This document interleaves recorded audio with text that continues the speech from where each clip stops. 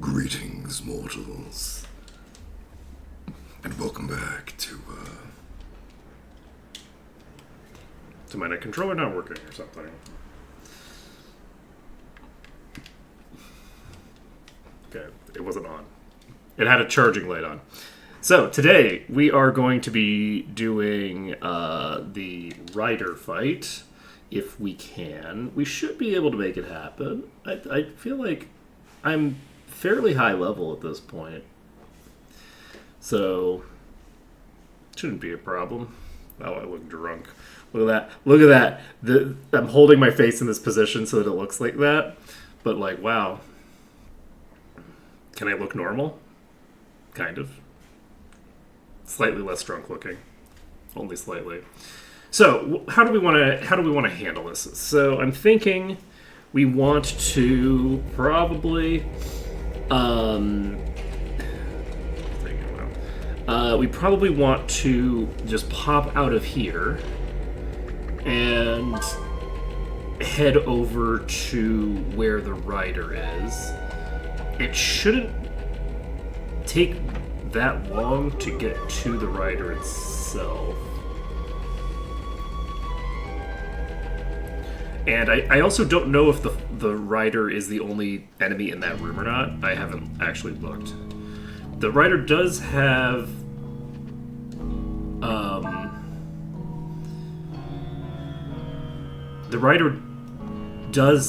at least one enemy skill, but it's a fight that I can fight as many times as I want. I don't need to get the enemy skill from it necessarily. Right. To prep for the rider, I wanted to get the multi-hit weapons for all of the characters and a top tier weapon for you. I believe everybody has pretty solid armor for now.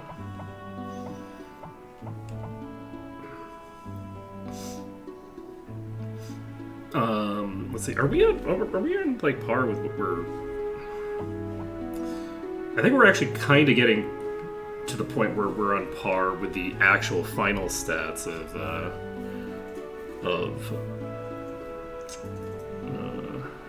Falu now. Not the stats of like the base stats, but the stats that he has after you factor in his equipment.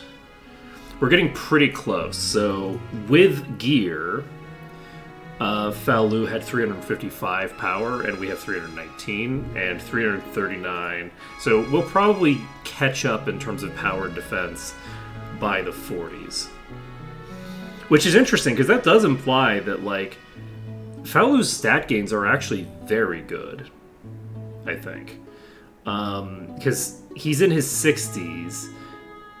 I guess in this game, the fall-off doesn't really start until you're in your 60s, now that I think about it. I think that in your 50s, you're still getting pretty decent gains, actually. So never mind.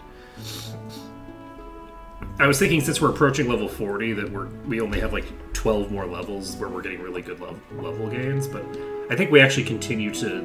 I don't think things fall off that hard until you get higher, actually, in this one.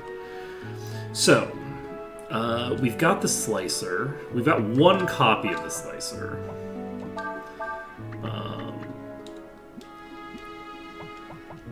You have a 99 power weapon.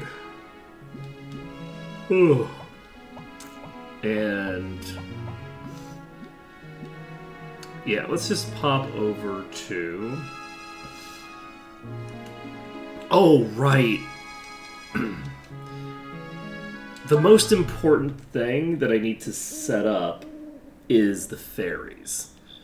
Now that I think about it, the fairies are the thing that's most important for figuring out what I'm doing here.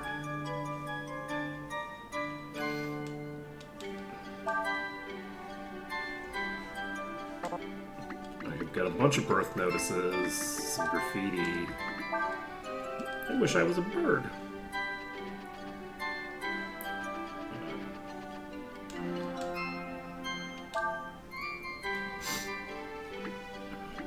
Okay.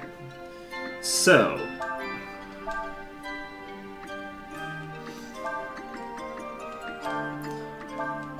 we have 16 out of 20.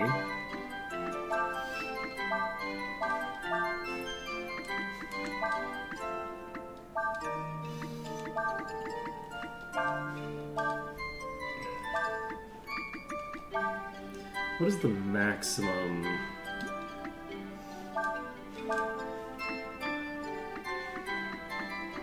Luckily, all of them are pretty good at this.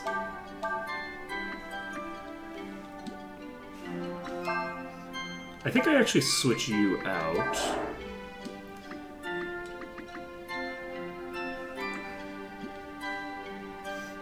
They're all pretty good at that. So the issue. So, do I have anything else that I need to farm up?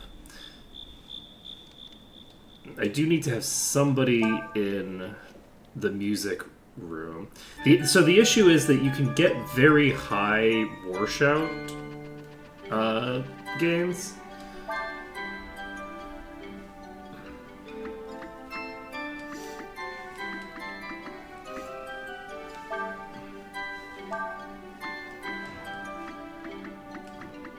Just gonna move this. No, I'm not. I'm gonna move somebody who's.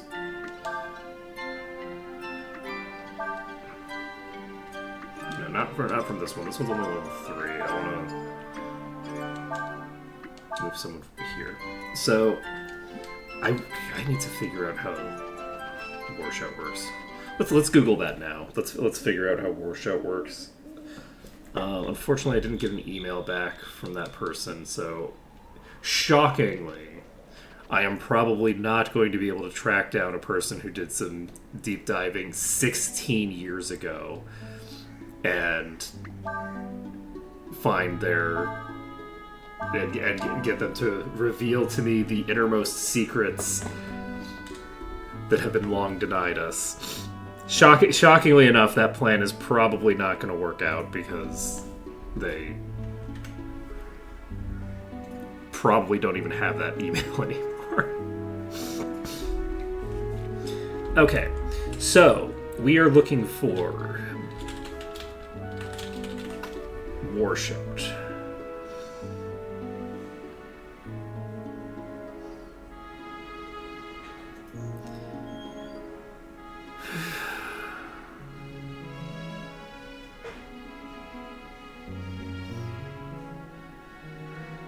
Put 6 to 7 in hunting and that'll be good. I don't think that's true. Let's see here.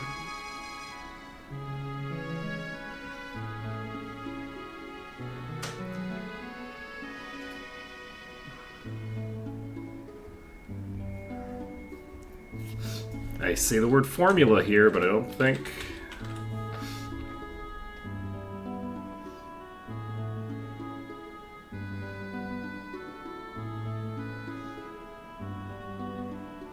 But yeah, apparently you can get plus 60% per character with War Shout.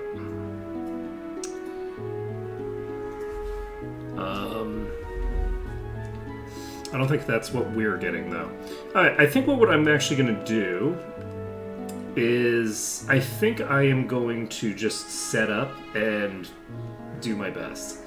We're gonna see what it looks like with our current setup to try this. We're gonna just pop over to Mukto. Mukto, I believe, is the place we're looking for. We're gonna pop here first. The reason we're popping here first is to make sure that we're going into the right entrance of Mukto. And we are going to take a nap because I'm not gonna fight the rider with less than full resources. I might have less than full resources, but I should have mostly full resources when I do this. And we'll see what I end up deciding on.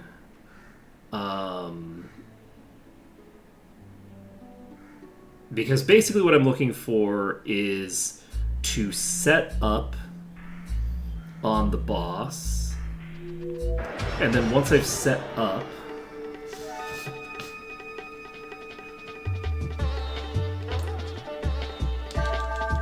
can you just kill?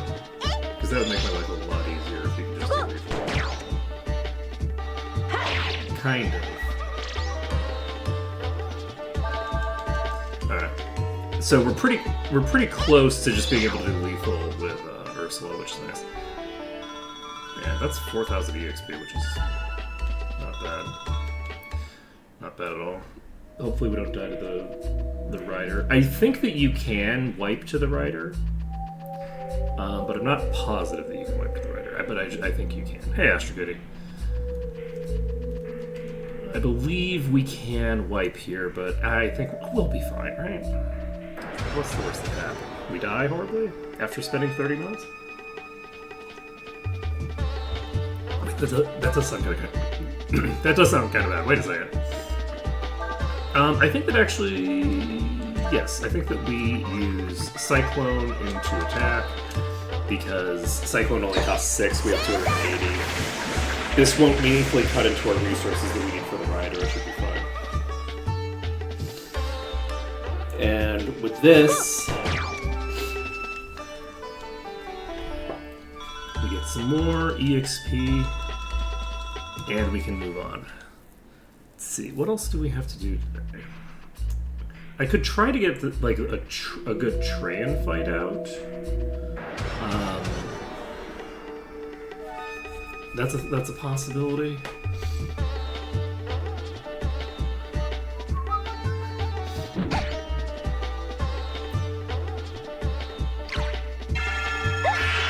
How much HP does a Cyclops have? Probably not that much. I think I will just fight these. We'll tag another Cyclone.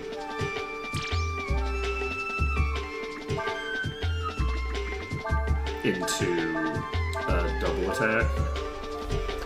It would be my presumption that the Cyclops will die within a few rounds. We have pretty good DPS. I think that most of the main battle enemies, these battle enemies, the main random encounter enemies, I think are capping out probably around 10,000 HP. But I do think that this setup has worked pretty well so far. How much are you getting it for? Because this thing just got a crit on Quay, and only crit for 260 damage. So the strength damage of the enemies has been basically negated at this point. I actually should probably look into what the highest power enemies are, because I might fully have no reason to get more than a certain amount of defense.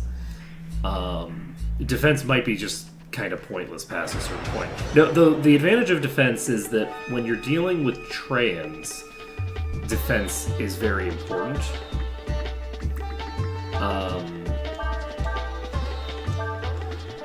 What happens if I triple? Let's see how much damage that does. And Coward's Way costs basically nothing. Let's try this.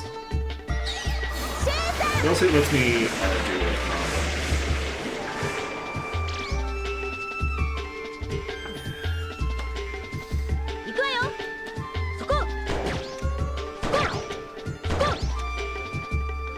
Wait, am I doing wind with my... Oh, that's interesting. I think that I was doing wind damage with my normal attack because I was doing a wind combo. That's good to know. So if you combo a physical attack with an elemental attack, I think you add that element to your damage. That's very interesting.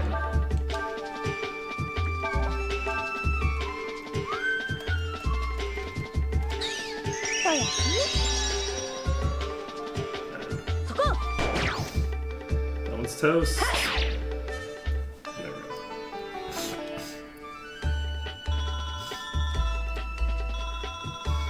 We still need to blind those. Those give more EXP if you blind them, but they do require that you blitz, that you deal with the blitz as well.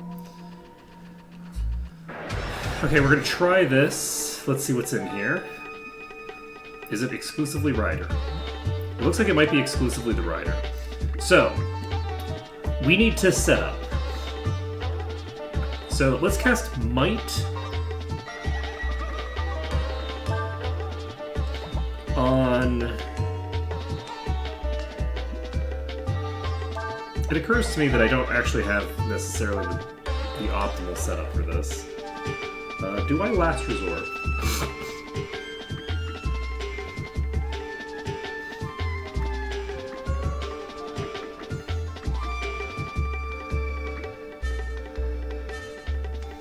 I think I do Last Resort. Okay, wait a second. So, with my current party, I need to figure out who's going to be the actual lead. Do I try to have Quay be the lead damage dealer here? I could Coward's Way off of...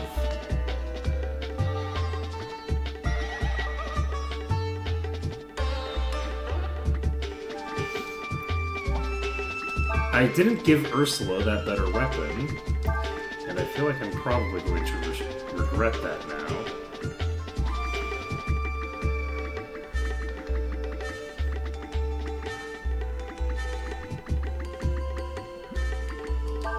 Because I don't have a double hit weapon on the personal focus. So, mistakes were made. Don't worry about it. You have a double hit weapon. You have Tyrant. If you use Tyrant and we cast War Shout, you're probably already at about the power cap. So maybe we just do this. And then we want to get to about the power cap with you as well.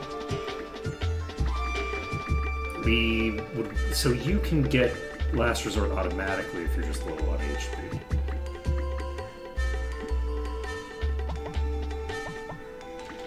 Do I have a Might casting weapon? This casts Protect. Heal.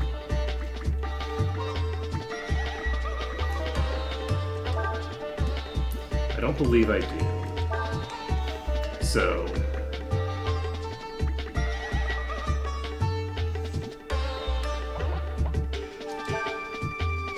I think we cast Might on you, and Urshan is going to War Shout.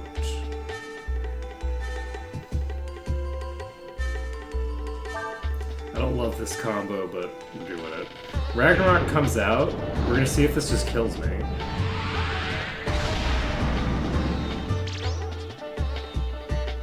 Did a lot of damage. I survived with 1 hit point.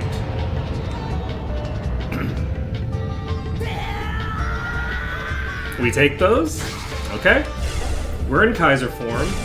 We're going to have maxed out power. And we're basically just going to have to see with maxed out power and a triple physical combo, can we get where we want? So how much is this? That's 47 plus 4. Alright, so that's a 50% boost in 1 casting. You have 20,000 healing. Yeah, my Surya ability I proc exactly. You know, strangely not impossible, but I don't think so. We are going to triple blow. We are going to... Oh wait, you know, we could super combo.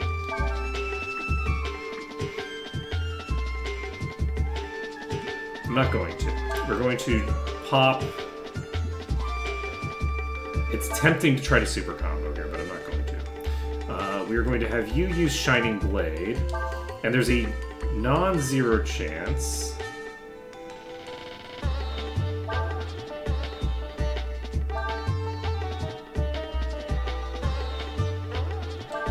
Ryu.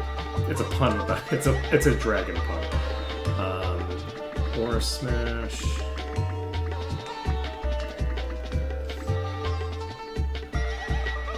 Okay, let's try using Coward's Way.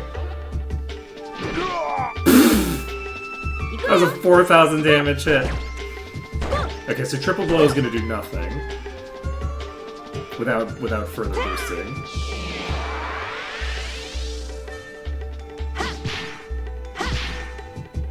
Okay. So that did 10,000. So with that being the case,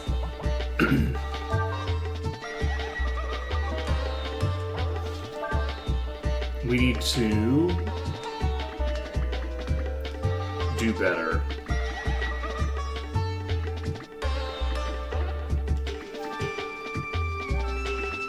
Okay, let's cast Raise Dead.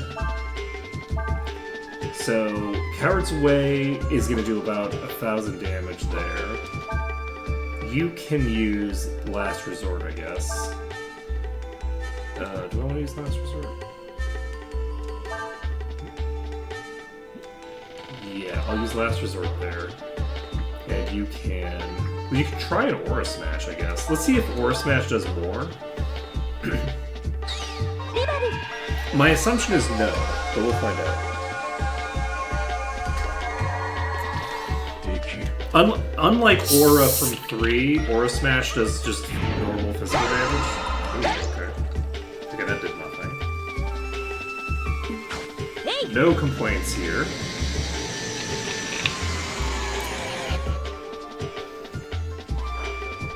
Aura Smash! Okay.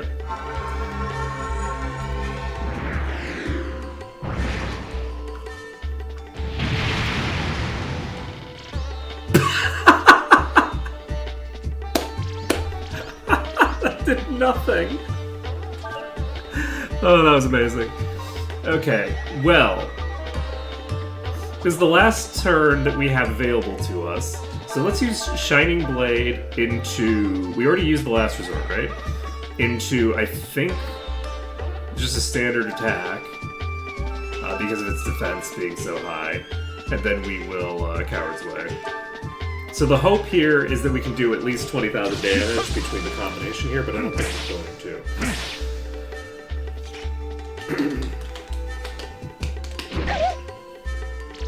going to. We certainly won't if she goes down.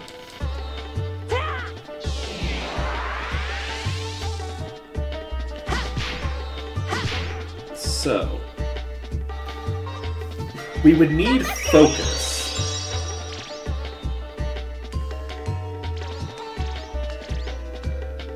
We would need focus to be able to burn through you, I think.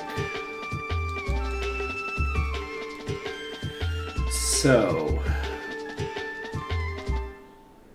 with a full focus on a character with max thinger, we should be able to get a lethal hit there.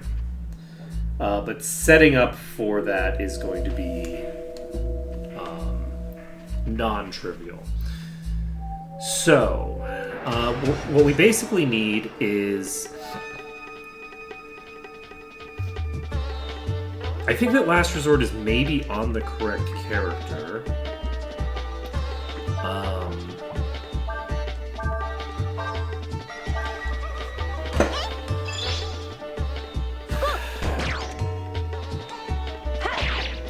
So what are my priorities? I need to get a repeater. And I need to get... We were doing what, like 47% with the War Shout? The issue with War Shout is it doesn't affect anybody other than the people in the party, which means that I need to get War Shout off of Urshan and onto one of the characters that I'm actually using for the fight. So I think I put War Shout on Ciaz.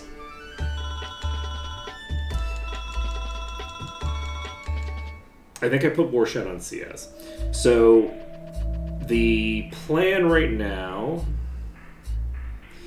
and we need to set up Ciaz with 1 HP before we start the fight.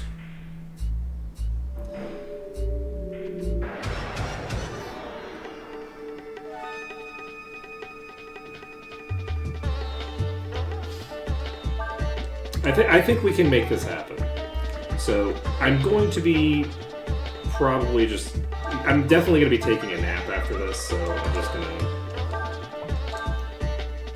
go for broke here. I'm now realizing that the counter is probably going to kill Quay, but such is life.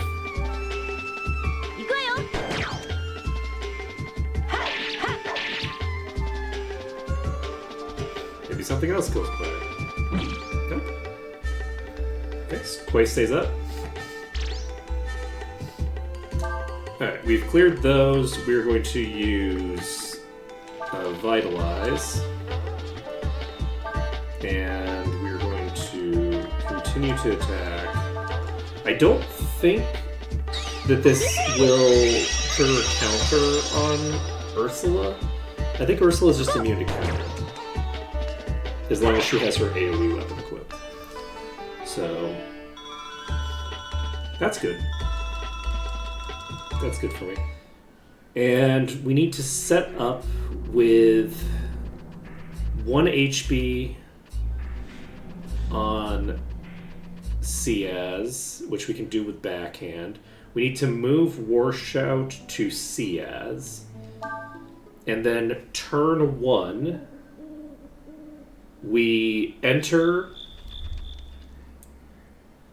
dragon form on the protagonist. Basically we just pop into Kaiser. We use Warshout with Ciaz, and then we use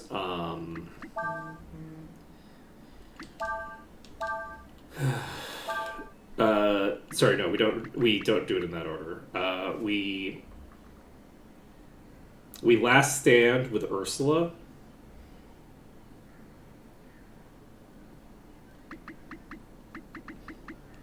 We last stand with Ursula and Thinger with CS.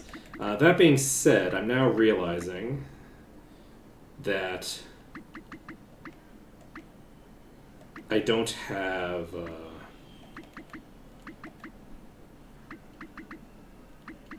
Yeah, I have Shadow Walk on you. I need to use Shadow Walk with you for this part. What am I looking for? I have a lot of skills that I haven't picked up yet. Like, a lot. Like, what is this?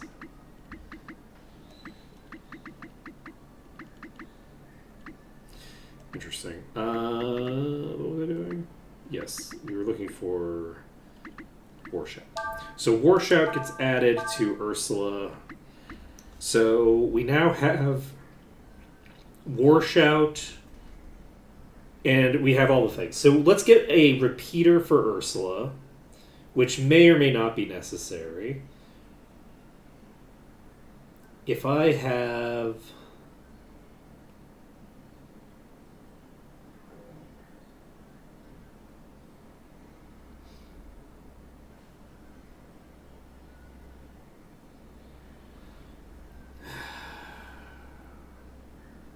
How the hell am I going to do 40,000 damage right now? If I'm only doing 10,000 damage with Coward's Way...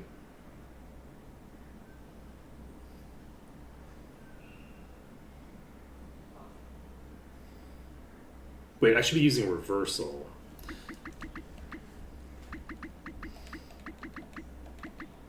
The Reversal should be on... Wait, no, Ciaz has... No, let's put the Reversal on Ciaz. For right now. So Ciaz gets Reversal for single target damage. And... then we can switch it back when we're going for trans. So, what is the ability pattern that this enemy has? So, give me a second. We're gonna open up the thing. Because the previous time it opened with Ragnarok. If it opens with Ragnarok every time, then this strategy is not going to work super great, you know? So, breath of fire fix.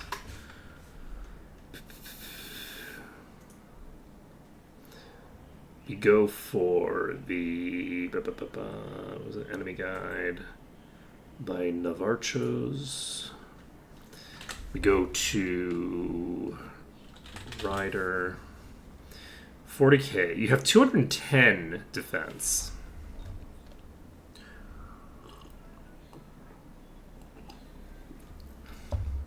He is actually resistant to physical as well. So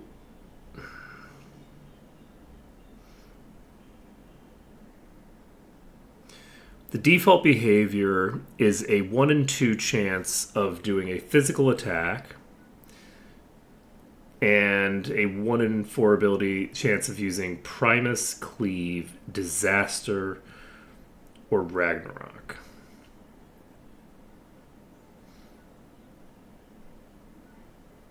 It looks like it's basically just a 50-50 on the first turn, and then it switches back and forth between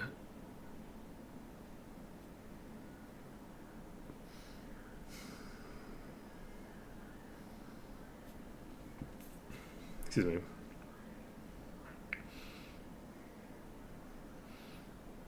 So we're looking to...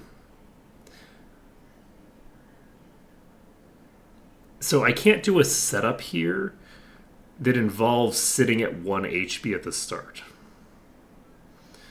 Because Cleave will kill me. Like, all of these abilities are AoEs. So the only way that I survive at the start, if I'm doing the setup that I was talking about doing, is basically the 50-50 chance that if an attack comes out at Ryu. So I think what I'm looking to do instead... I think I need to get a double hit weapon on Ursula, but I'll try this without it. I'll try it without it. We'll see what happens. So I'm not going to backhand Ciaz to get him down to 1 HP. Whoopsies! I just put myself in the wrong entrance. Never mind. I guess it doesn't matter. All right. So there's only one entrance from the outside, I guess. Alright, so we're going to Cyclone into a normal attack, and that's all good. So...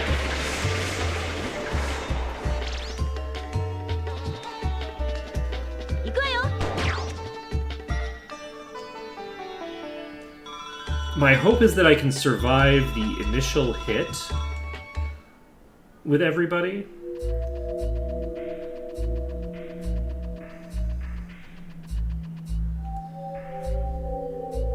It'll be very funny if Tyrant Breath is actually the strongest thing I can do. The Kaiser Breath is the strongest thing I can do with a protagonist. I doubt it'll do 10,000 single target damage, though.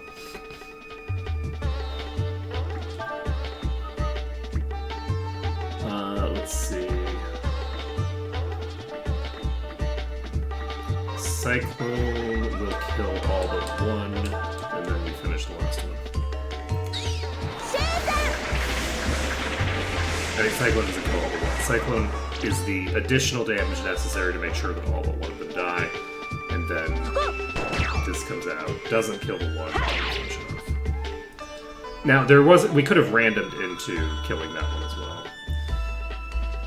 So I'd like to be able to do an early rider. Unfortunately, the rider is way harder than the equivalent enemies in the other play. Let me take a look at what your stats are like. So the rider has 600 power. That's, a lot.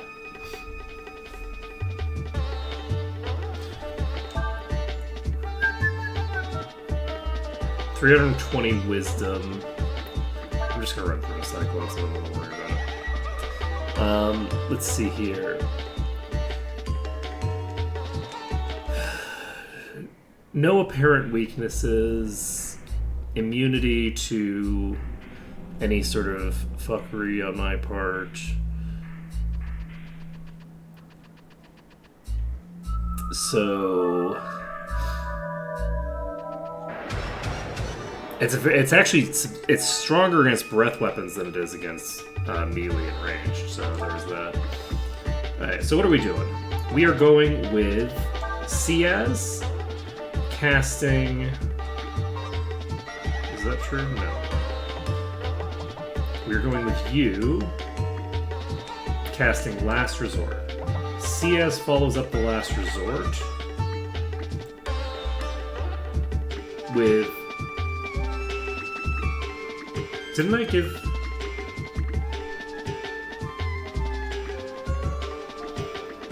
Who has this?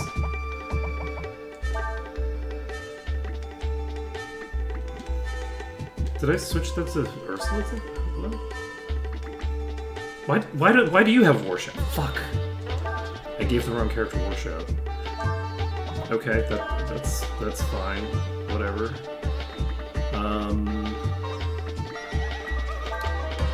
Steal, I guess. We're going to meditate into... I can't believe that I fucked that up. Okay, Ragnarok comes out. So this, in theory, will either kill, which is what it does, unfortunately. I was going to say, it's either going to kill or set us up. And it did not set us up, it killed. So we need a bit more HP on Ciaz.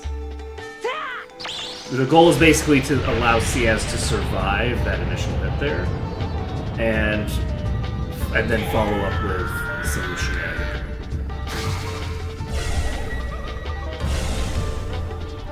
So Ursula is set up for the most part. So we're not going to do anything else with Ursula. We're pulling her off the front line. We're going to cast Raise Dead.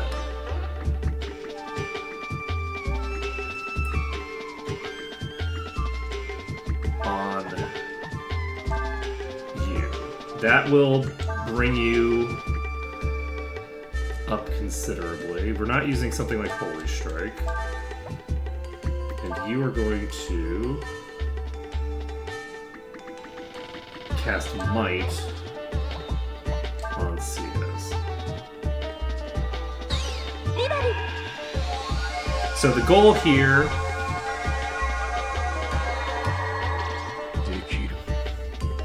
is love the parry. So that gives us an idea of the difference between what we were just using, which is to say not a ton, but it's something. And so now the boss is going to use some sort of shenanigans. I'm going to Shadow Walk. I am going to Reversal. And I am going to Coward's Way. The hope is that this turn he doesn't use anything that kills me. I don't know what he's doing, actually.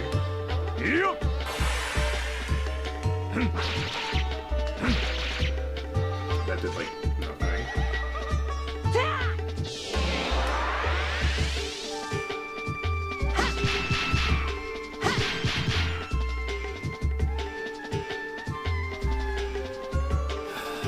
And then Ragnarok comes out after I go. For some reason.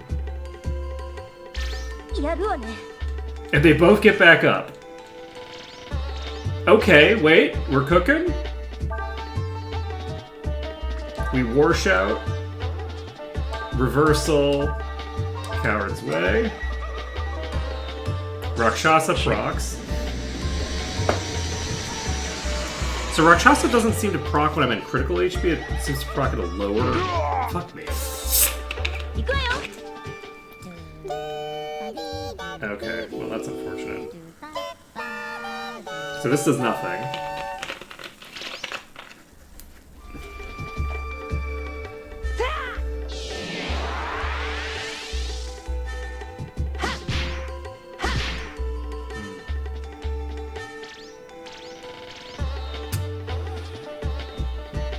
I think we're gonna steal from you before we leave. We need to be using focus. I forgot to tinker with who has focus. So I think we are guaranteed to steal from you, question mark?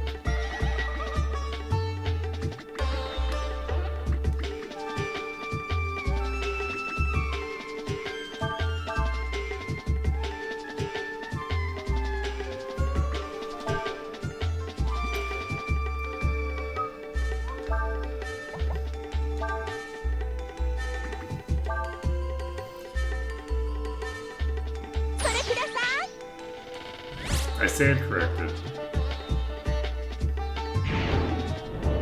Okay, we're running the hell away.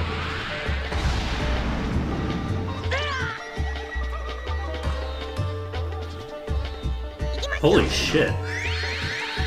That Ragnarok did nothing. Could I run you out of AP?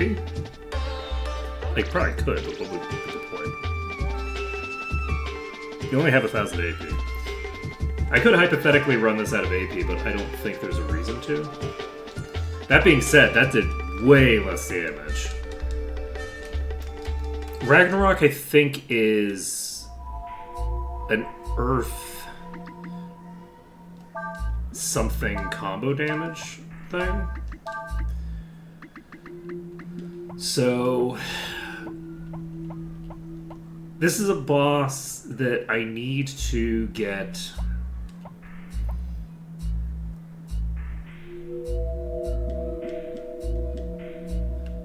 preferably like 3 characters close to the damage cap, like close to the power cap, or use... Yeah, let's go get the repeater.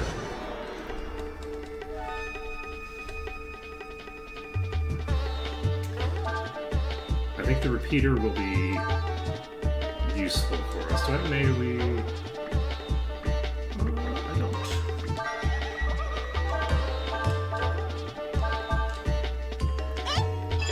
So hopefully this goes well.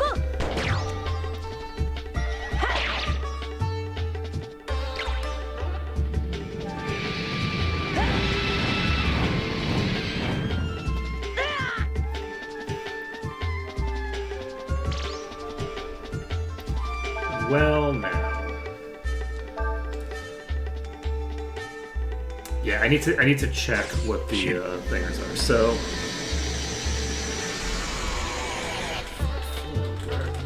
Ragnarok is fire.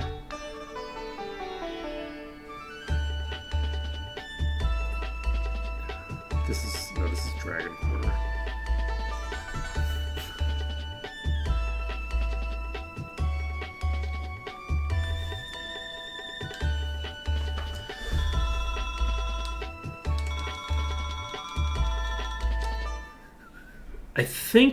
I think it's the fire thinger combo. So, do I have something on you?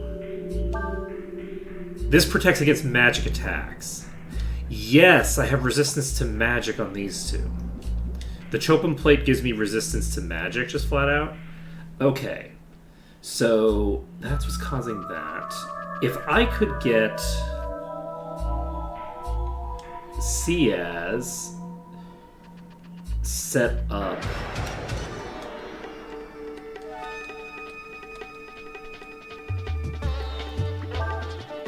with the right armor, I think magma armor on Ciaz might fully negate Ragnarok.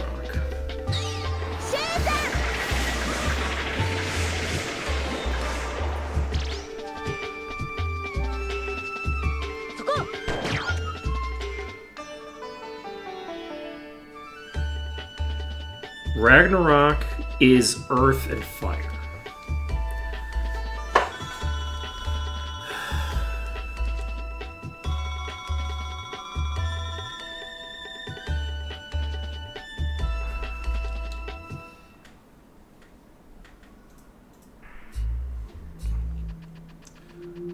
Interesting. What's my highest combo?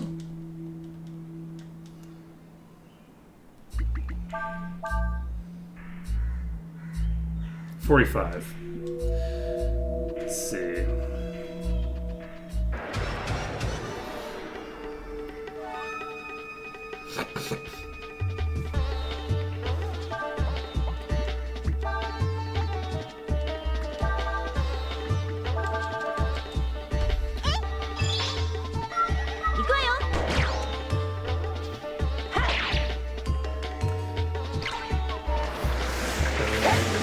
So, enemy guy.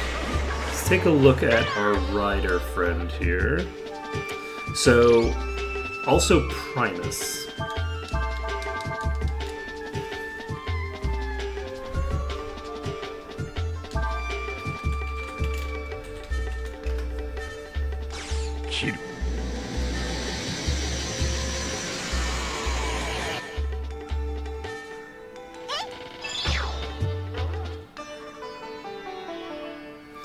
So, Primus apparently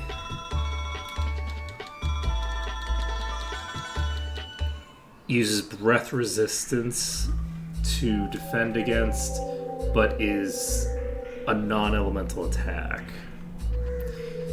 So, Primus we can't just defend against, and it requires breath resistance, which I don't know that I have a way of getting breath resistance.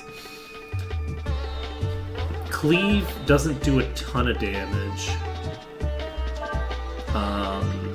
but I don't have a way to negate it. Cleave bypasses defense. Disaster. Is Disaster on this list?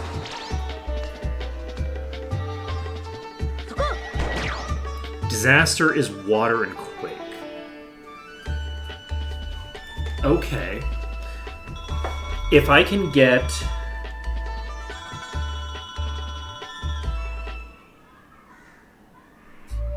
I think I know the way that I would want to potentially do this.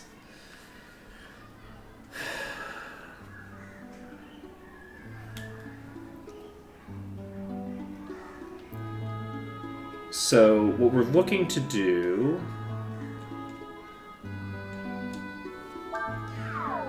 is get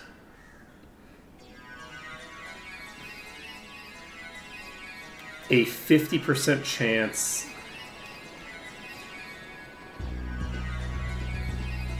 of surviving that initial turn with Ciaz.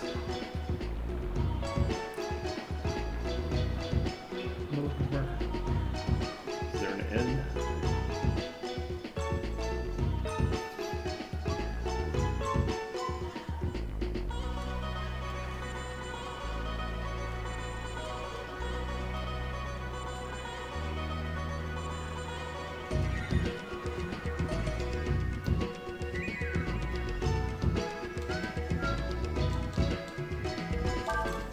So, because basically, if we have immunity, if we have the Earth Ring equipped, that gives us complete immunity to half of the spells that can be used.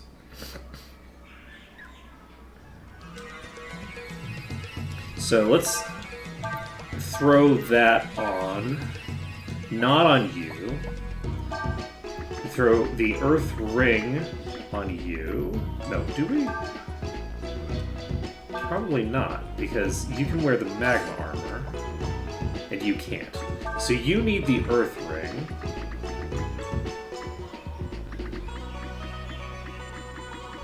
Ring of Clay. You need the Ring of Fire. So the two of you now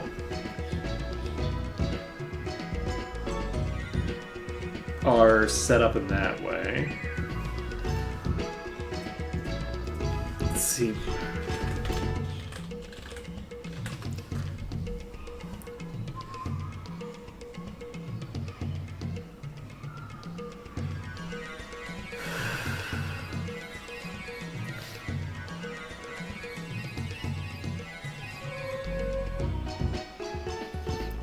Rakshasa always activates when his HP is 25% or lower.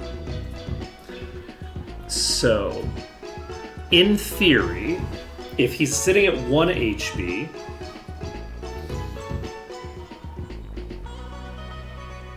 there is a 50% chance that any spell that's cast will... Oh, this is strong versus fire and earth. It's not... It doesn't give me absorption. Give me a second. 4.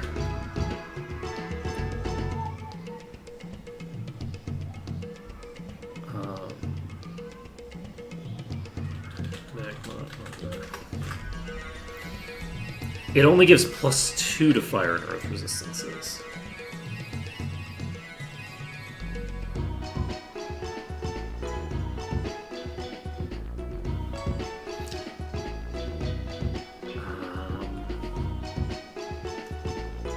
That is not actually helpful for this situation. So this resists water attacks.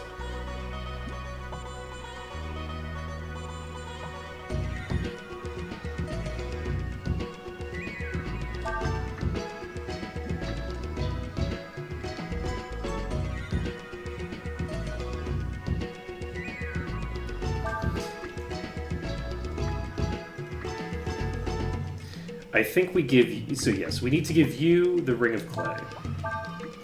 Because you're the one who needs to be able to ignore all of these attacks. And we give you the Mist Armor for shits and giggles. We give you the Ring of Fire, which protects against the more dangerous of the two things. And we could give you a wetsuit, which resists one of the attacks. Do I think that you're going to survive a hit from a physical attack? No.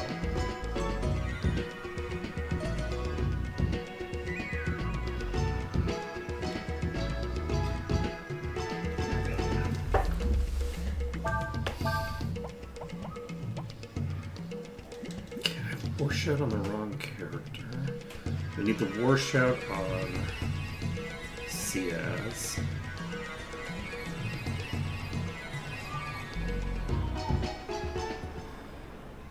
So we pop in here, we set up the War Shout on Ciaz to get that going. And then with the War Shout on Ciaz,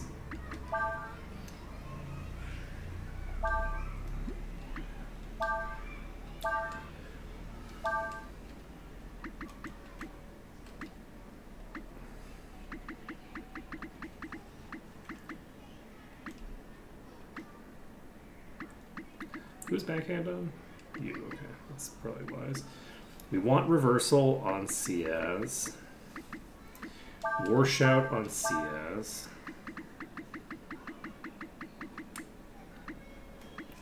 And who has focus right now?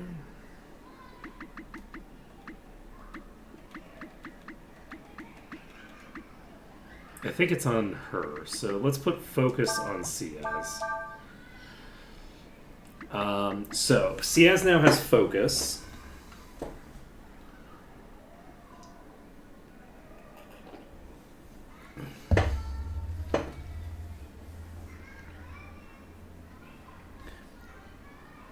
Rear/guard focus counter up.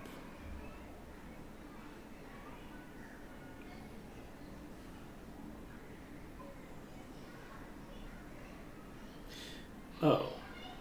Wait a second.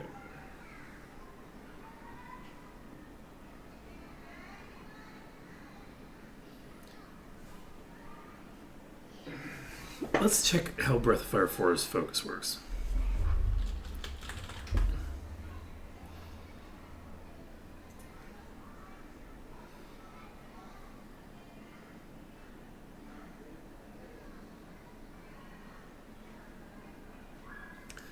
That is not helpful.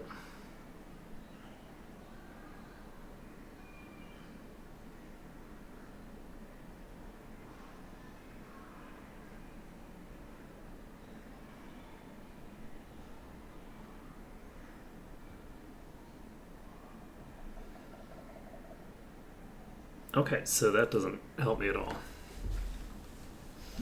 I'm tempted to actually try to pick up all of the skills that I've missed. Let me take a look at my skill list, which would get me a couple levels. I don't know. I'd probably just... If we... So... We can't get the entire skill list, actually.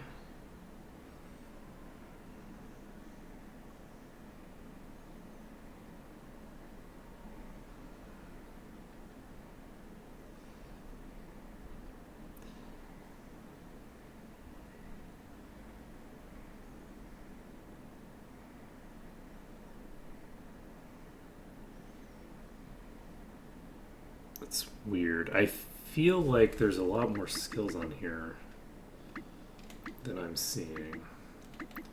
So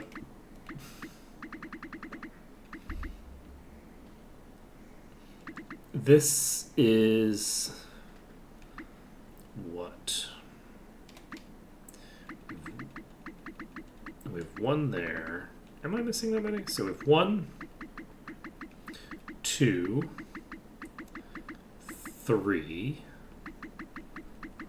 4, 5, 6, 7,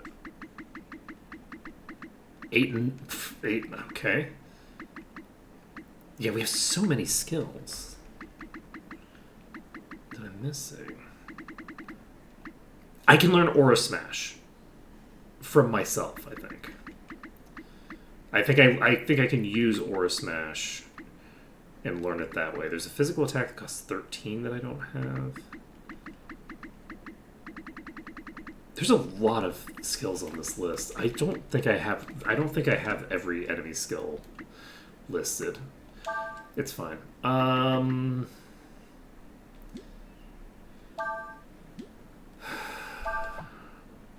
If I look at you,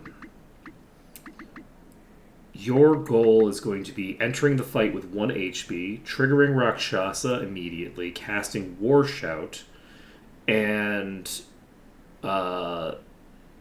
then hopefully turn 2 we clear. If that strategy doesn't work, then I would want to not War Shout, instead use Focus on you, and then put you in the back row, have Cray spam Might on you, and then once you're at max Might, pop you back into the front row and tag Reversal.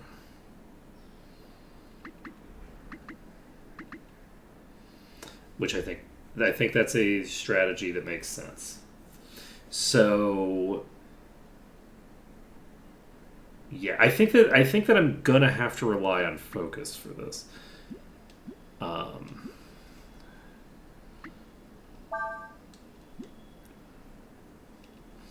But everything should be fine. We should have this We should have this on this attempt. It's tempting to get that repeater, but the repeater is actually going to decrease her power anyway by 20, and honestly, I just don't have the damage tools to get myself that high up. Now let's try this again. This is the strongest enemy in the game, and it is... I would say that this is probably a much more difficult fight than the Berserker is, at least conceptually. With that being said, I think you have more tools in this to kind of trivialize it a bit. So there is that. I'd have to look at the routing that other people are using for it, because people are doing like round 1 instant kills around level 40, and I'm not really sure how they're doing that, because it doesn't have any it doesn't have any weaknesses to exploit. I guess I haven't seen what a 999 power crit does. So maybe that's just the key, is that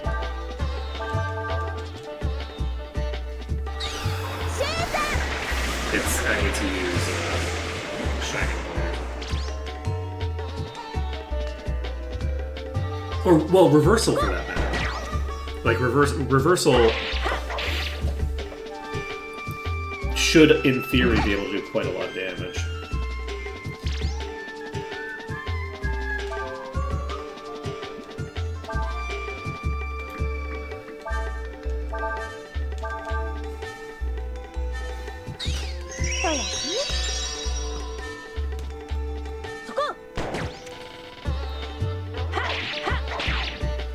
Alright.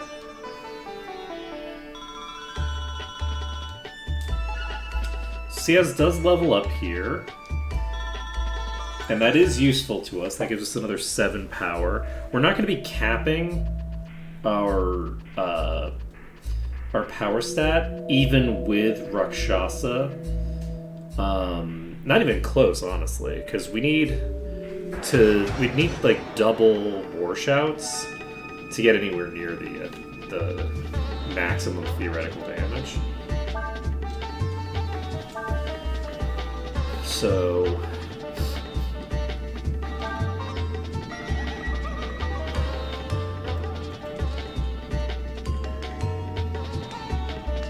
I think we maybe don't try to use Dragon Form for this right now.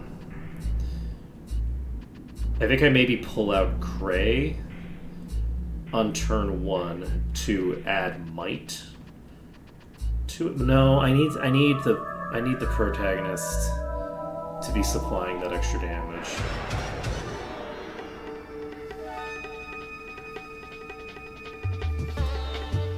Okay, so I didn't set up. I need to do the setup first.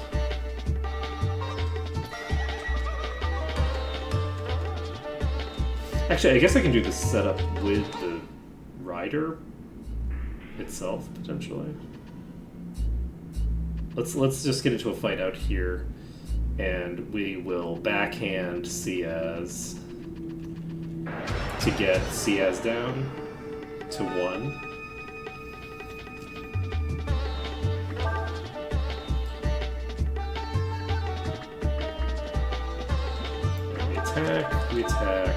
We attack. This is not lethal. So there's one survivor.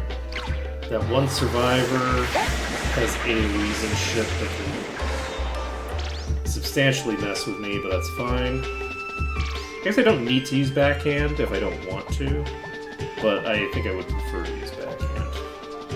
So we're going to have you use backhand on Ciaz, who does need to be on the front row, does need to unequip this.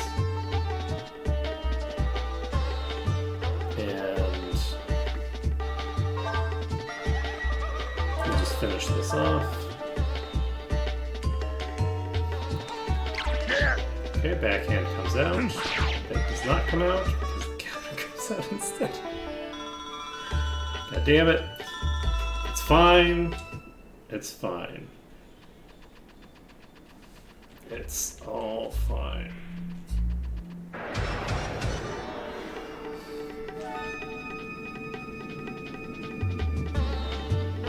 Okay. Do this. Okay, well, that is not quite what we were looking for, but it's fine. Maybe I should just set up on the rider. The problem setting up on the rider is that if anybody else gets killed, I'm reducing their max HP in a way that I don't want.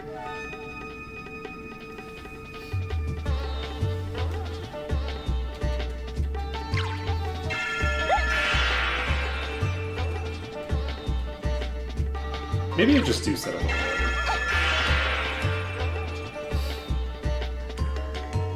I think I'm gonna just set up on the rider.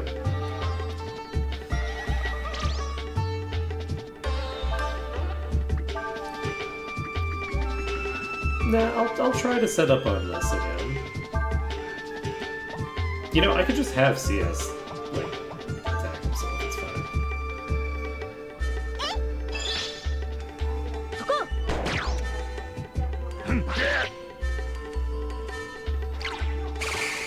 Okay, Rock Pass comes out. This heals us? Yes.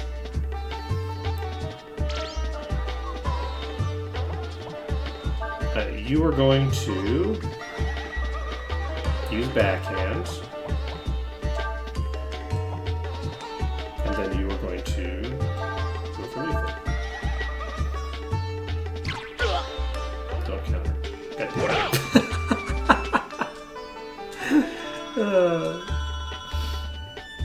It's fine. It's fine. You know, if I had backhand on CS, then CS could do it before these go, and then I could kill them before they get a turn. On the turn that I'm trying to do the setup on.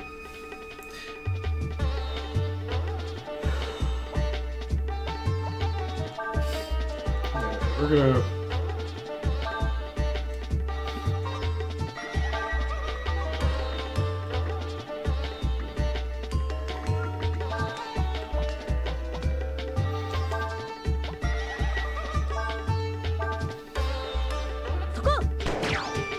try to make this work. Well, so it comes out. We absorb this.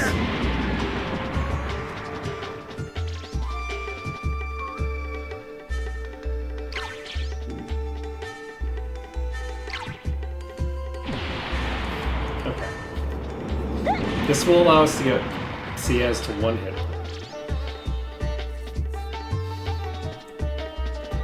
CS at 1 HP.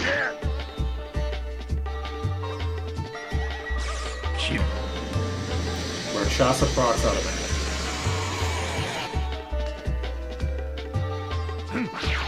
So,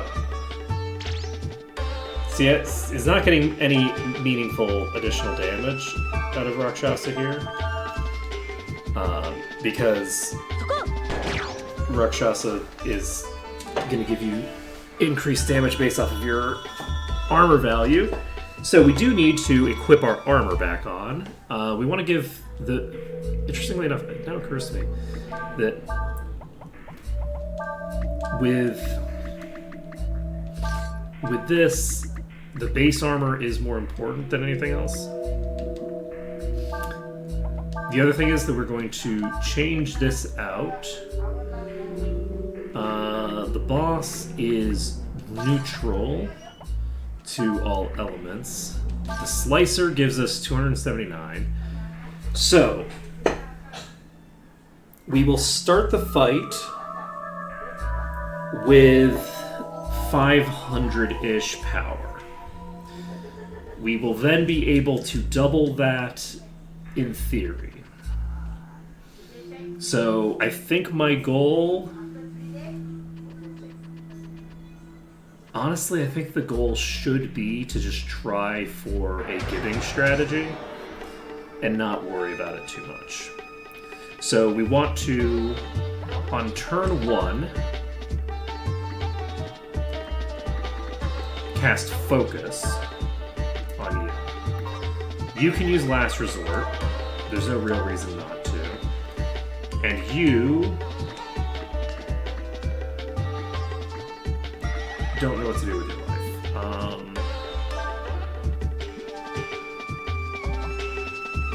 And you pop in to just cast Might or whatever. Actually, we should maybe cast Speed as well. I don't know. I'm not going to do that. We're going to cast Might on you.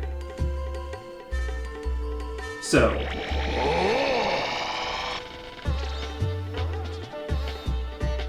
Ragnarok comes out. This is one of the options that is good for me. With Ragnarok coming out, I take 0 damage, which is not a heal, it is 0 damage. So since I take 0 damage there, Ciaz is focused, is set up with Rakshasa, and if I put Ciaz into the back row, then I believe all I need to do now is chill. You used Last Resort, so we go to Urshan. And Urshan is going to use nothing. I think Urshan just chills. You are going to cast Might on Ciaz.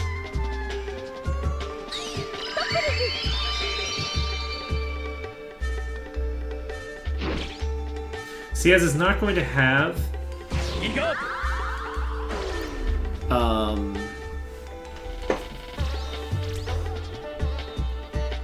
Thinger at the end of this, unfortunately. I think I use it doesn't really matter that much. We cast Might, and then I guess since we might as well, we will cast. It would be nice if I could cast Speed. Cast Wisdom on you, I guess. You don't have any buffs you can cast, right? Because I don't want to heal, because we're using Reversal. Wait, you can cast Might in one of your dragon forms, right?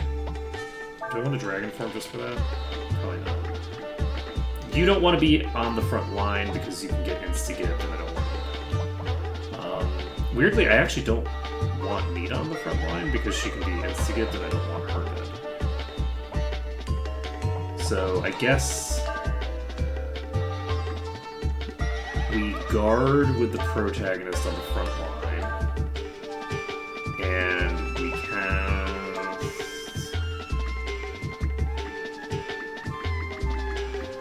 We just guard with Urshan on the front line because a physical attack should be probably lethal on anybody. I didn't pick up Cleave apparently, so we've got Cleave.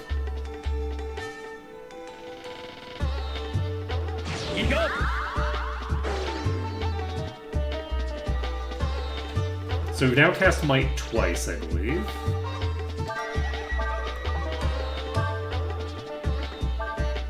Now a physical attack is going to come out. You do have Benediction. Good to know.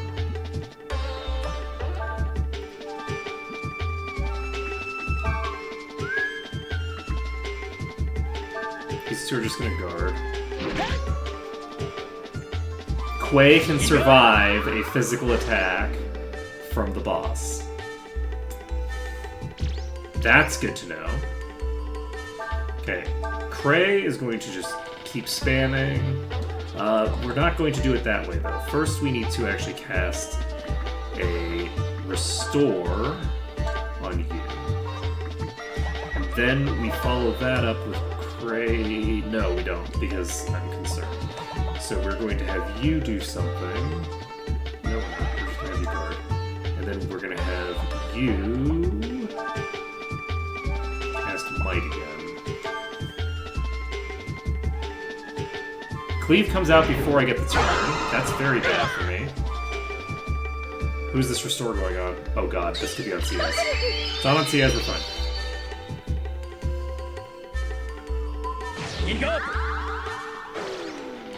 Power's maxed.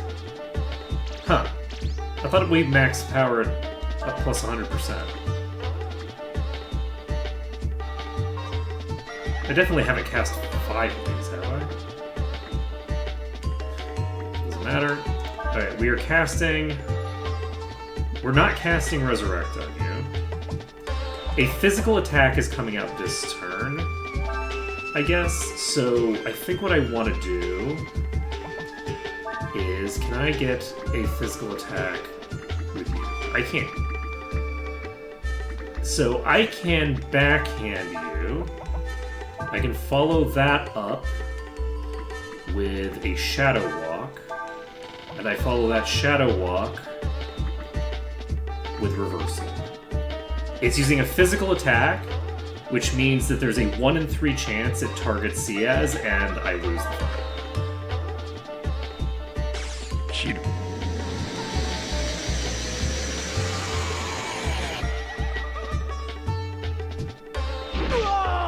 It didn't attack Ciaz. Shadow Walk comes out. This does some amount of damage, and then we get the Reversal. And that is 33,807. And we needed 40,000. We can focus again and try to reset.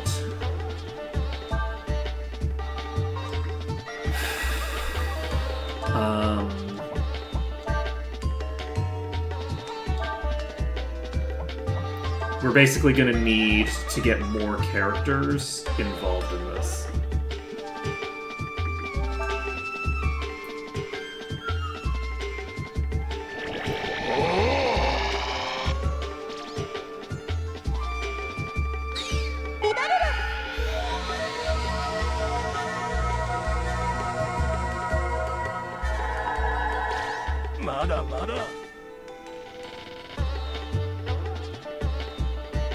Ragnarok comes out, this does 0 damage.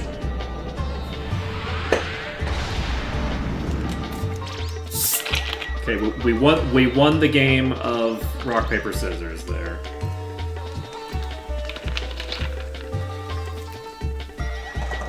So, Ciaz goes back on the back line. We start spamming might spells onto the next target. So the next target for the mites is Ursula. And we are going to cast Restore... No, wait.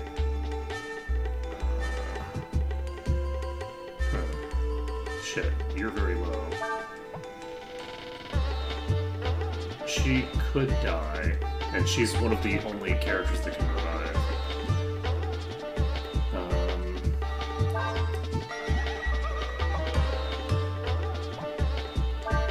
Nina is going to go to the front line, and the hope here is that her casting Restore on herself will go off before the... Wait, is...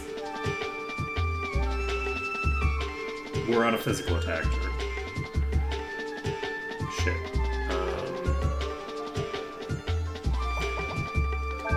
We're out of sacrificial lambs, so we basically just have to hope that we don't have anything too bad happen here.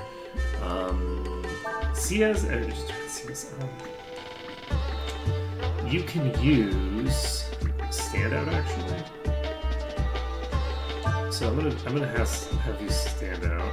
We get the restore off first, which is nice, but actually that's pretty optimal. Okay, standout comes out. And we now need to cast Resurrect on Quay. You you are going to just guard. Doesn't matter on this turn necessarily.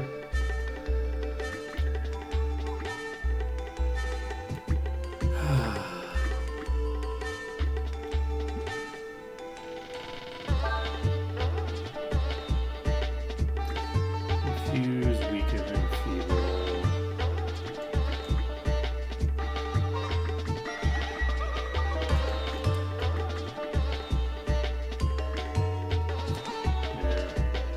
Not a ton that you can do, so you're just going to guard. But this is a turn where, in theory,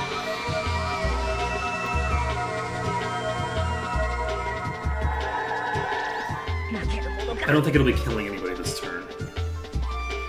Disaster comes out.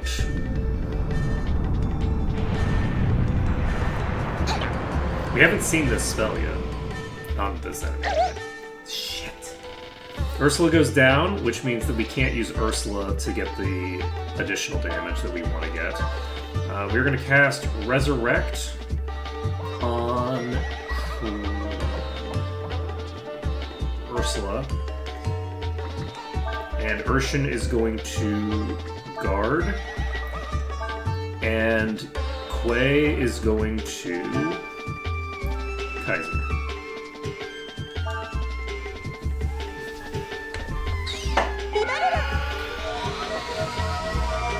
On this turn,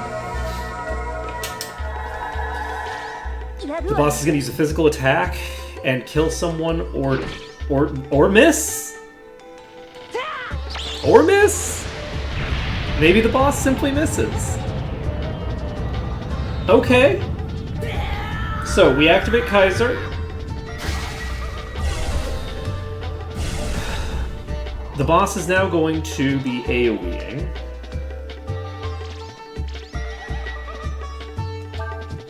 So we resurrect on you, and then we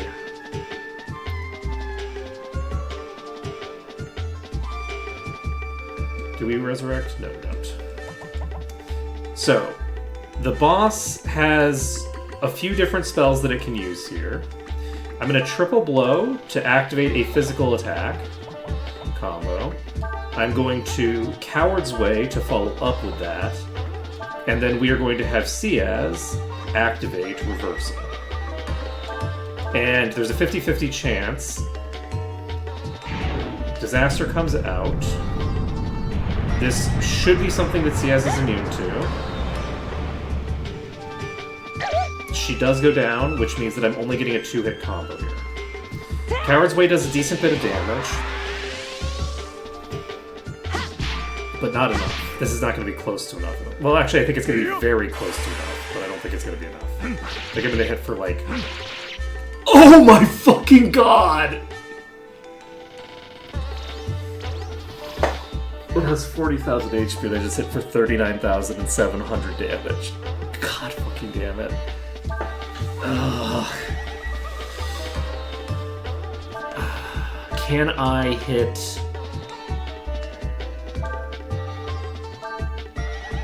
Hey, Captain. Let's see. Can I hit for 21,000 damage? 21,000 damage on this turn. We need to make it happen.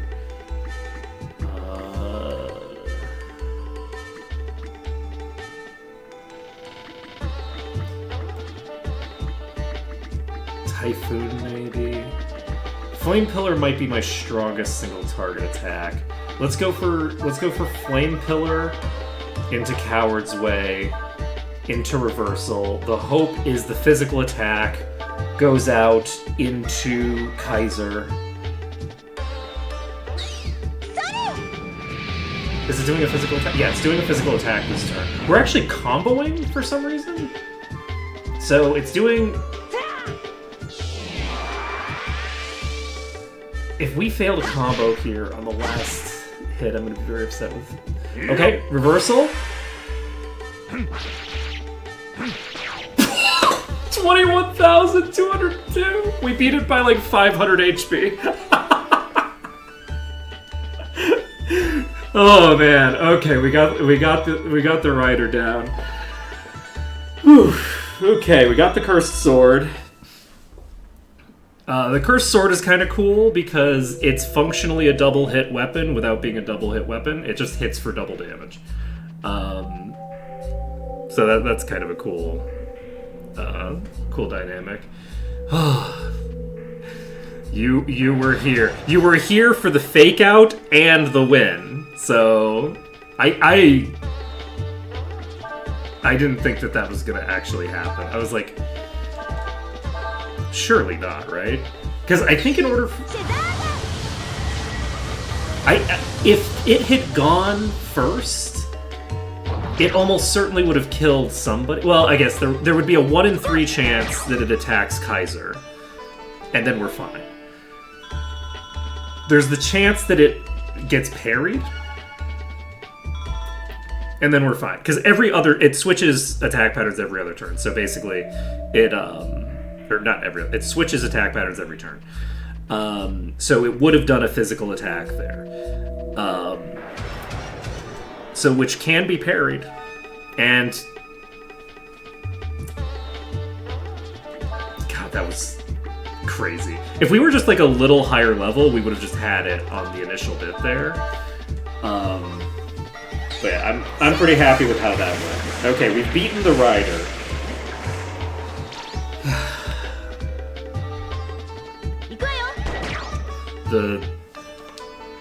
The hardest enemy in the game is down. Now we just have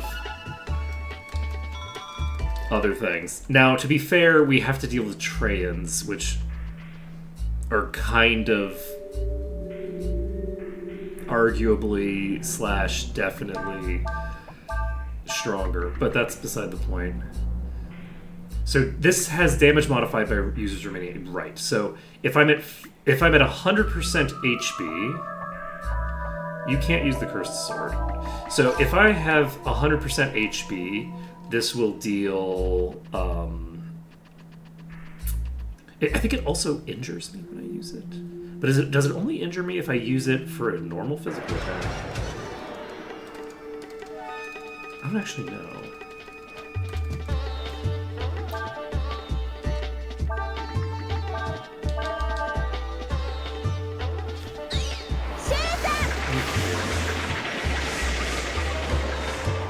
What I do know is that it's a very strong weapon. I know that much. I know that it's a very strong weapon. And we are probably sitting on best in slot for both Quay and CS now.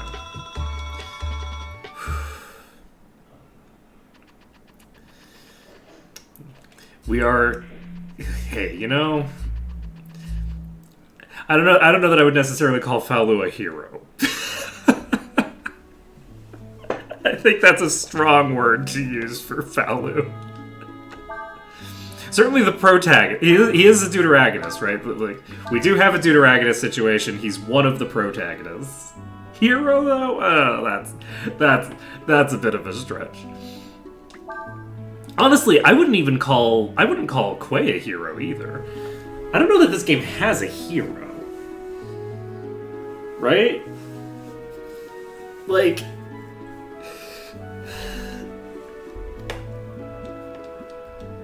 Everybody's just doing the thing they think they're supposed to do. In kind of like a weirdly, like, amoral fashion. Like, none of them have, like, a strong agenda that they're trying to accomplish. Which is kind of a weird dynamic of this game. Do we want to just go for the final boss now that we've taken out the rider? I didn't want to do that. That's fine, though.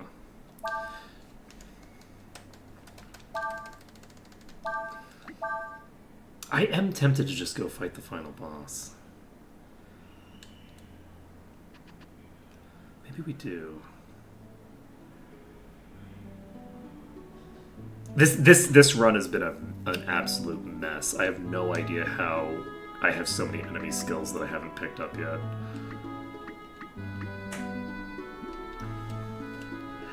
A bunch of them probably come from the masters, right? Is there a... How do I get to my master? I go to the... Let's go to the master's list, see what skills we are missing.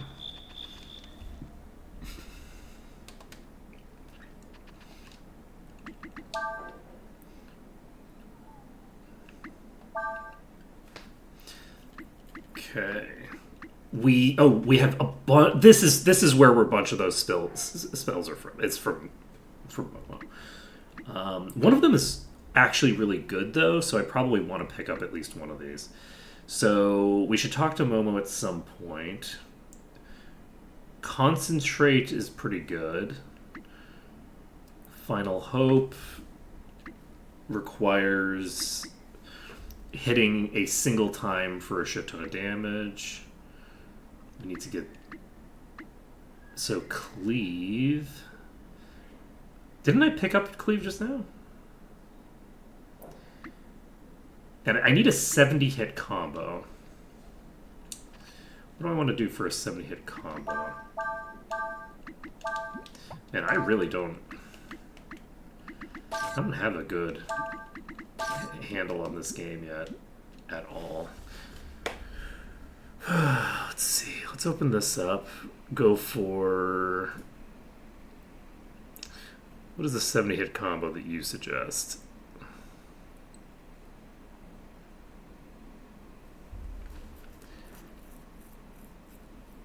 Oh, celerity. Well... I don't have celerity yet. Okay. Do I have to kill this many different enemies, or do I just have to encounter them? Let's go talk to the Abbess. I feel like if the Abbess isn't gonna give us anything yet, then we probably need to actually kill the enemies. And if we have to kill that many variants of enemy, then that'll be very sad for me. We're going to not Senestin. We're going to here-ish. We could also try this trans. I'm not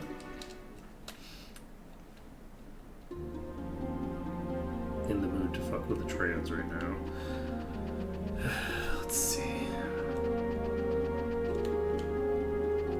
I'm glad we got the rider down. Focus is a big deal. Okay. So we are able to learn concentrate here. Okay, so this is a magic focus. Do we want this on you? No, let's put this on Urshan. Urshan likes spending time in the background.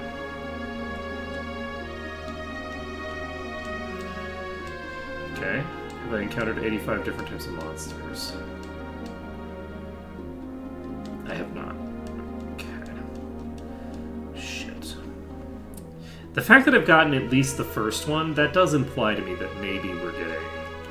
We must have gotten credit for some of the early game monsters, right? How many total monsters are there? I wish I could see a bestiary. The fishing in Breath of Fire 3, I think, is way more satisfying than the fishing here.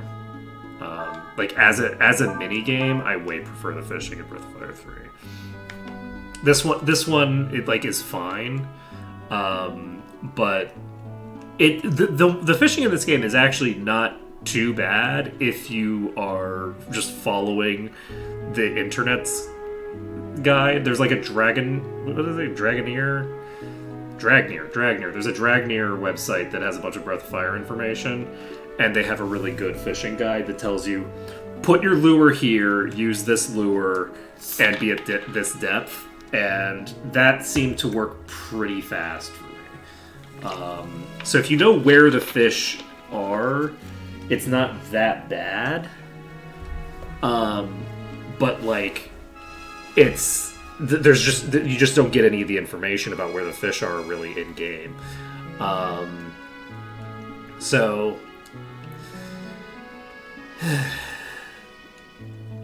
yeah, like the Breath of Fire 3 one I prefer as a minigame. This one feels like they went more high effort with it, but doesn't work as well as a minigame from my perspective. I think we're gonna go deeper into the castle. trying to think of what other areas I would go to get access to new enemy types.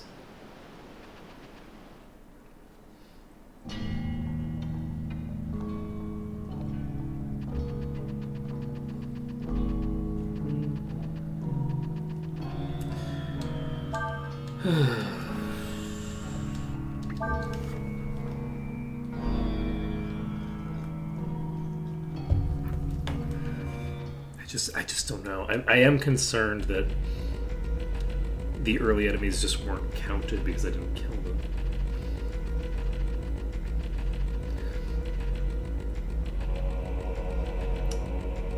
We just go to the elevator, I guess. And I'm actually going to... I'm going to just take a nap here quick. Get this resolved. So we now have the best weapon for several characters. I guess we're missing out on having like an actual proper triple threat in terms of like single target damage, but it's fine.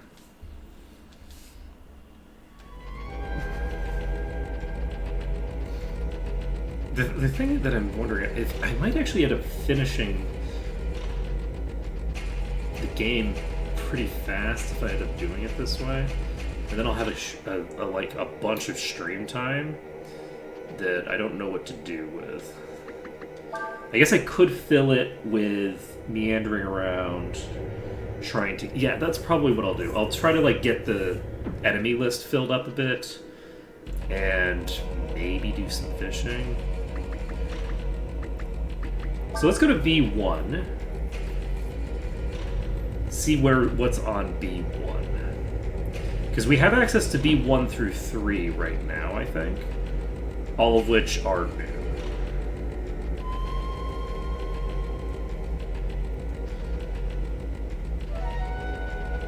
There's a switch here?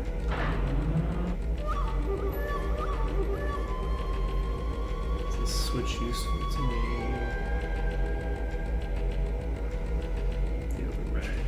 Really look like it, though. I was wondering if I'm going to have to put it back down again, and it looks like it could hypothetically be... Okay, so there are enemies here that we haven't seen. Excellent. Okay, Backlash is a magic counter.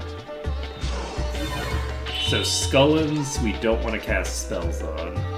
Luckily, it's not like we're doing something like that, huh?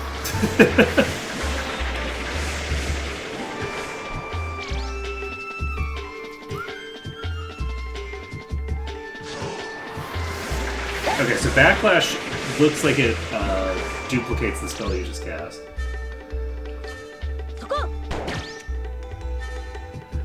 Looks like only one of them was able to do it, though.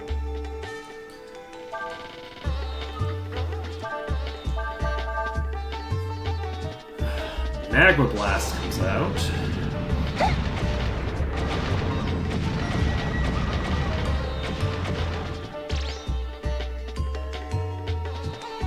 Zero damage to Ursula. Heal ourselves back up there.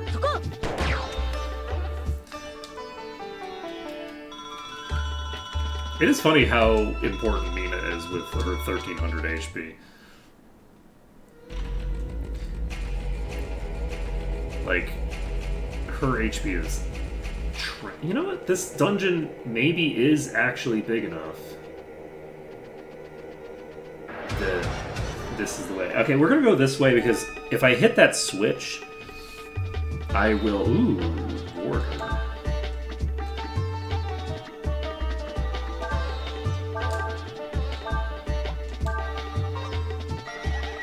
It's a barrier in itself.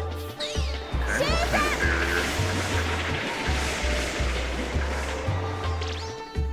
That kind of barrier. It's weakened.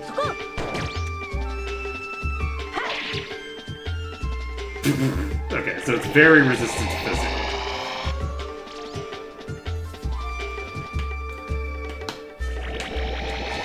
So this is using concentrate. Yep, we got the triple Merlin going on here.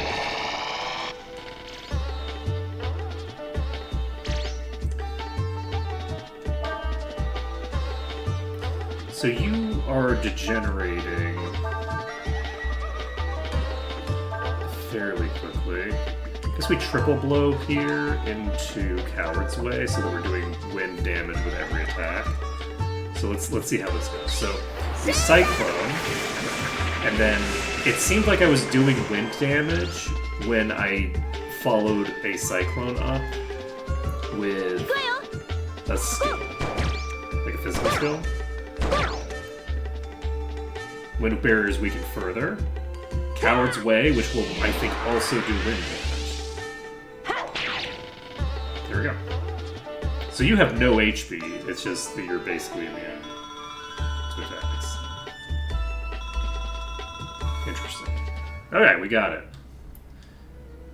Now, what next? We can throw out some healing with you. And move on with my life. Okay. Nothing interesting here.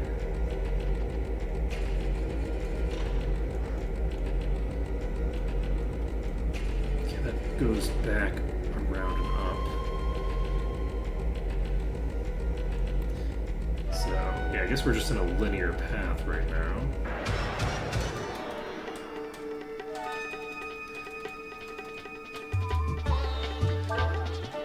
So hopefully by the end of this dungeon,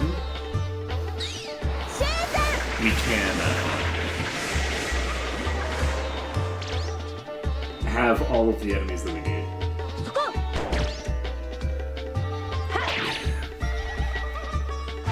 Right, I don't have 2 hits anymore. I only have the 1 hit. It's just that the 1 hit hits harder.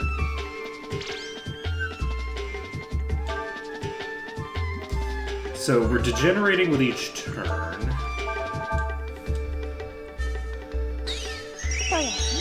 You know, I wonder if it's... I need the... Because you can see the question mark thing.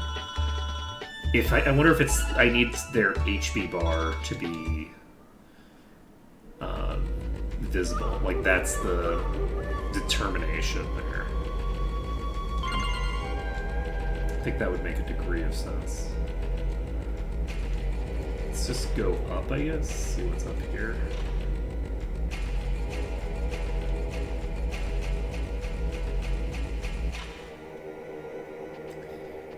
Okay, we activate this. That means that we cannot go back the way that we just came.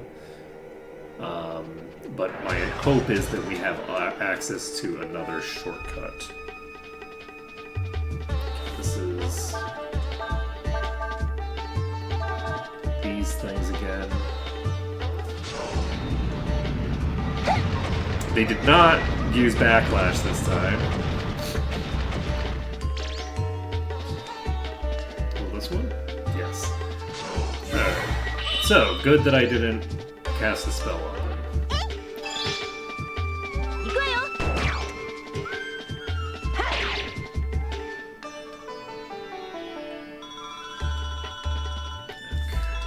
So if I was wearing a healing thing,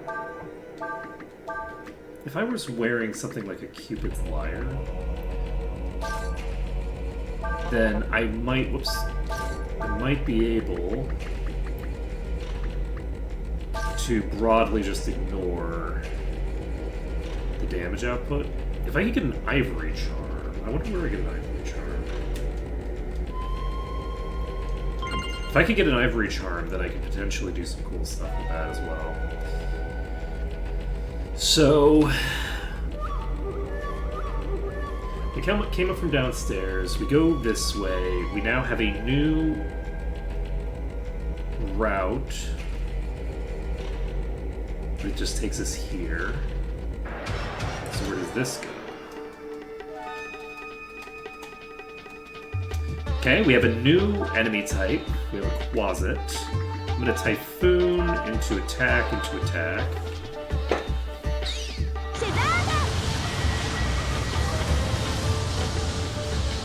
With this Culverin, we have a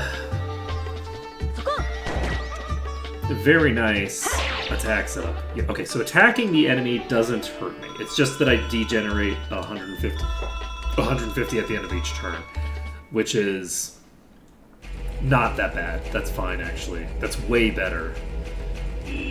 Okay. So we have a yellow charm. This will allow us to unlock a new door type. We could go down there. We could go over here. Let's go this way first, see what's over here. This dungeon is huge. This dungeon is like larger than every dungeon in the game combined, I think. Like, is 50% of the total volume of dungeon of Breath of Fire 4 just this dungeon? I think it might be. Like, considering how big and convoluted the floors have been so far...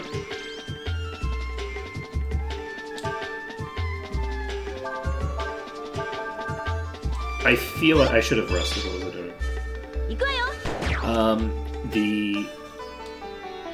This dungeon layout feels like it might actually be the bulk of dungeons, is just this.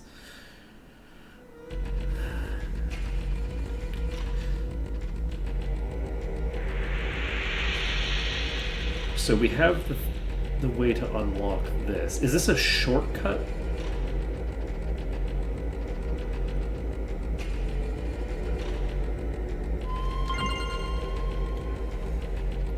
Back to the entrance.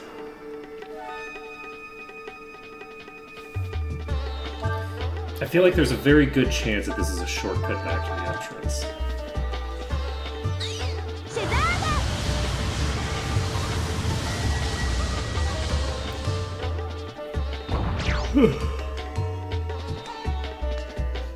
Yeah, I'm actually pretty happy with Nina as the carry.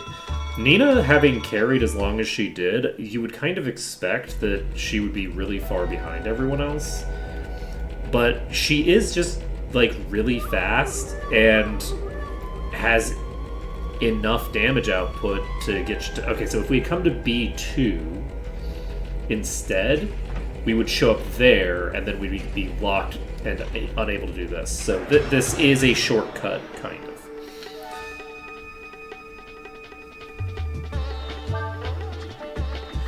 It's kind of a weird shortcut because I don't think I can call the elevator. So there's no way for me to actually use it right now. And I don't know if I can actually get back to the entrance while this whole thing is open. I guess I can get to this area, but not through the whole thing, maybe. I don't know. Later, Captain Tan. So I think we're fine.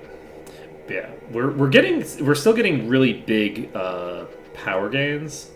So I do think that for the trans, we'll maybe finish today with the trans.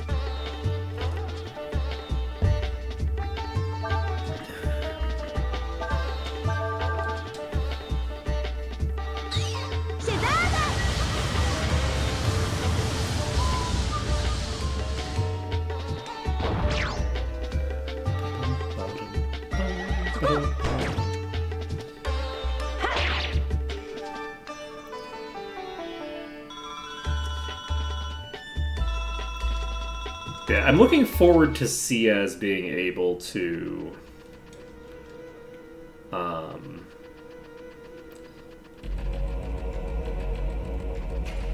outspeed the rider, but I am realizing that if Ciaz is supposed to be the last target to go on a turn, I don't actually know that it's going to even matter.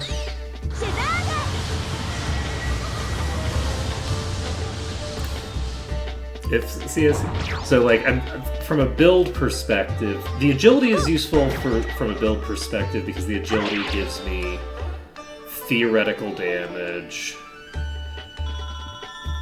once I have a thinger. But I don't know. Okay, we found some mist armor. That would be very exciting if not for the fact that it doesn't matter at all.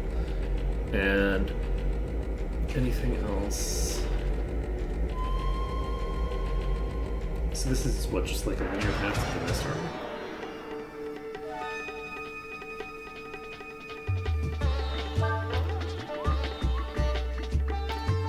Am I getting anything new here?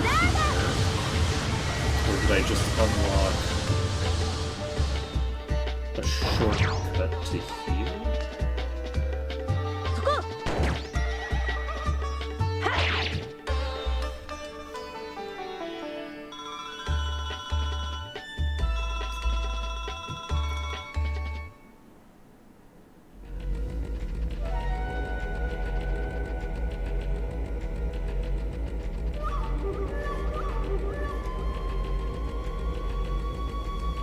I'm backtracking here now, right? Yes. Okay, so I want this to be here.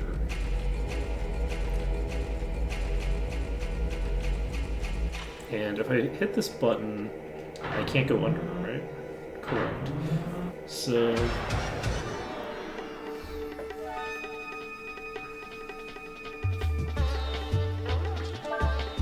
do I have to do some incredibly convoluted nonsense? I think I might have to do some incredibly convoluted nonsense, y'all.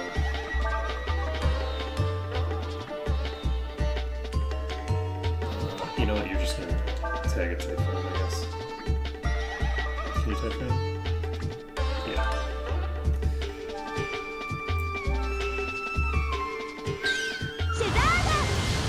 So we're gonna get this combo off. And then we will follow up that combo with another wind attack, regardless of what happens. Let's take a look at these warder types.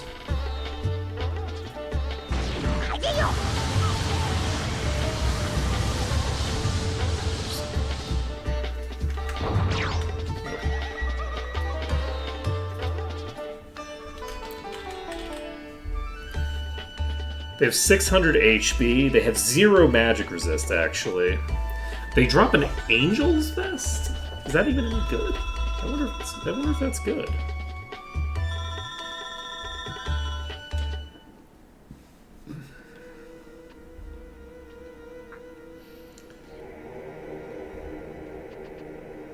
Let's see.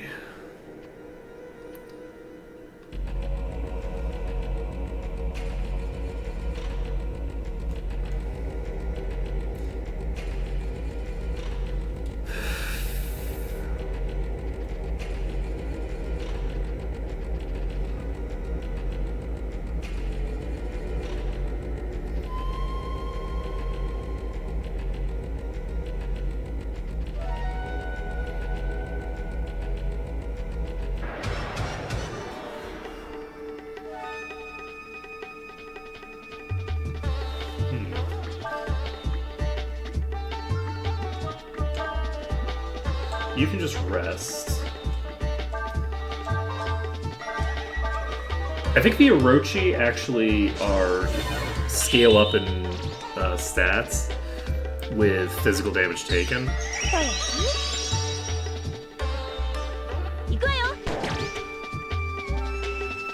They do.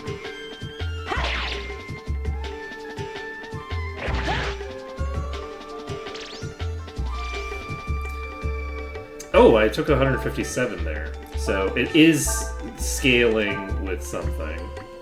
It's not just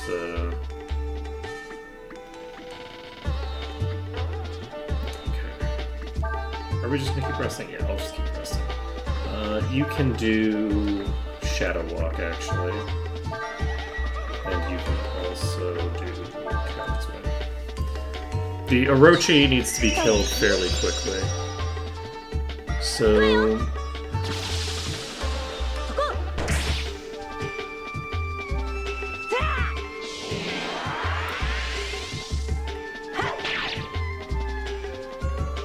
I am curious about what that enemy drops, but I'm not going to worry about it too much. Next on our agenda is figuring out this puzzle, which I don't know that I can get out of here, is the thing. I feel like I'm supposed to use the elevator for this.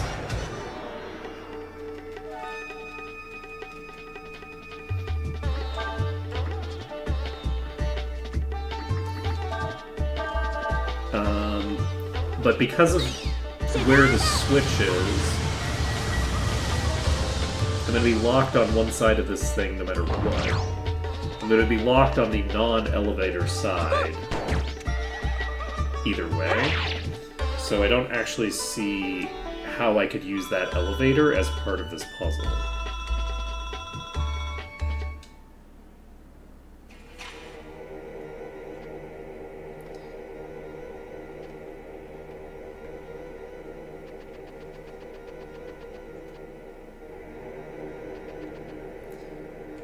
Is the issue. So we'll head back toward the entrance, but my thinking is that as I head back toward the entrance, I'm going to just get trapped.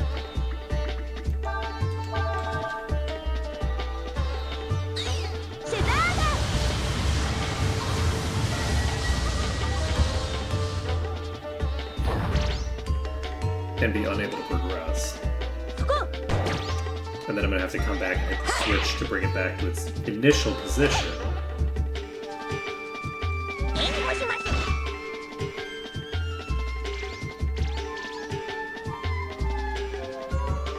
So am I taking more damage every time I took 171 there.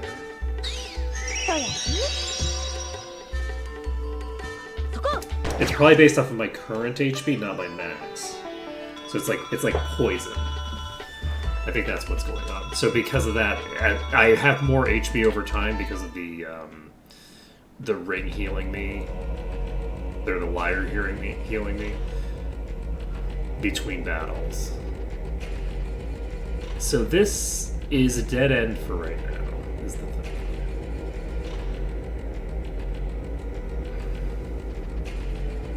Is there a way to summon the elevator?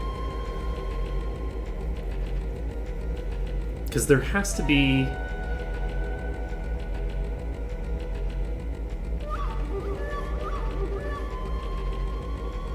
There has to be something I can do over there to make things work. I can't believe we never saw Primus.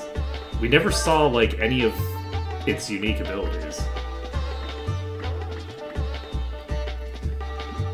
I'm gonna just use rest. I assume that these things have high evasion. I'm gonna just use I can't use target on my bullshit. Alright, I'll use triple blow, and we'll attack the skull. I'm assuming that there's a high evasion rate in play here, and so I could have just used my spell to AoE them, and just not worried too much about the backlash. But I'm doing it this way. We'll see if it pays off for us. Triple blow comes out. They do parry. They do parry. They don't parry the third. Okay. So it's not a great strategy.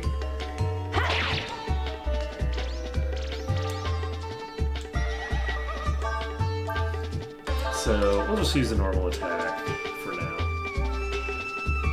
Oh, you have counter. Huh. Good to know. Counter is a lot less threatening because you can't counter AoEs, I don't think. Yeah, you can't counter AoEs. So you can counter AoE spells with backlash because it just recasts the same spell that they were just affected by, but you can't counter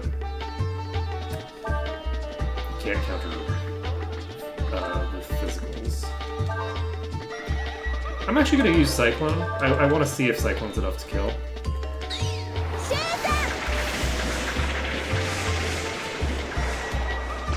Yeah.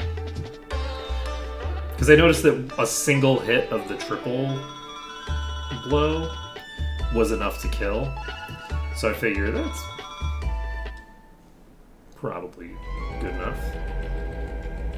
Alright, unfortunately we do have to go through this entire thing again, which is yet more EXP. I wonder, we should check it on Dale and see what level Dale reached the final boss. I'm curious. Let's see. Is there something over here I can use? Let's find out. Dale.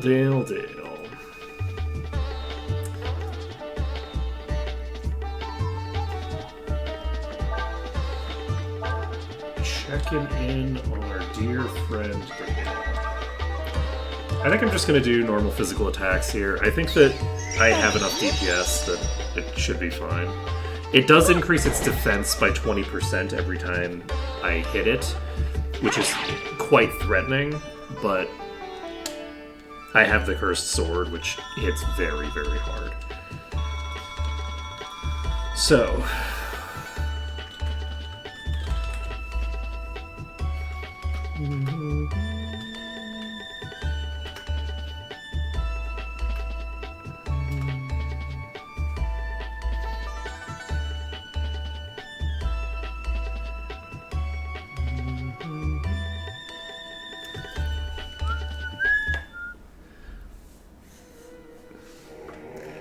It looks like we only see the level that they entered this dungeon in.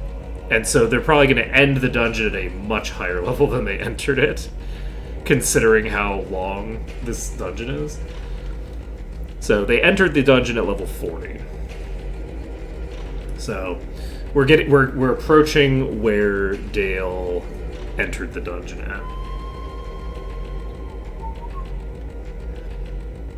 It's very common for guides to have like a level suggestion for a specific fight, which this one does not. It just has like, okay, what was my level when I walked into this dungeon? So I could just Cyclone into double attack. Let's do that.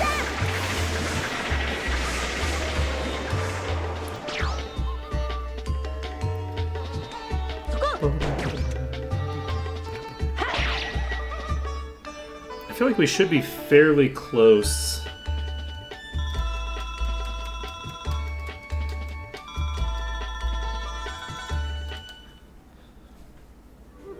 To the end here.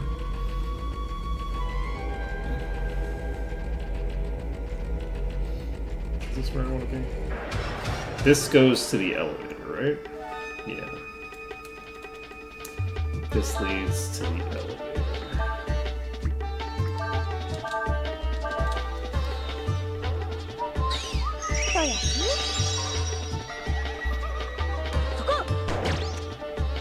So we haven't seen every enemy that's available so far yet, I don't think. I don't think we've seen every enemy that we've already run across in this dungeon. How many enemies are in this dungeon? 1, 2, 3, 4, 5, 6, 7. So we assume this 7. This is another 6, 13, and another 7. So that's 20. So there's like 20 enemies in random encounters in this dungeon. So that's like a fifth of what we need on its own for there. Yeah, I think we have to kill the enemies at least once to get credit for it through the thing. I wonder if I should go back to the early stages and just sort of like go through the enemy list area by. Wait, can I just go this way? Oh my god, is there? No, okay.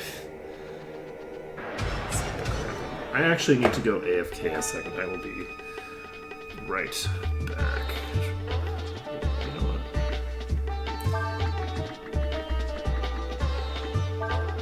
I don't need Typhoon. Cyclone so that I don't hurt myself quite as bad. Alright, I will be right back while this goes in the background.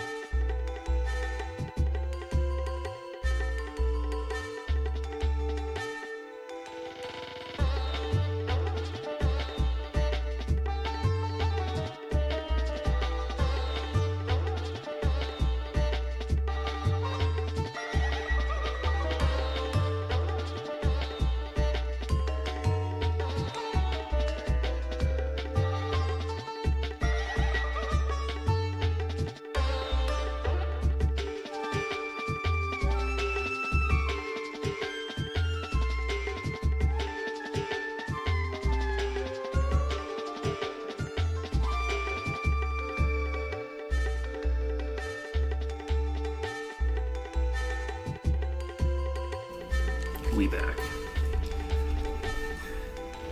What are you doing still alive? Oh, this fight was supposed to be over while I was gone. What is this? What is this bullshit? All right. So, right, yeah, they can counter. Well, Nina's gonna hit it for like 2 damage. And I could have like healed myself or something, but that's fine. Instead, we'll just take some damage for no reason. We got a balance ring. That gives immunity to confuse. Kind of a weird object to find here, but that's fine. And I don't think I can use this. Yeah, I can't summon this. And I can't reach it from... I can't reach the other thing from this side. If it's so... Is this just a dead end that just gives you a bunch of treasures? Like, you get that key, but that may or may not even be important. It might not actually do anything other than unlock this, which isn't particularly important. It's possible that I'm not actually supposed to use the second position of that of that thing at all. Excuse me. Maybe I'm missing something as I'm like rotating through here, but I don't really know what I would be missing. Is this where I'm supposed to be? Oh, that's a chest. Oops.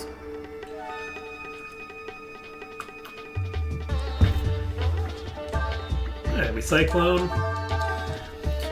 Luckily, this floor's enemies are pretty easy. Pretty easy to just plow through them. No major complications. Just poke, poke, poke.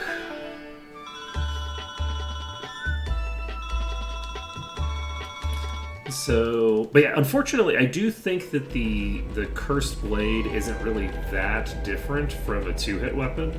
I think that it doesn't, like... It doesn't double the damage prior to the defense formula. So...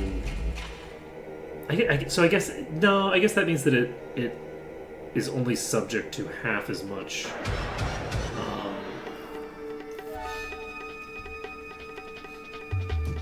defense reduction, so there's that. Okay, we've got the geckos. This is another new enemy here. This is Stargazer, not the other thing. So I guess we just try to poke it. We Typhoon. We don't need to do a combo here to get wind damage.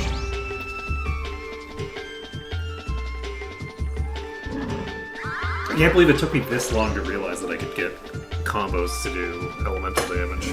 That would have really helped a lot, actually.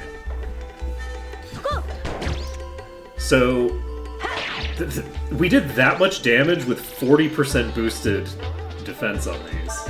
So that's not too bad. Get the geckos taken out.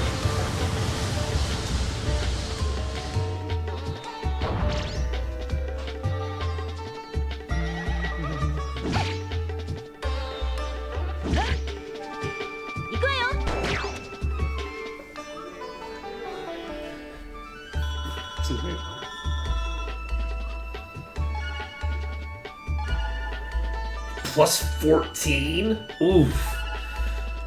That is a lot of power. Oh, whoops, I forgot. Right. I'm gonna put the switch back down. And yeah, I guess probably... No, there's a thing there. There's definitely a way to do this.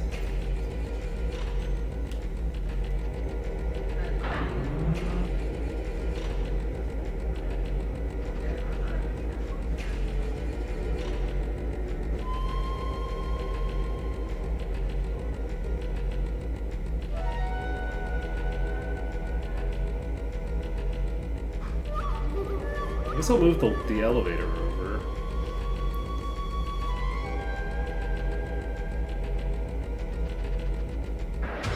But with the elevator moved over, that won't... I can't leave with the elevator moved over.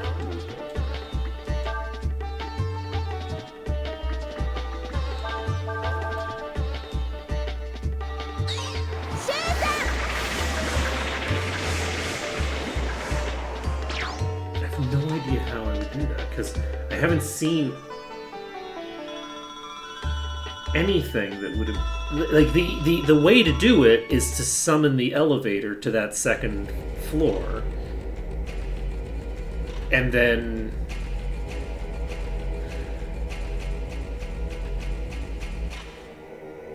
No, wait. Yeah, no, because it's on the other side anyway. If I hit this switch, I would need to be able to come back up this way. But I obviously can't do that. I'm gonna go look over here and see where this other ledge looks like it goes. Like, are they just fucking with me? They might just be fucking with me.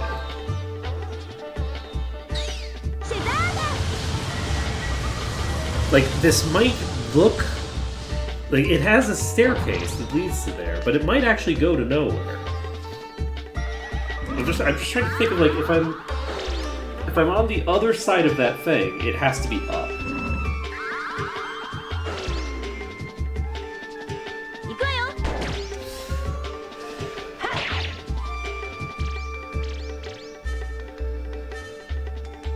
Wait, no, I want it up though. So yeah, no. If I'm getting onto this side of the thing, then it's down. Yeah, if I was able to summon it to that room, if I was able to summon the elevator to that room, we could open the thing and then go out through the bottom. But we can't go out through the bottom if we start out here.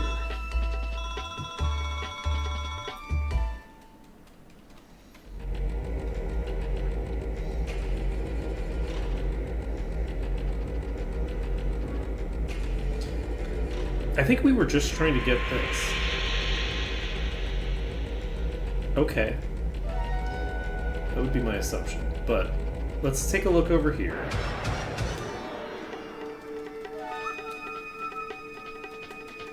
Because that is the yellow tape stuff, right? So that implies that that's the correct way. Oh, boy, am I tired. We have an hour and a half to finish. I'm actually shocked. I was like, we have so much time. I'm like not gonna. I'm gonna like finish this and have like hours left on stream. Very much underestimated how. So we can actually check pretty comfortably with this if it's possible to counter. It cannot, even on single target. So in some games, it will switch to. So basically, what AoEs will do a thing that can't be countered. Okay, so we can't actually just go over here. Did I do this? I don't think I did. Let's go in here. Horrors. Okay. Typhoon into... let's do a Shadow Walk into Typhoon.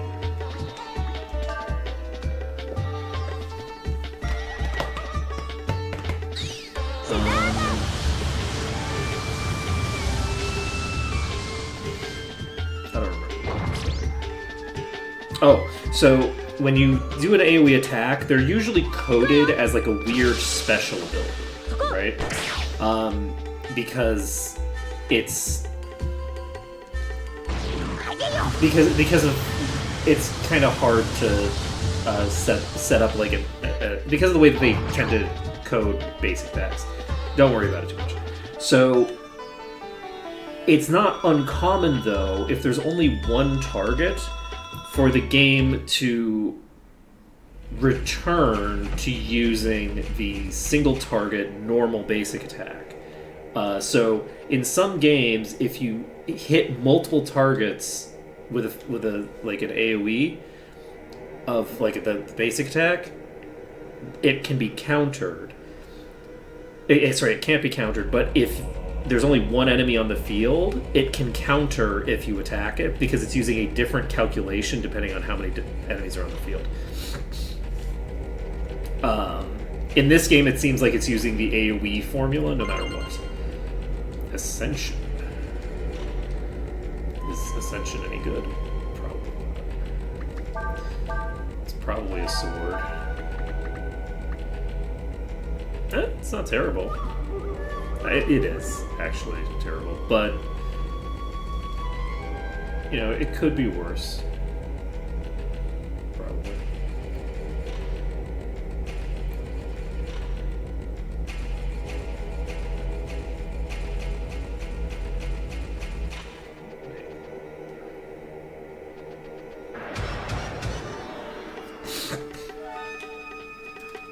So we picked up the Ascension. We have a gecko here.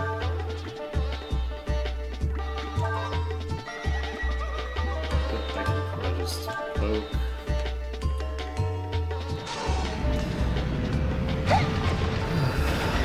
And sorry, I'm suddenly very tired. I woke up tired, but I kind of got over it for a while, and now like. I'm just like boom, worn out again. I've been really struggling to sleep for weeks. It's been like a problem. Like my insomnia as I've gotten older has mostly gotten more under control. But like this whole year, I've had a rough time with insomnia, and the past like month has been particularly bad. So I apologize. It interferes with the content because I'm just tired. Right, so it interferes with my ability to. I know that I haven't been as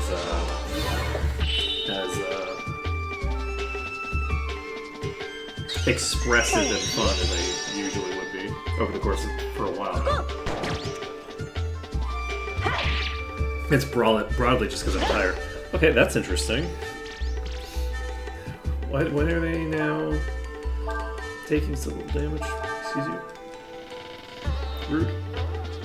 Rude, unacceptable. Unacceptable that they took so little damage. Does counter also increase your resistance to physical or something? It does.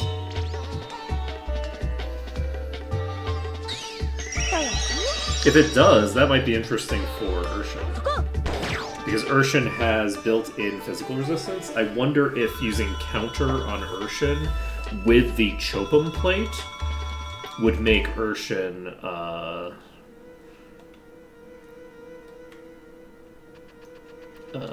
close to immune to physical. I'd have to look into that. Also, I am a total dope. I don't know why I thought that I couldn't get up here. You know what? Let's blame the insomnia. I'm so tired. I can't look at the screen in front of me and see what the information on it. It's bad. It's bad, y'all. And unusual, not normal. That's not normal for me to be a dope who can't see what's in front of him. Oh, I'm tired. Okay, so. We're going into this room that I definitely should have come into at the very start and just didn't notice that I could. Because I am a dope. Nothing here. Nothing here. Okay. So, there's another door here, right? So that door has a red thing around it.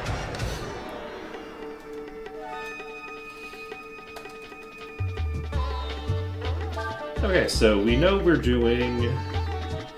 I should just do Cyclone probably, but I'm not doing that. We can triple blow into Typhoon.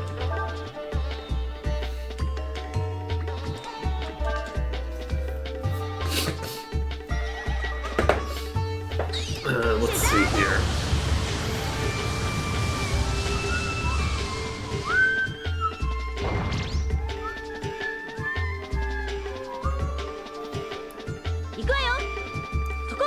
So.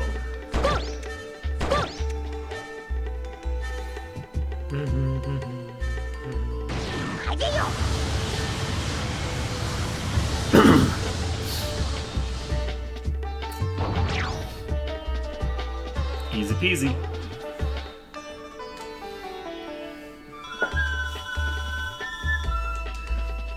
There we go.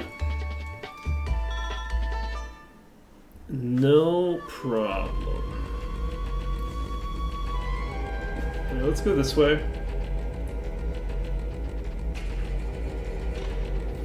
Anything interesting on the sides? Doesn't look like it.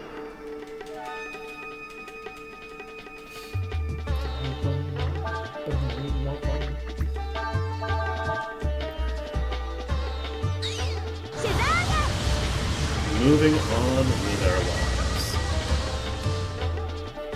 Yeah, I think that we're going to be doing In Stars in Time for the rest of the week, once we finish this. And then we will be, on the weekend, we will be, I think, probably starting up a action RPG. And depending on when we finish In Stars in Time, we might finish In Stars in Time, like, by the end of the week, for all I know. We'll have to figure out the next,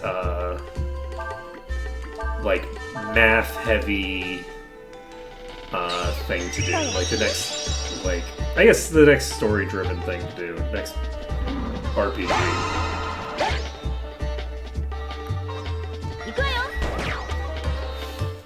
So the cleave comes out. That's a lot of HP. Yeah, I've unfortunately botched this run considerably toward the second half. I just haven't organized all the materials together very well. But I do think that we now have a better idea of how we're going to assemble some of this stuff.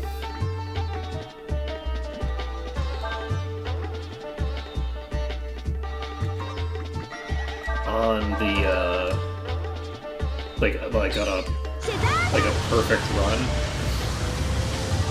even if I haven't like gotten every little bit and bob, I think I have a fairly decent idea of how I would want to approach things.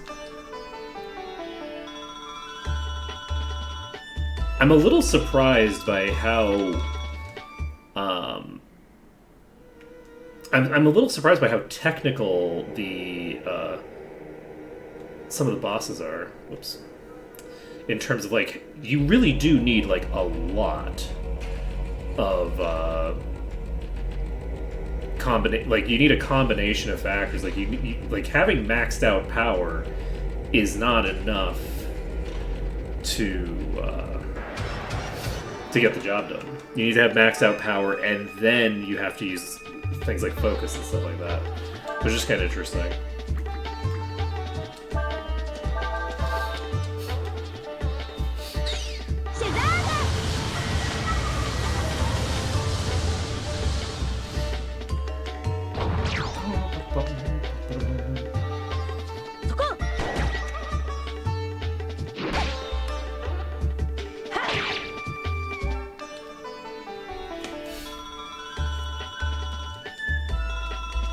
It's too bad that Blitz isn't physical based.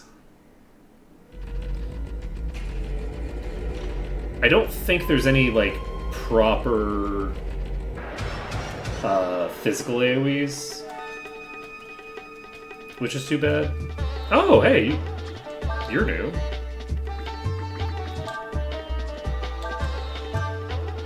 Do you require anything special? Who knows?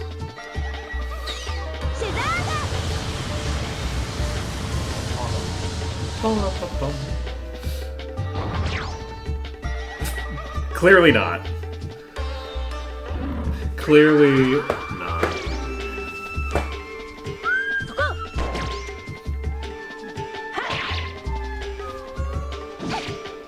Oh shit. Big hits. Not actually though. It is interesting that the enemies are fairly weak. Honestly, like surprisingly low damage on Nina, considering that Nina is exclusively leveling under masters that drop her defense. Did she get defense drops from the original master she was under? I don't actually know. Alright, we have another elevator here.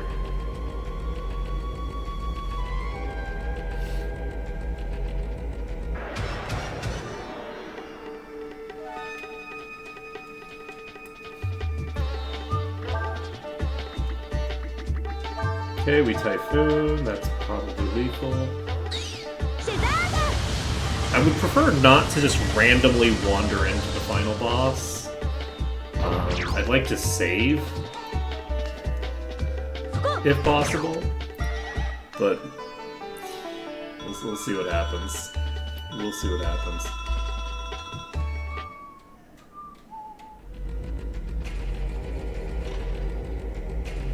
Okay, so this is the red thing.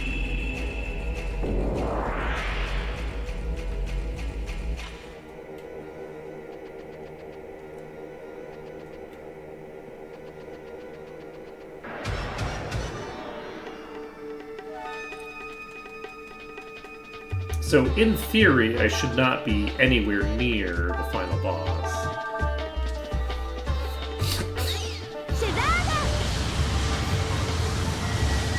Because I should have to use this somewhere. Like, if I teleported to basement 3 or something, maybe? Which is probably it. I probably need to go to the thing. We're level 40 now.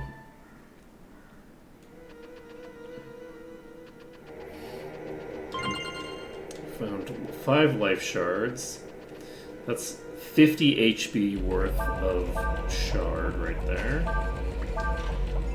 And heal up. Let's take a look at our status. So 306 defense is pretty good.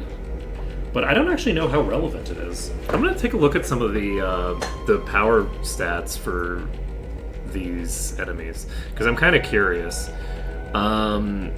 Let's take a look at the Gecko. My guess is that they have 230 power.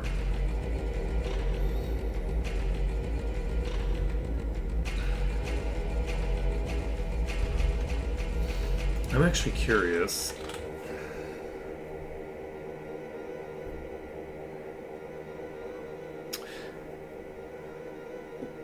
Interesting.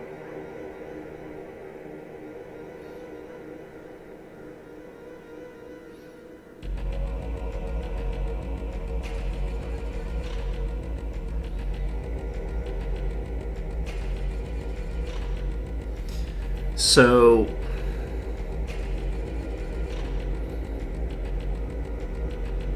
the final boss has a power stat of 300.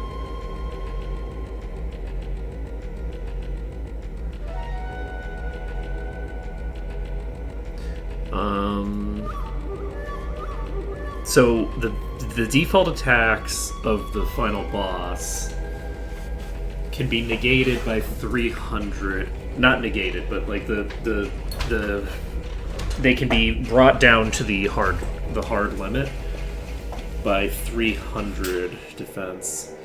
So we need 600 for the rider,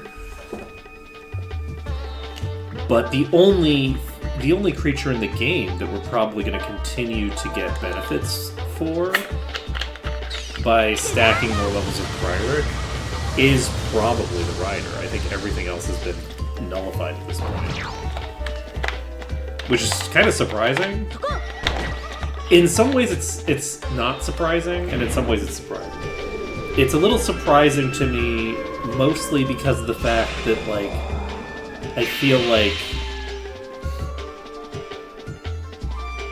I never really did any grinding, to my recollection, right? Like, I've just been proceeding through the game. And it does kind of look like the game is going to just... Okay, wait, this is a ward thing.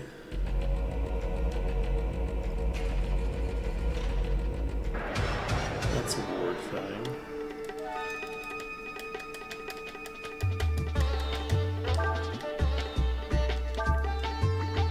If I had to guess, I would say that I'm on basement 3.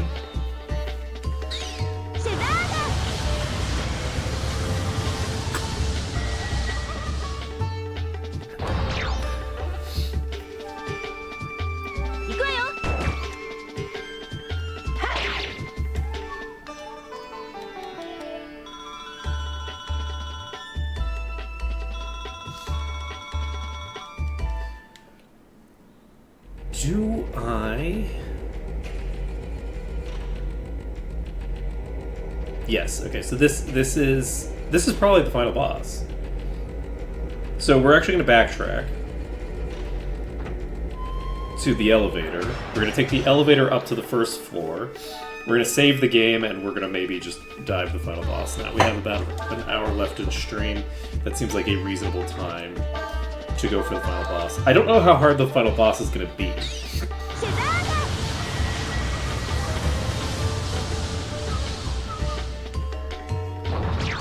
But yeah, one of the things that I'm thinking about here is I'm realizing that I was not expecting to run into the defense cap this casually. Like, we ran into the limit to what we can get from defense pretty fast. And I'm wondering if it makes sense to...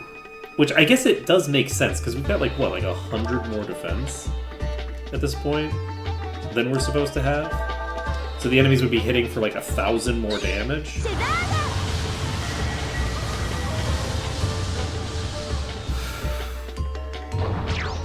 Like, it makes sense.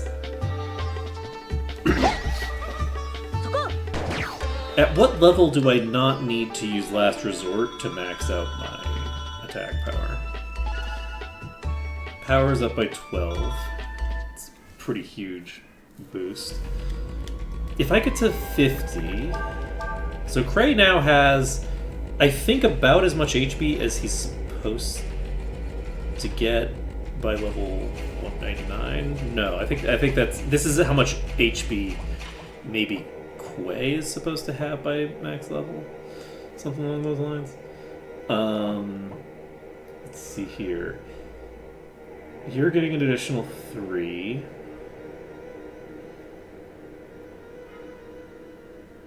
You have 180 agility. Holy shit.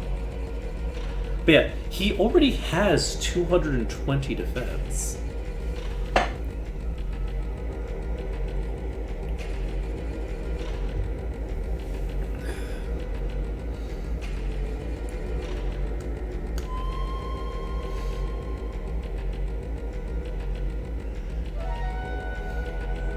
But I don't think you have 190 agility. Jesus. She's never had an agility master, and she still has 190 agility. I think the final boss has like 130 agility. To give an idea of the comparison there. You have 14 agility still? That's very funny. So, Cray being put under Kryrick is potentially overkill, but potentially not. With Last Resort, Ursula can now reach the damage cap. Or the power cap, rather. She's at that point now.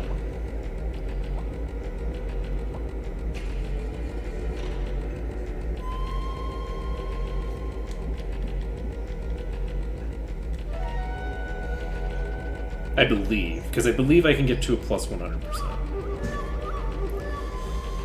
So, we're leaving this section. We're going back up to the previous place. The elevator not being summonable is crazy to me. I'm actually going to look at Dale. Dale, do you have something about this? Are you going to tell me that...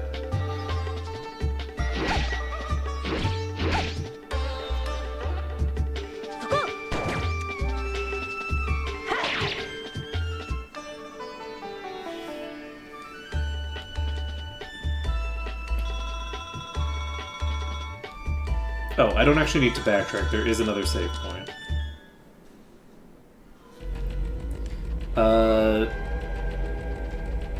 Let's go do that.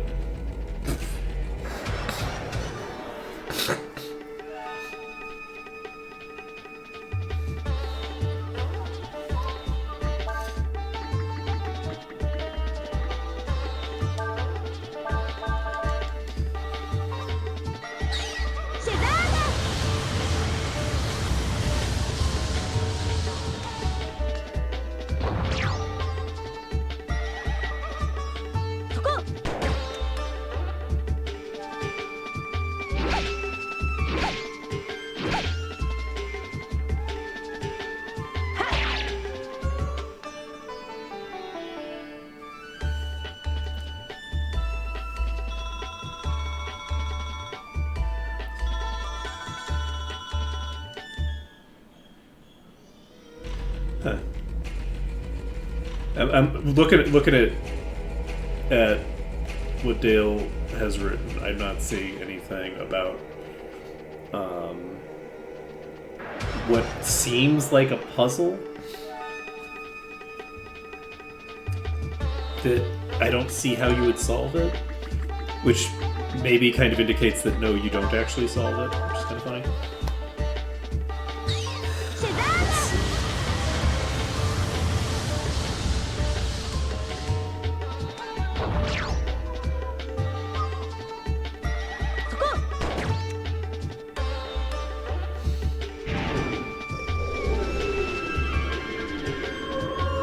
With 300 defense, I technically can negate the rider damage. Well, that's rude. Good job, Ursula. Way to come back to life. Well played. Hey, Armengun. Yep, I'm enjoying it. I'm basically like trying to figure out what I'm missing here, because I feel like I'm missing some stuff, but it's fine. We'll just proceed to the final boss. I'm one of the things I'm like theory crafting for like in the future when I do my builds. I'm wondering if I want to use Kryrick less because I'm reaching the defense cap so easily. Like I'm level 40 and I've already reached the defense cap on 2 characters. But I think it's fine. It would.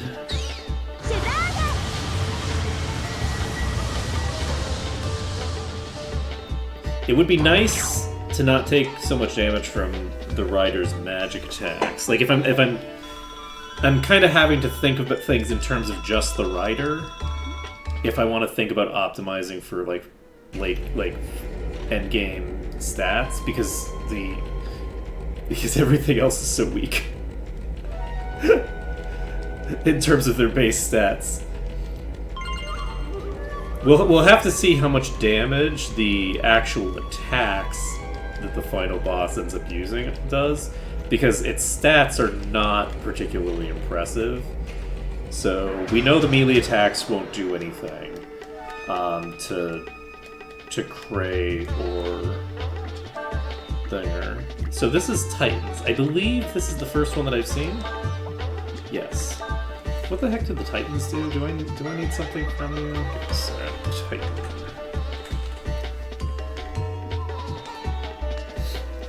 Oh shit!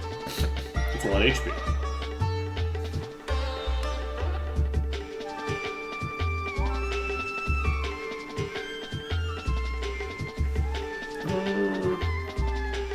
They maybe drop a really good weapon.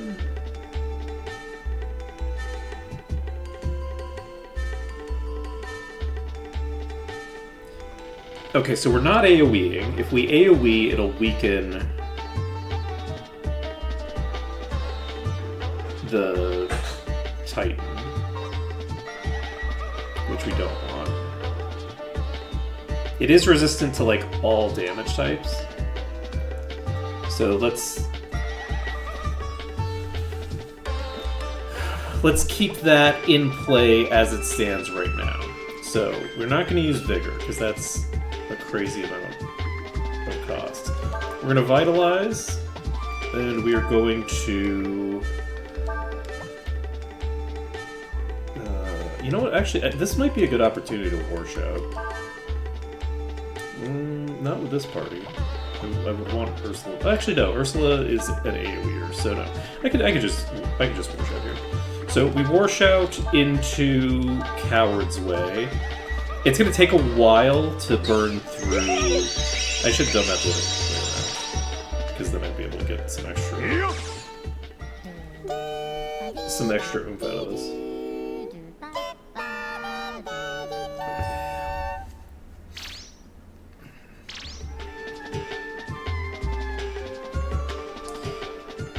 Knockout comes out.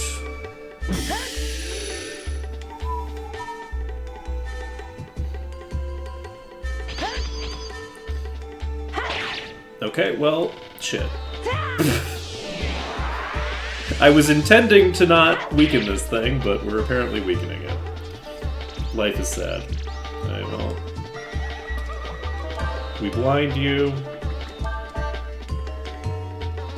And Ursula can charm, I guess, and then we can Coward's Way again.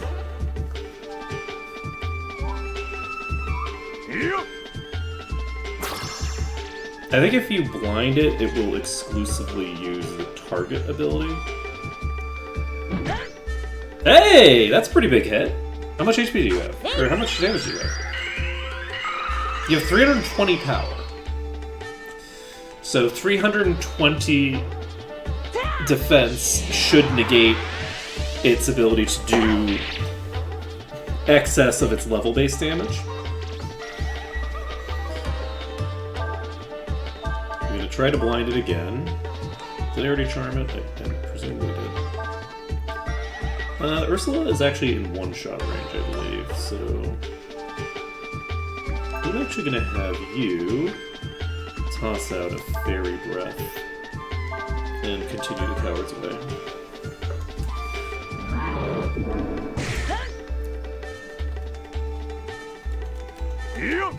Spirit Blast ignores defense, so... Okay, so maybe blinding this is not gonna end up being a useful strat.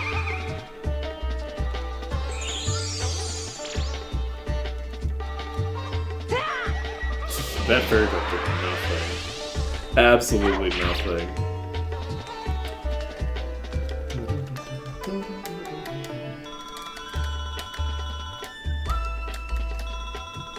Got a strength seed. So what is this? What's the deal with these seeds anyway?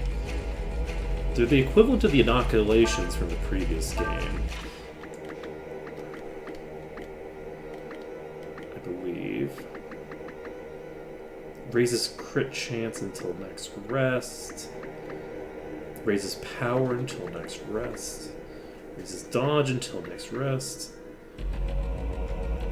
Raises resistance to elemental attack until next rest. Huh. Very interesting. Very curious. Not super relevant for me because I just simply do not use consumables, but interesting nonetheless. Alright, let's just save. We don't need to take a nap or anything. We save the game here, and it's a good thing we are, because we're like almost 2 levels ahead of where we were just now. We've gotten so much EXP and taken so long to get here. Alright, let's go down and finish up the final battle. Whoa, wait a second. Whoa. Okay, wait. Wait. Nina. You have a slight AP problem going into this final fight. Let's make that a little bit more secure. Got a protein. I save for that. Though protein is not important, actually, it turns out, because defense as a stat is not gonna end up being that important, I don't think. Which is kind of funny. I'm like surprised that we're just like capping defense. By level 50, I think the only enemy in the game that would be able to hit for more than minimum damage on any of the Cryric targets would be the Rider. So, which is kind of wild to think about. The Titans are a little stronger than the final boss. They have 320 instead of 300. So they can hit for an extra like 200 damage if you're at 300 defense exactly. But yeah, Ursula has very bad defense. Like Ursula's defense is garbage. Let's take a look at these characters. So Ciaz is. Can I give you? Is there something? Does Mist Armor? Oh no, Diana. I can equip Diana's dress. Why don't I have Diana's dress? Okay. So with Diana's dress equipped, we have 243 defense. Urshan has been under a defense-reducing master for 30 levels. It has 203 defense. I'm correct in that, right? I lose 2 defense per level? I've had 2 defense reduction per level for 30 levels, and Urshan is still... What the hell, man? What the hell? You know, I was really worried that Urshan was going to be way too squishy, because Urshan was leveling from, like, level 7 or 8 or whatever, all the way to max level, with a defense reduction, but 203 defense is pretty dang good. So we've got 220 on Ciaz, but Ciaz has been leveling under someone that doesn't boost defense, and Ursula has been getting defense boosts for I've been under Cryric, I think, from 20. I don't think Ursula gained a single level, so she's had 20 levels under Cryric. That's an additional 40 defense. So by default, she would be very, very squishy. Like, she would be squishier than Ciaz. And that's interesting to know. That she really benefits a lot from being under Cryric. Especially because, what is your speed? Her agility is 97. So 97 agility is almost enough to, I think the final boss is 130. The Titan that we were just encountering is actually 100. So we're almost past that. And the final boss has 115 agility. So we almost have as much agility as the final boss at level 40 with a defense reduction master on Ursula. Ursula would benefit a lot from there being X-turns in the game. It seems. I feel like the fact that this game doesn't have X-turns really hurts a lot of characters. Nina would benefit greatly from there being X-turns, though that being said, Nina is real good. By default. So, it's kind of interesting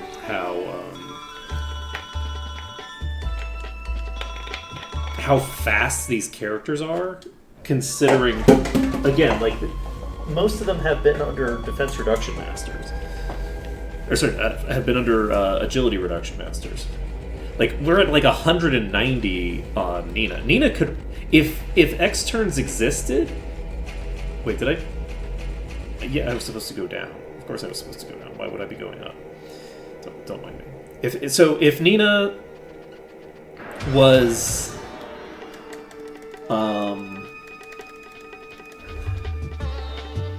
was able to get X turns, she would already almost have X turns on the final boss. She has not had a single level under an agility master.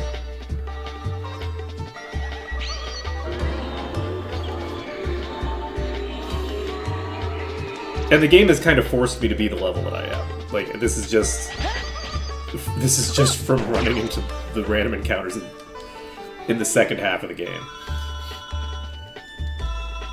Got another power food. We're gonna go save. Okay, so maybe we're getting a little bit of extra experience from me wanting to save a couple of times, but you know, don't worry about it. Okay.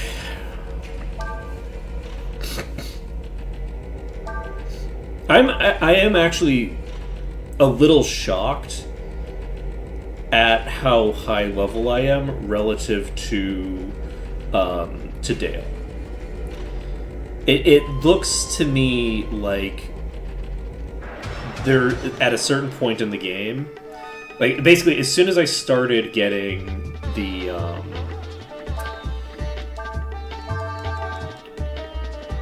as soon as I started actually fighting enemies, because everyone's under their master that they just need, it does seem like everybody just normalizes to about the same point in terms of level.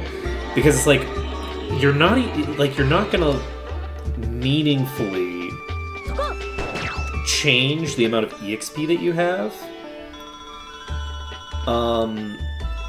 manually without doing hours of grinding, because you're gonna be spending hours in fights just going through the final dungeon. So this is kind of interesting. This is insane how long this is.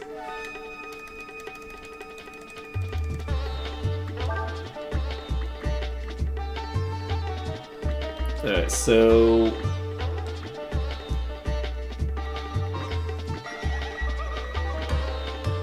what are we doing here?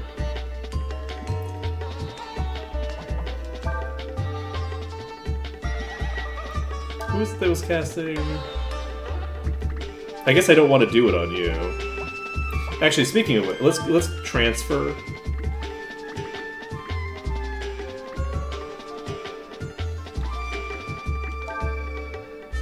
To Ciaz.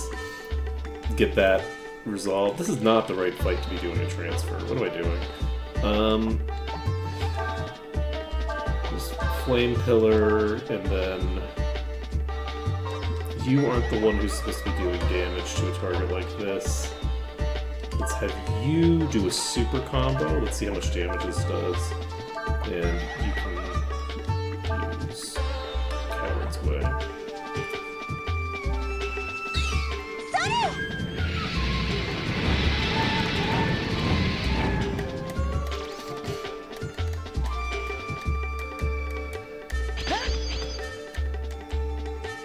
Okay, we did not counter. Lucky us. Okay, let's see.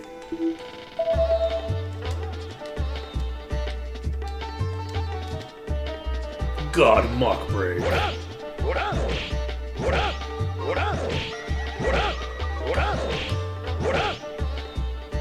That's a 7-hit combo.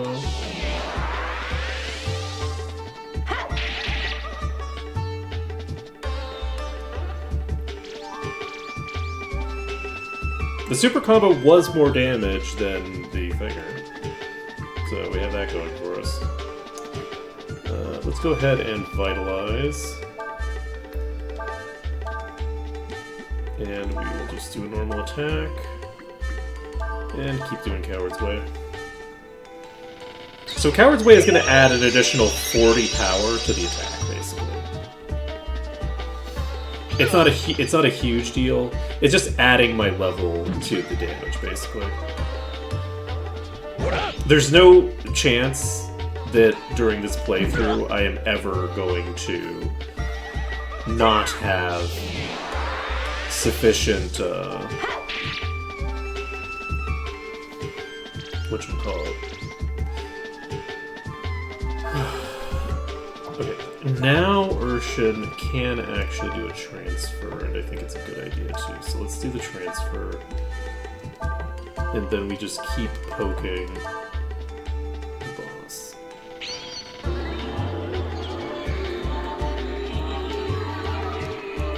That's concerning. I really wish you would hit, friend.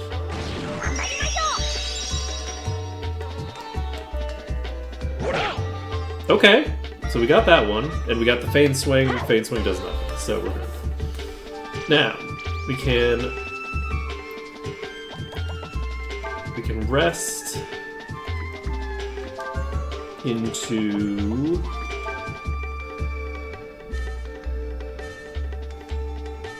I don't know, just gonna see his attack.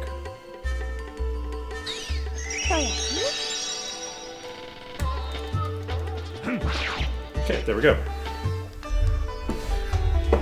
I guess I probably should have charmed it, but it's fine. Alright. We have a very long way to go before the actual final boss, which is very strange to have like a final save and then have like this long a track. Especially, like, you've got the ability to fast travel down to this floor, but then, like, you have to go so far after that. Which is kind of strange. Okay, there's a chest here. Just spread it.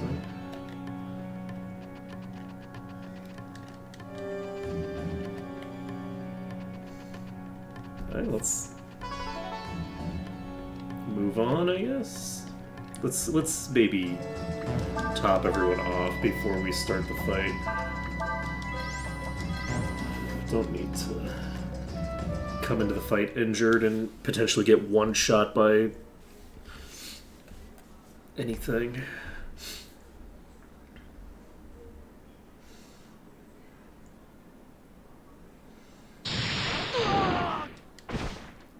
Okay. GG.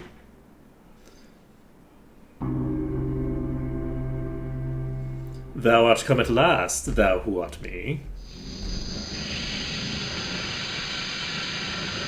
But what is this? These mortals thou have brought thee have no business here. Wait, that wasn't a mortal. Come hither, thou who art me.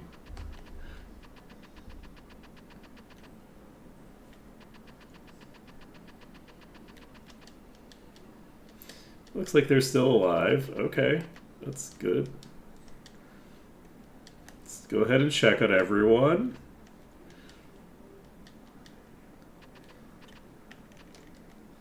Even Ursula. Okay, everybody's okay. Everybody's alive. Quay, 'tis I. The time hath come for us to unite, that we may become a true god at last. Discard that shell of flesh thou wearest and free thy spirit. Join with me.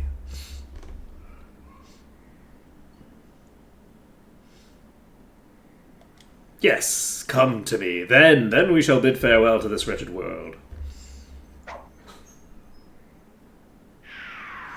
'Twould appear that thou hast lived amongst the mortals far too long. And then something that I skipped over because I'm a dope. We must sever thine ties with this world, untangle the paths thou hast tangled. I shall await thee, Quay, in the place where this all began. The place where this all began. Quay!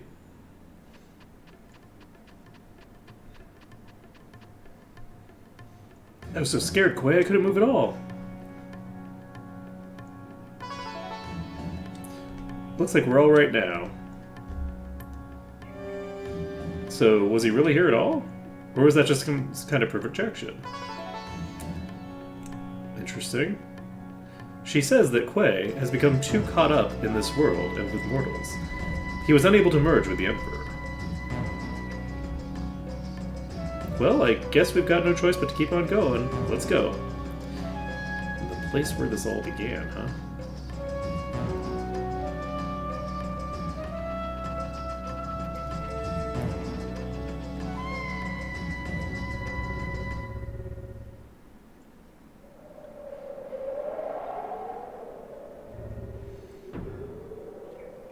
Okay. So we're now on some, like, cliff somewhere? I feel like this was meant to be a completely different area. We're supposed to be at a completely different location now. It wasn't supposed to end in the castle. I don't think this is supposed to be the castle. This is supposed to be near the Summoner's Village. Right? Because this is clearly a mountaintop. We're not near a mountaintop. This is clearly meant to be the Summoner's Village. Over 6 centuries ago,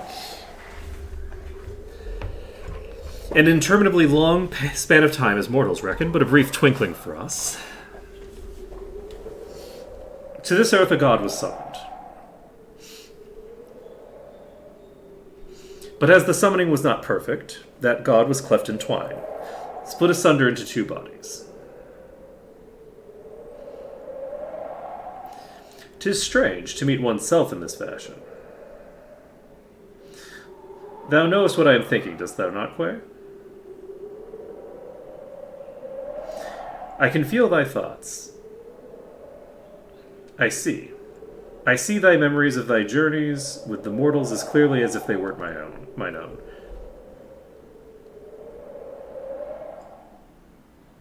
Hear me, Quay, thou who art me. Okay, I'm going to say something before we continue this. I think originally, if you didn't meet the qualifications to get a good ending, you were meant to get a bad ending when you went into the throne room there. You get the merger, all that happens, right? And then, like, you get a bad ending. What the bad ending was, I don't know, right? Because it doesn't exist anymore. And then, if you meet the qualifications to get the good ending, you get the scene that we just saw. The Emperor is not there anymore, right? Faolu has moved on to somewhere else, and you have to track him down. And you track him to here, right? And this is where you actually do the final battle. I think that all this stuff is meant to be here. It's just that here is meant to be in a different location after we've learned a little bit more about the failed summoning. Or maybe we already learned about the failed summoning, so we're supposed to extrapolate where the failed summoning was and go back to there to go to the place of our birth, basically. I think that that's the angle, but then they didn't ever develop anything about the failed summoning. That never got developed, and this area was removed from the game. Like, this section was removed from the script, and so they just kind of tack this onto the scene at the Capitol. That's my assumption. That's my theory for what's going on here, because it's very strange. This doesn't look like the Capital region at all. Hear me, Quay, thou who art me. They are nothing compared to thee. They be caught up in thy path, nothing more. I mean, that is, to be fair, true, but it's bad that they're caught up in my path. In my opinion. In my personal opinion. You know what? Let's coward's way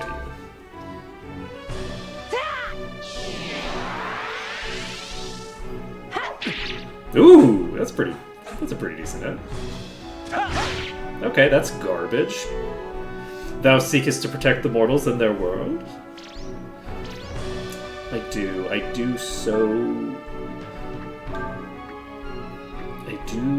want to do that, actually, yes. Alright, I'll just keep spamming cowards way, why not? I guess I could just do a normal attack.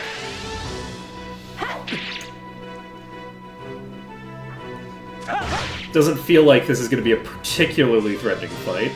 Thou wishest to bequeath a future to them, dost thou not? I sure do, buddy.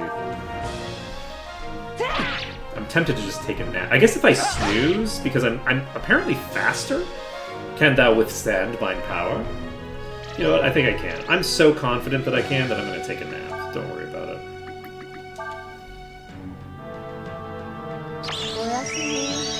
There we go. There we go. Heal back up the dip.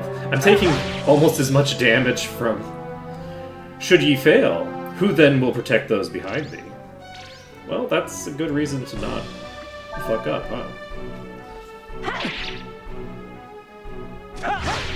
Rude. Should you fall, who then will... Okay, so are you just going to keep repeating that over and over again? Weird. I guess I need to do a specific amount of damage. Or not. Why did he repeat that line?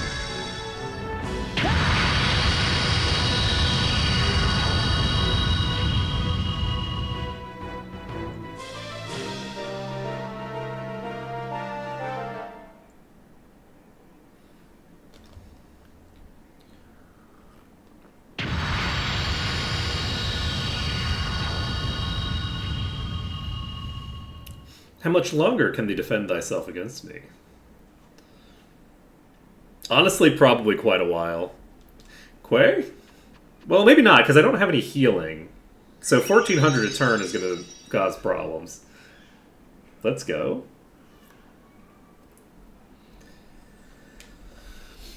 Quay, thou art confused. Dost thou truly think this world be worthy of thy protection? No. He shakes his head. Thou hast seen it with thine own eyes, the mortals' joy and their anger, their mirth and their grief, their lives and their deaths.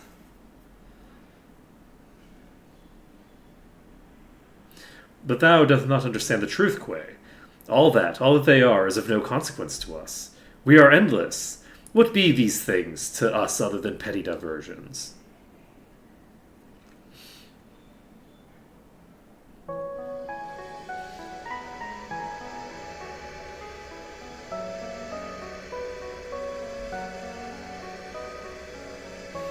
They, the mortals, are ignorant, prideful animals.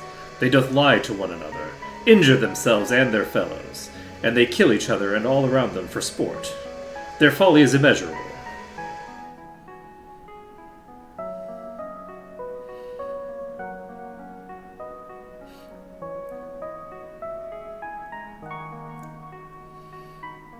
I mean, facts, right? Like, true. True and accurate. It's pretty bad. It's a problem. It's a problem. Thou understandest, thou not Quay. They are selfish, yes? Look, I'm gonna tell you something. This is a spoiler. You can't agree with Faolu here, even though he is in fact spitting facts. So we're going to pretend that he's lying and that this is incorrect. They are selfish, okay? They are selfish. So, but you have to say the other version. So we are going to say the other one. We're not going to agree with him, even though what he's saying is in fact true.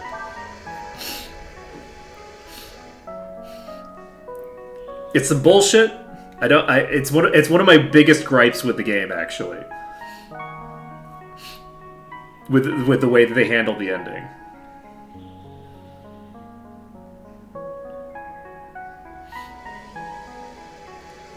Were the mortals thou hast encountered not cruel? Yes, actually. Almost all of them. Yes, almost all of them. There was a lot of cruelty involved. But I don't know. I don't know, man. I don't know shit.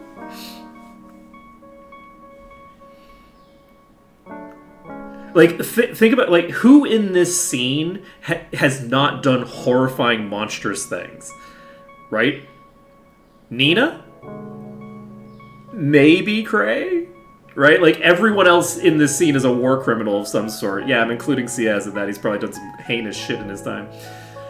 Like, yeah, there's a lot of bad shit the Mortals have been doing this whole game. Were they not foolish? Absolutely. Oh my god, if I could tell you how fucking stupid the characters in this game have been this whole fucking time. Oh my god. Oh my goodness. The incompetence on display. I don't know what this has to do with foolishness, but whatever. I would think that this would be the curtain scene if we're talking about foolishness. But yeah, you have to go, ooh, no, I don't agree with you. And he says, "Open thine eyes," and that's legit. Actually, is you should open your eyes to how shitty people can be. But the key is, it doesn't matter that people can be shitty. The point to not being shitty is that you want good things for people, despite the fact that they're shitty. It doesn't matter that they're shitty. You don't have to be a good person to be deserving of joy and happiness. That's not a prerequisite. There are no prerequisites for your happiness to have value. So it doesn't matter on a fundamental axiomatic level. It doesn't matter how shitty they are. They should still be happy. And it's just unfortunate. Anyway, Quay, I like this world the way it is. The way it is with you in it. In spite of all its problems and all that's wrong with it, I want to believe in my world. Be that the best you can do. That was really bad. That was like, you are not winning in the marketplace of ideas here, Nina. Like, Faolu's out here spitting facts that are misleading, but are facts, because they're misleading in the sense that it doesn't matter the things that he's saying are not actually relevant to the project he's trying to build toward.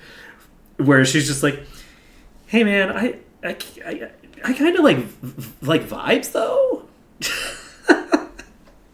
Thou sayest thou believest in the world, that thou dost find it favorable and pleasing. Which is crazy, because this place is a monstrous hellscape.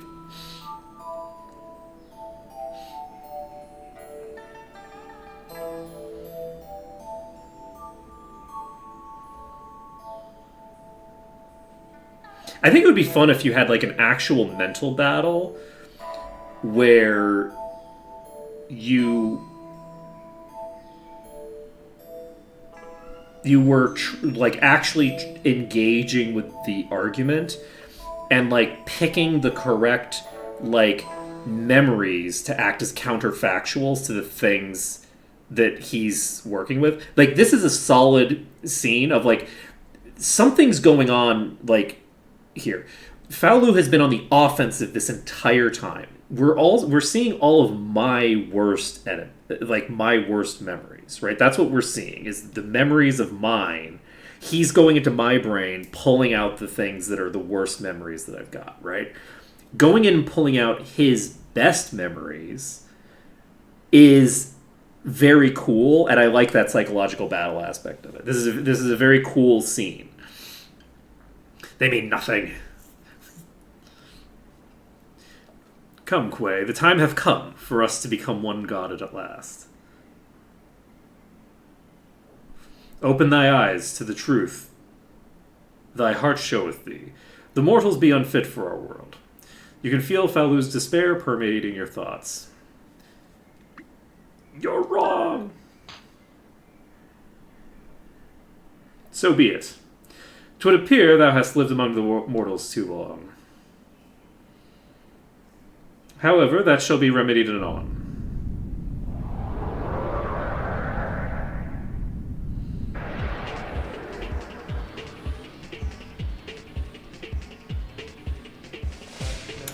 I was looking at the wrong enemy. What's that?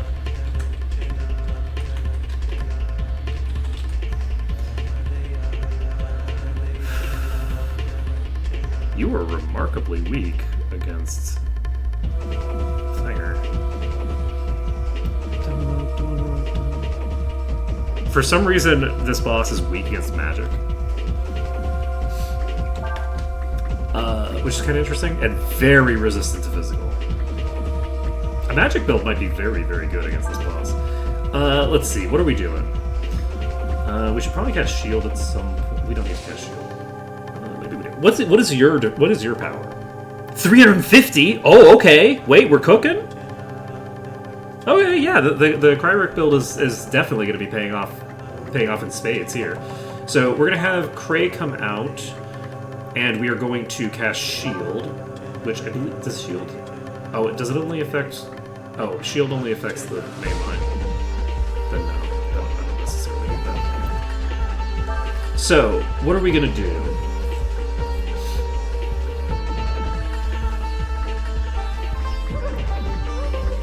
Do I want to set up a... I do.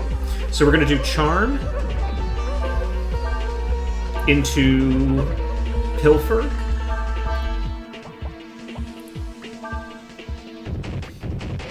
Into Steal. I don't know if this is going to be optimal for me or not.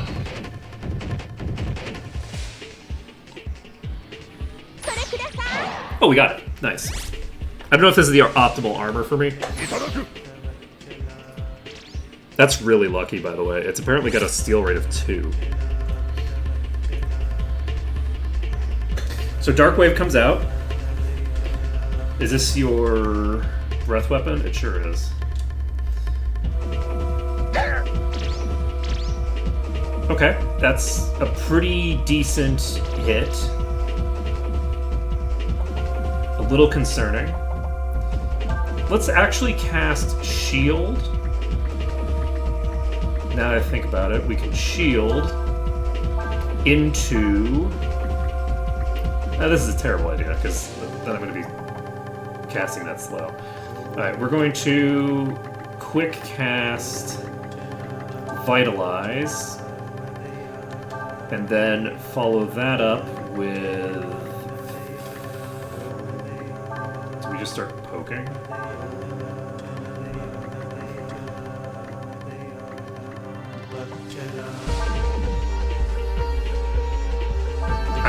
I might be better off using magic for this. Elemental change comes out.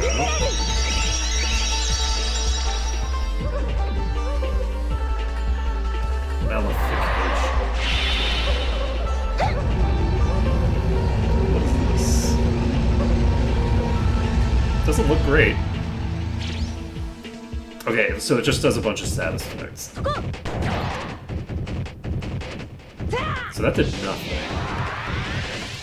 How much HP do you have? I think we actually do use magic exclusively for this. So you're... What are your...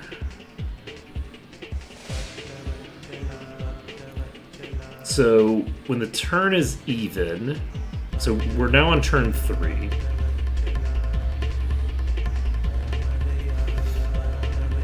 So on turn 3...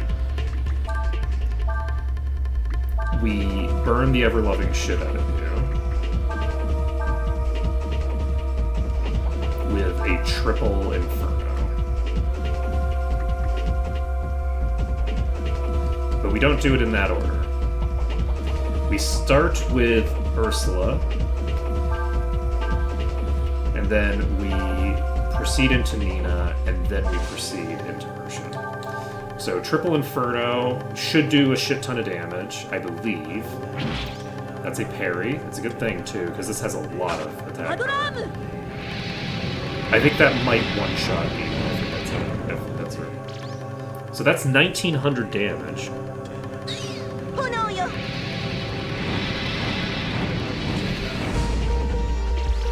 Okay, that's not too shabby. Let's get the Inferno out.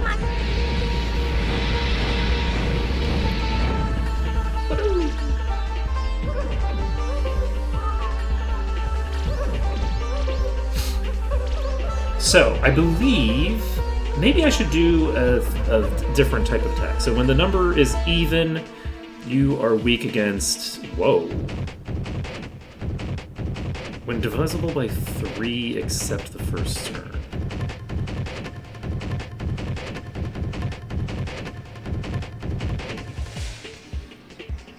Turn number -1 is divisible by 3. Okay, so this is the 4th turn, so this is this turn. So you are, I think it's weak against Earth right now. I am actually curious. It might be very weak to Earth and Fire right now, so we're gonna try to do some shenanigans. We're gonna cast a Rock Blast into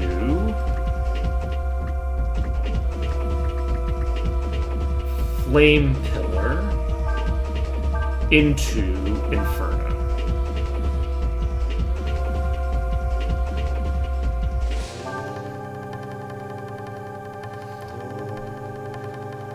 So how are you killing it? It's a wind attack. That certainly implies that it's strong against wind right now. That did a pretty good amount of damage. So we Rock Blast.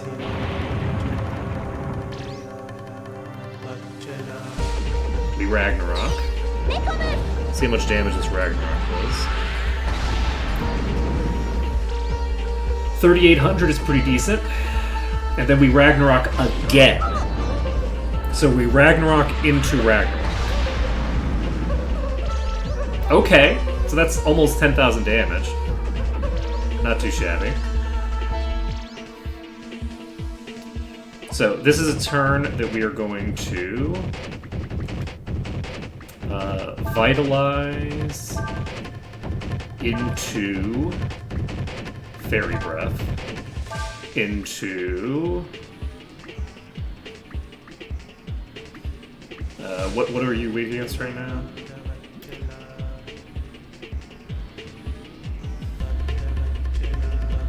You're weak against something. You know, I should have 3 casters. I just need to figure out who to have as the last caster. The issue is that everybody... Do I want it to be... Do I want it to be Quay? Would I want Quay as a caster?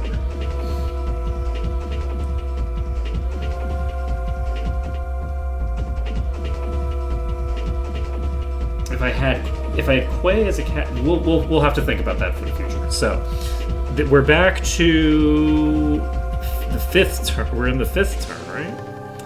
So the 5th turn is an odd turn, so it should be weak against fire.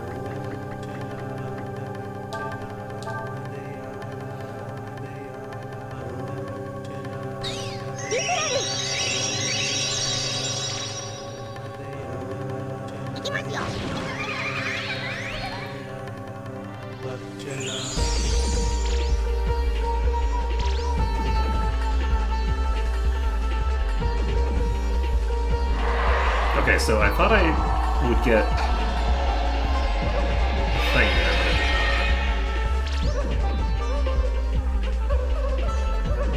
Okay, so this is a fire turn. Unfortunately, Ursula's very squishy here. But that's a lot of damage. That's a lot of damage. Indeed. I think I'm going to Inspire into Fairy Breath into... What are we on now? Wind? Turn number is even. It's at 6. So we could just Cyclone him.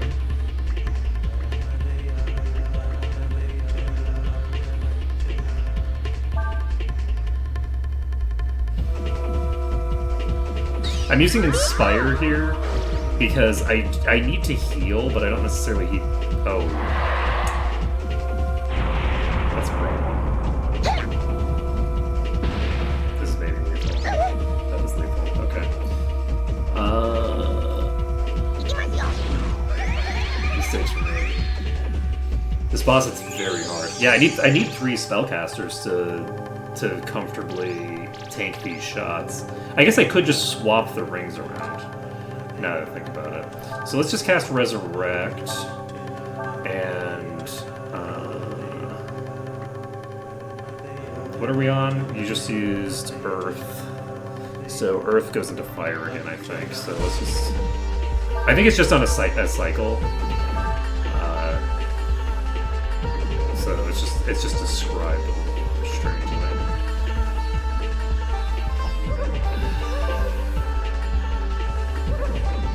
Actually, we'll just do a shield there.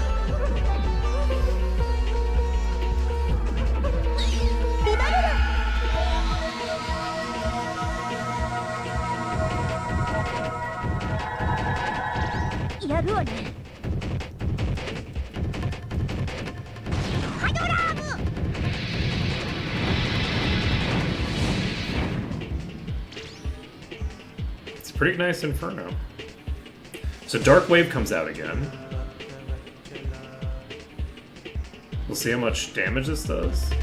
Probably a lot, but not as much as it did last time. It's a lot of damage. It's still probably somewhere around half-life. Like, we're not, like, near killing it at this point. We can Vitalize, and then Fire leads into Wind, I believe. Yeah. So we Typhoon into... No, we Cyclone into Typhoon.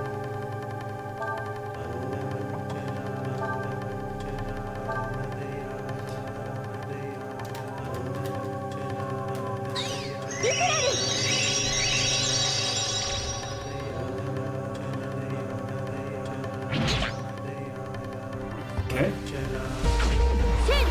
And what is your...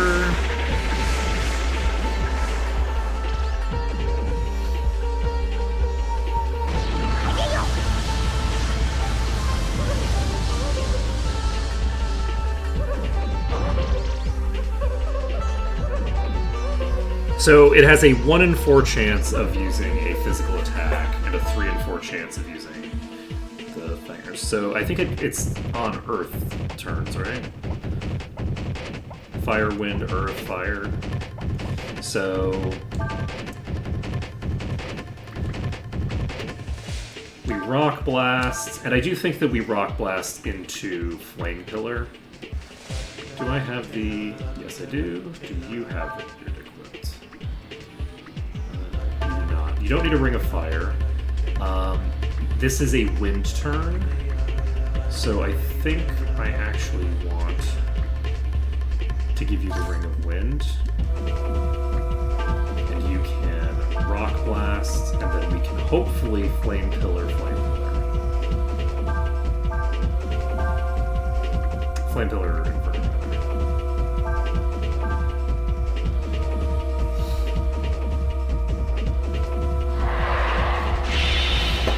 Okay, what are you using? This is causing status effects or some shit.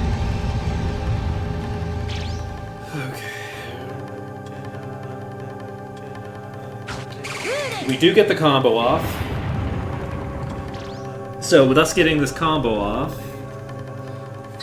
we should be...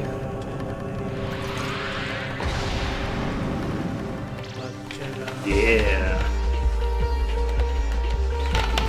It doesn't take too many turns of this.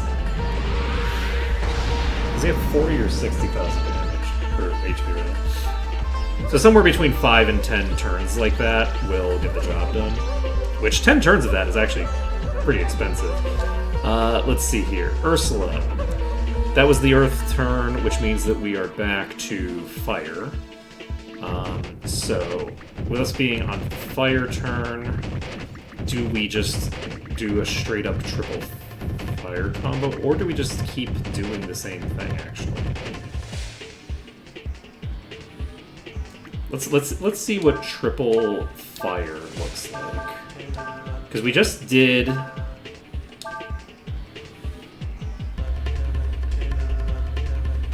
like 7,000 damage.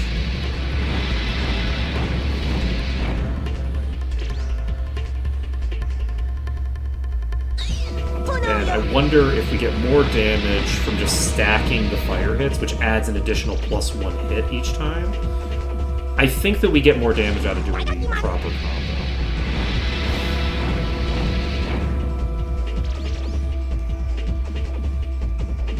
Yes. And they barely, honestly? Like, it's pretty similar. Okay, so what we're going to start with is Inferno, because we should be on the wind turn now. So with us on the wind turn, we Inferno into Typhoon into Typhoon. I think this is the plan. Sanctuary comes out, which is fine. It drops our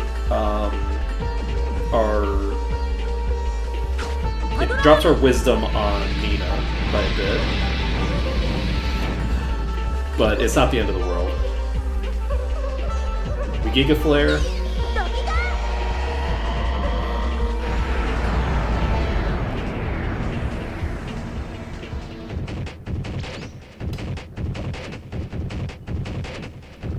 We Giga Flare again.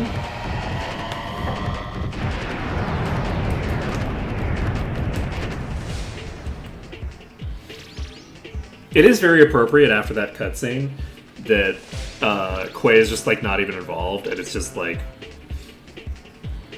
the casters doing shit. Let's see here. So that was the turn where we use wind, and now we use earth? Question mark.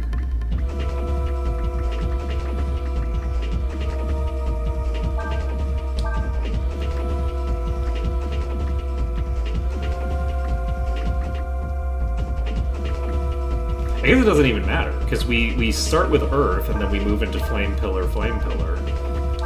Either way. Sanctuary comes out again.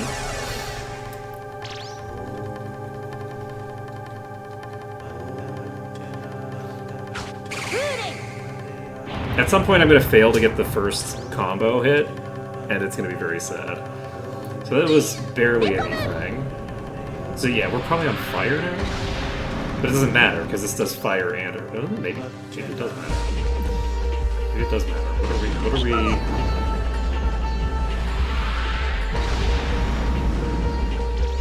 Were we on the Earth turn there? As like the one where it resists Earth? No, right? I'm not sure where we are in the cycle. But if that was weak that time, it's guaranteed to be strong this time, right? Because this is a combo that just does... Alright, that does 600. So we're now at the Earth part of the cycle?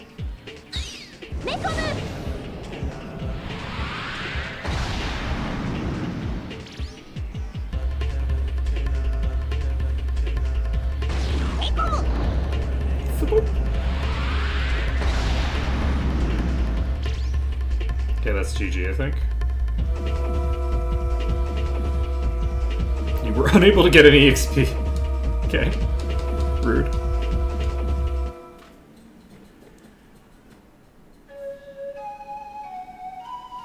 Why, Quay? We are of one mind, if not one body, yet I cannot fathom thy thoughts. How doth this world appear to thee? What dost thou seest in it? What dost thou seeth in it? This world of yours. It might not be as bad as you think it is, says Days. You're right.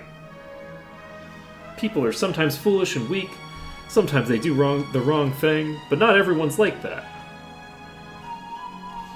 You can't give up hope for a better world.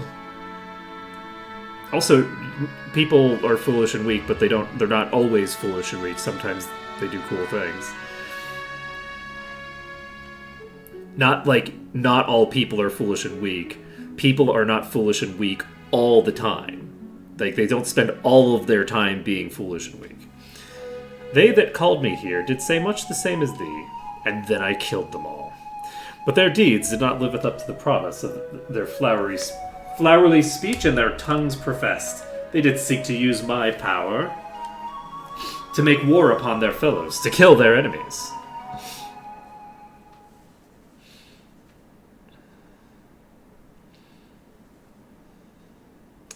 And now, let this end now.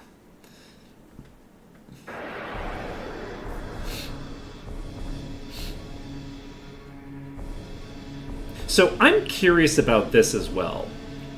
We fight Kaiser, and then we fight Astral. Also, we are still poisoned. Poop. Let's see here. So, let's take a look at what your whole deal is.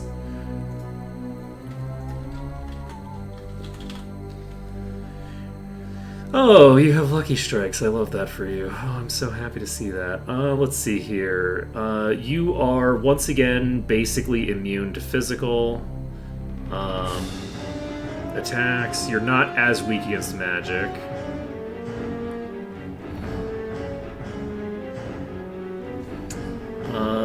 Let's see here. No particular elemental weaknesses or resists. So, let's see what happens. Turn 1, we are going to want tanky characters on the front line, as is good and proper for most things in this game. Let's throw out a shield, I think, and let us...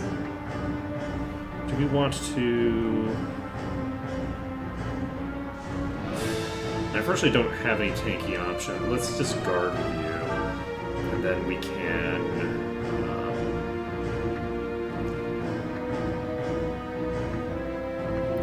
know. I guess we could poke with you just to see what happens. So Soul Rend comes out. Let's see how much damage this does. I don't know anything about this ability.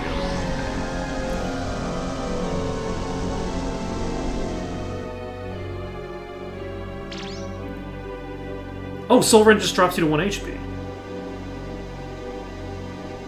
Huh. Well, that's fine. That's fine.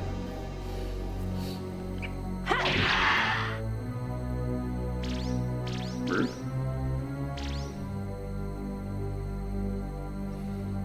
But it only has...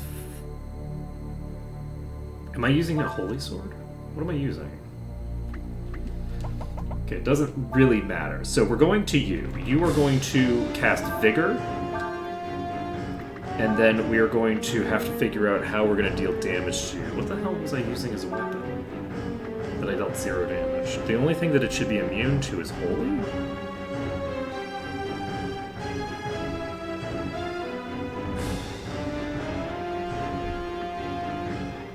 That's concerning.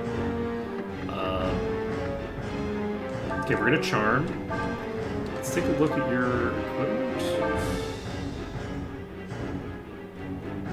Oh, no. I did 0 damage because I was at 1 HP. We're fine. We're fine, no worries. Okay, I have the Cursed Sword equipped. So, with that being the case, do I actually want to pop into Kaiser to... it doesn't... I don't benefit that much from going into Kaiser, I don't think. I think I maybe want to just start poking. We'll see how much damage it can do.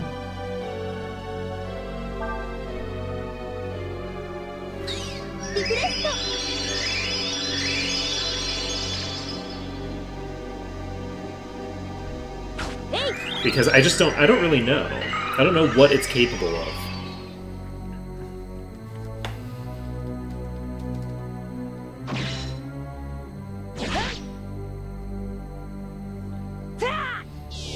Okay, so it's capable of a physical attack that does basically nothing. And then it has like a 50-50 chance of using Soul Rend on many of its turns. So I think what I need to do is use Rest on you basically continuously. And I think I pull you out to War Shout. And I just spam Coward's Way continuously until we're fighting this. Like, looking at the ability list of the enemy, I feel like the strat here is sustained, because it's not actually weak against anything. It has a huge amount of HP. I don't have really... Okay. That's not nothing. So Power Flux does something. We'll see what this does. Okay, that's... Is this a breath weapon? Are you just gonna kill me outright with this?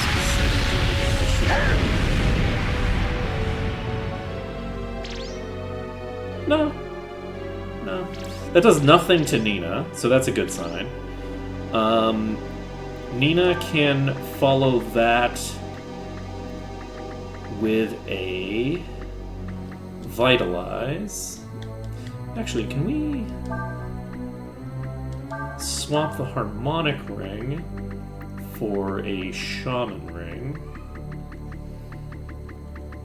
to make it a little bit cheaper to use this? And then we can War Shout again. And we can continue to just spam Coward's Way until the boss dies if we want it. I think it maybe can use Sanctuary actually. So I don't think that the buffing aspect of this is necessarily going to be that relevant. Is it 1256? Jesus Christ. This has taken so long. Okay, I did not realize that we were like getting to the point where we're at like the end of the stream. So we're gonna finish the game, and then that's gonna be the end of the stream, I guess. I'll probably have to come back to the... Wow, Sanctuary comes out right after I get off my second War Shout. That's rough.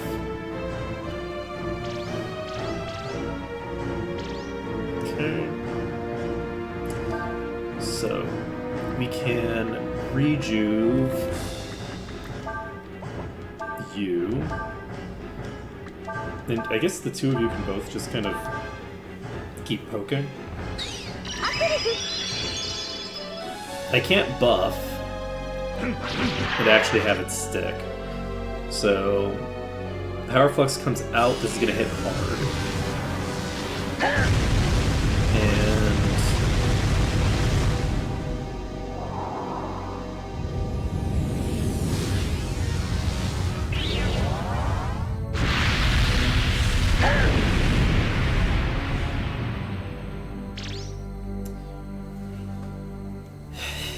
it does very little to... Oh, you know what? This might be useful.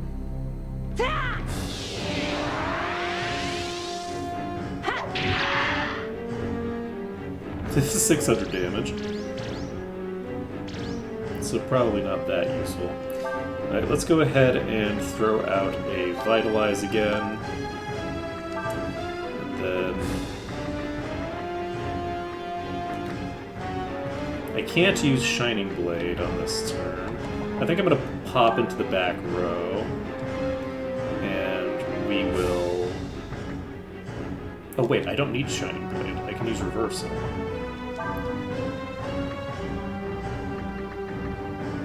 Do I try to focus this turn into a Reversal? I'm going to focus into Reversal.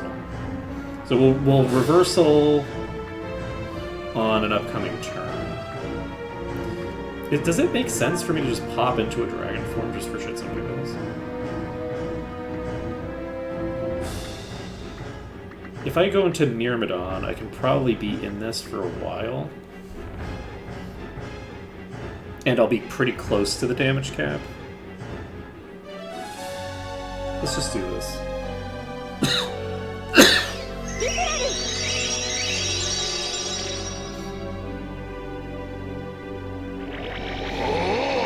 It's gonna be very funny if it does a standard physical attack on CS.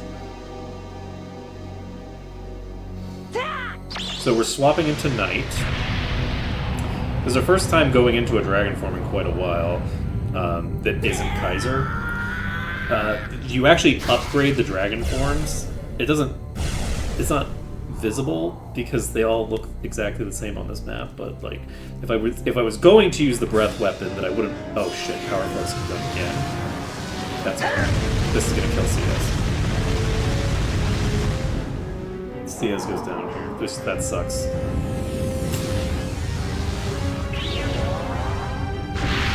I was greedy. The greed. Oh, the cursed sword does damage to the dragon form as well. That's unfortunate. So this meta strike, cleave, shadow walk. Oh, I can shadow walk in this form? I could do that. I don't think there's really too much reason necessarily to, because I can't do burst damage anyway. Let's see. Let's bring Urshan in to use a fairy breath, maybe.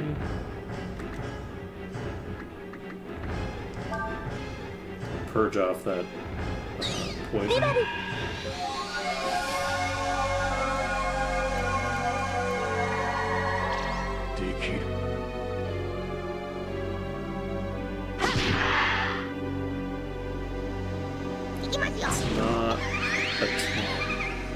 Oh, also the cursed sword isn't going to do as much damage now because I'm not at full HP. Sanctuary comes out.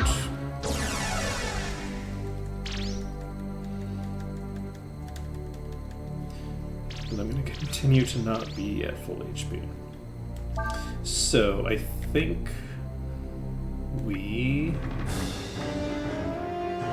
I guess we can just Flame Pillar into Typhoon into Shadow Walk, but we should swap the weapon maybe? Oh, did we steal the sword yet? We didn't steal it yet.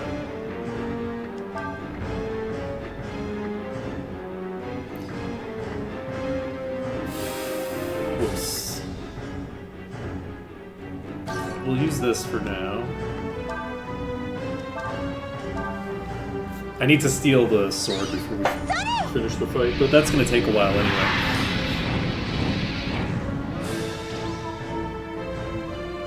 Alright, so that's a pretty decent hit. I guess we're... Weirdly, because both of these bosses are almost immune to physical attacks, like...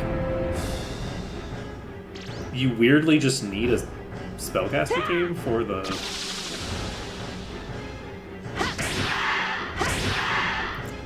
the end game here. Like, that did a pretty decent amount of damage. That Shadow Walk hit for a decent amount of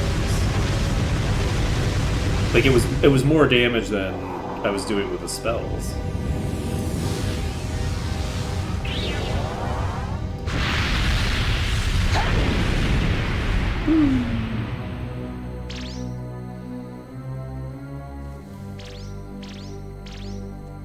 Let's see.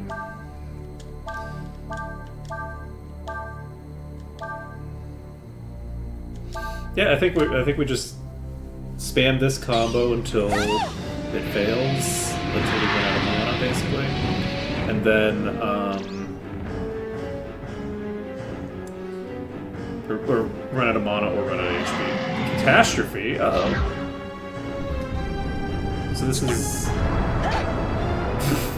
I love how it happens like one at a time. Okay.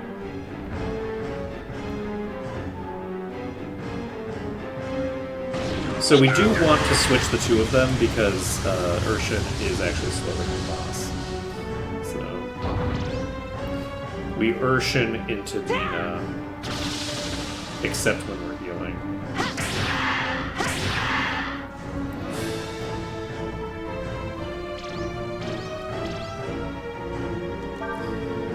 Okay, so for this turn we are going to heal. So Vitalize into Typhoon, into... we can't Shadow Walk, so we... attack, I guess?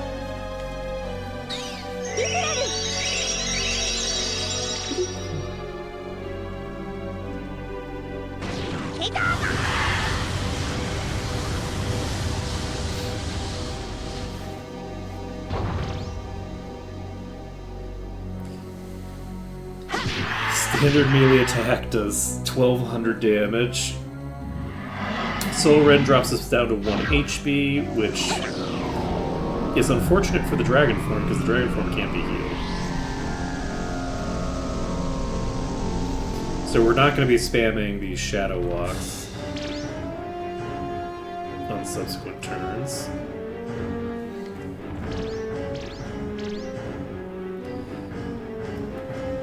Okay, we're out of AP.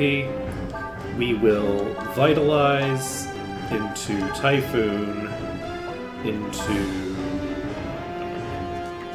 oh, right, I was planning on stealing from you, right? So let's... did I charm you already? Let's charm. And then we're going to need to do the steal combo to get the weapon from you. It looks to me like this boss is a little bit less threatening, at least for my spellcasters, because it's doing pretty much purely magic damage that I can pretty trivially heal through.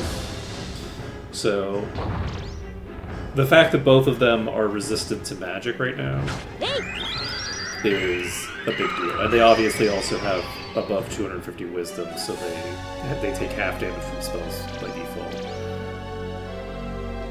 So you are actually going to rest, and you are going to be the one who heals this turn. We're going to Fairy Breath this turn. And then you used Charm. We're actually going to go ahead and just throw out a Steal and hope for the best.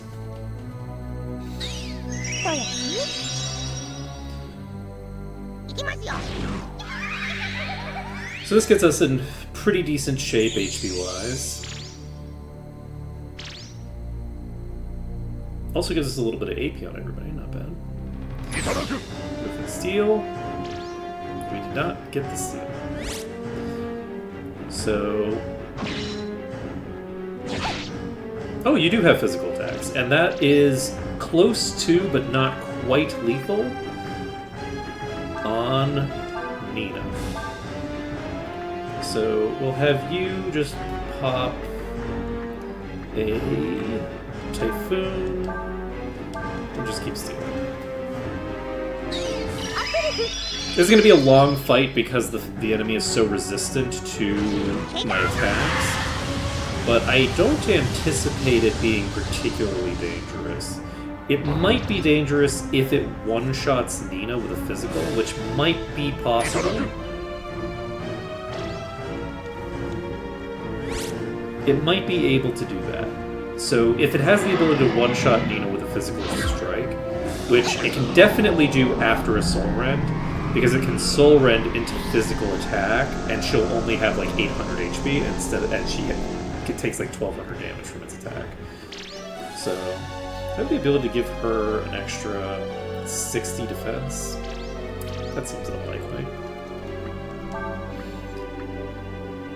Yeah, not so much.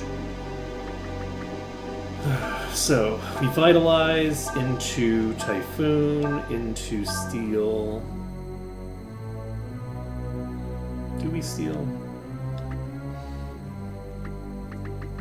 could try to do a reversal, actually. Actually, let's do that. So it did just give me a thinger. So let's just Typhoon after the reversal, so that we still the Vitalize comes out. Don't worry about it. Reversal comes out. Let's see how much damage it does. Basically nothing.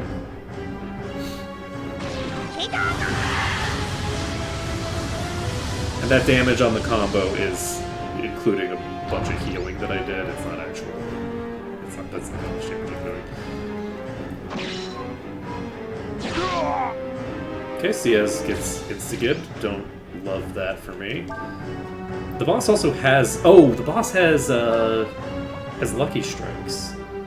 So I actually have to be very concerned about getting gibbed by this boss. Not just a little concerned, I have to be very concerned that I'm going to get gibbed. This is not a boss that I can necessarily... And you have the ability to use Sanctuary too. I can get an additional 60 out of this. So what do we do? So I think Nina has to use Vitalize again, and we're actually going to have Cray use a shield, and we're going to have Urshan do what? We can try doing a Magic Ball, see how much damage Magic Ball does. Okay. So Power Flux comes out. This is a big hit, but it's not a big hit against 2 of the 3 targets, and the other has 3,000 HP, so it should be fine, right?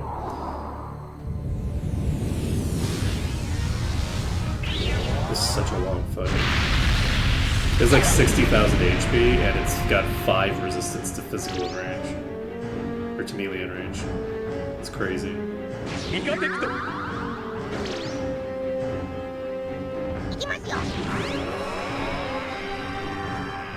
And because that's just like resistance to the damage type, there's no like getting around that. There's no like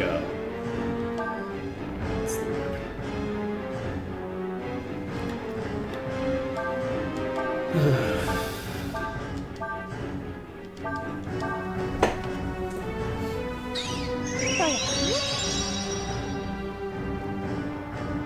Okay, Silrin comes out. This is the thing that drops into 1 HP.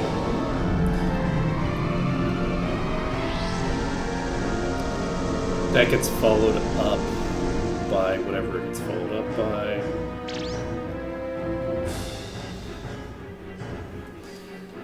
So with 2 shield casts, I think Nina should be protected from most things. That should give her pretty close to 300. I think I'm going to take 1 more casting, which will get her, I think, like 300 defense. I can actually check by looking on her in a second. Unfortunately, the protagonist's dragon forms have distinct HP bars, so I can't just pop back. Fuck, the crit. That crit, though. The crazy thing is, 1 more turn, and I would have been fine even with the crit. 1 more turn would have made that crit not matter. I would have still survived it. Okay, we use Benediction. And we don't continue casting this. We can go to you. Do what? We don't have great options, unfortunately.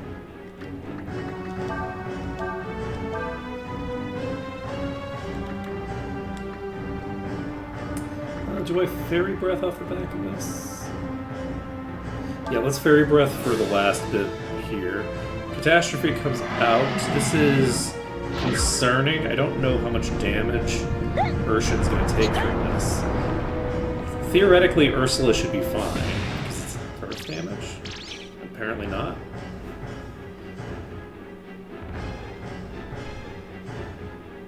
I don't know what the catastrophe does.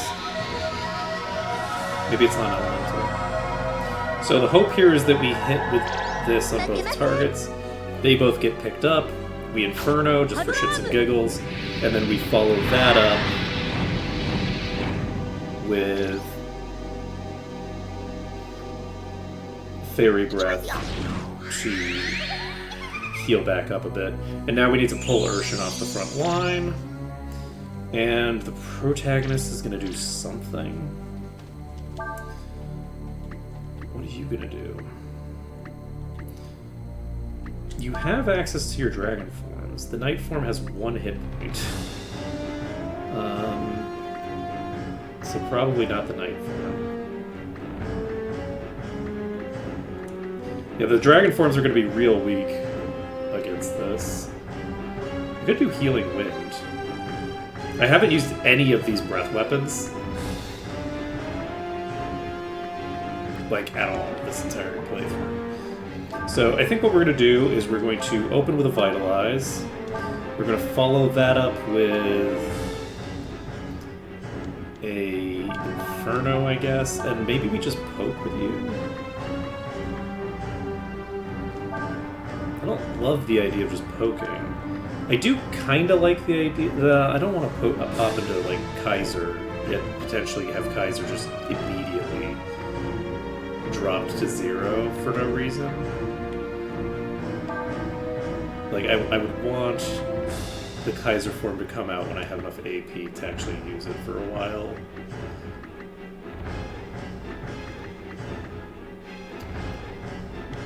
Could do any of those. Could do Shining Blade with you. I'll Shining Blade.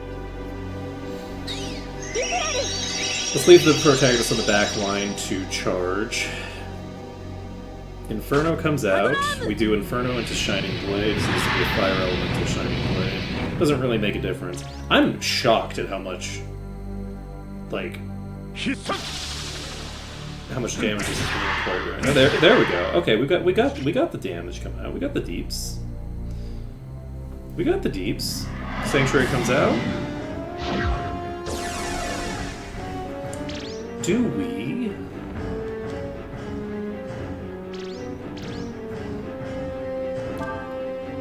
rest into... We rest into Inferno into Shining Blade here, I think. The hope is that it wastes a few turns doing stuff that isn't that important, and not just, like, killing it. Because this enemy really does take a lot of hits. So Shining Blade comes out. Oh, do we have Rakshasa active through death? No, right?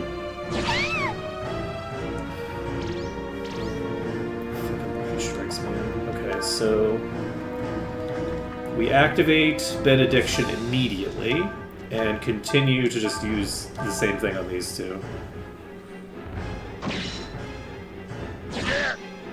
Okay, it didn't crit here. That's excellent, because if it had crit, then we'd be in trouble.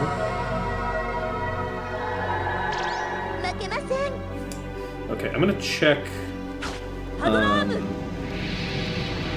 I'm gonna check Ciaz here. I want to see how much defense Ciaz has to see if we actually still have Rakshasa active. Because 3,000 damage is way more damage than I would expect to be doing right now. But it might just be because of the pure damage from the.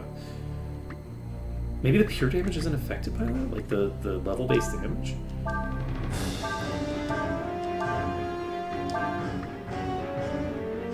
I have defense. Huh. Okay, well, crits are clearly the way to go, then.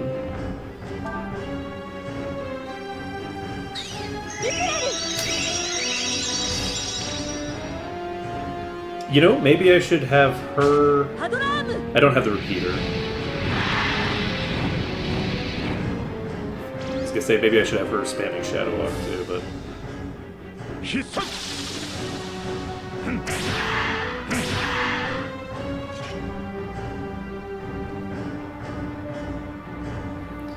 So nullification is what, status effects? So this should be fine. We can bring in Urshan if anybody gets blinded that isn't supposed to be blinded, but literally nothing happens. That's even better. So we continue to charge here. We rest. Urshan comes in. And I think Urshan is going to start spamming Inferno. And we are going to spam Inferno into... Actually, maybe we do Inferno into... Should I Last Resort? I'm gonna do it. I think she could survive a single hit from a melee attack. But, okay, incoming. She could survive a single hit from a melee attack, but it's probably better to just double her damage output, honestly. Or triple it or whatever. So we basically Last Resort and then start spamming Shadow Walk. Because this fight's gonna last a while. Like, we have a lot of damage that we need to get done. And I am gonna heal everybody up. We are gonna Inferno into Shadow Walk. So...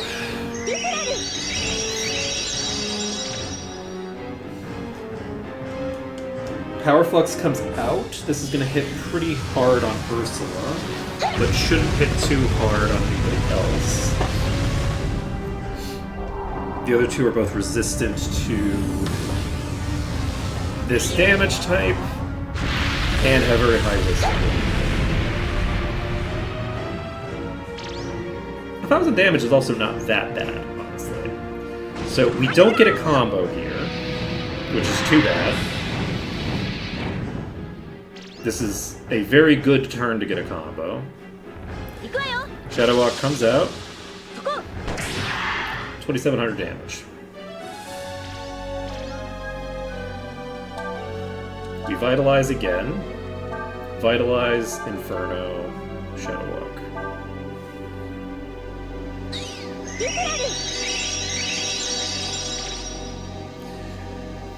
Okay, so next turn... It would be nice to not have to use another healer. Oh, are you dead already? Okay, well. We got there. I say already as if I haven't been fighting this boss for 30 minutes.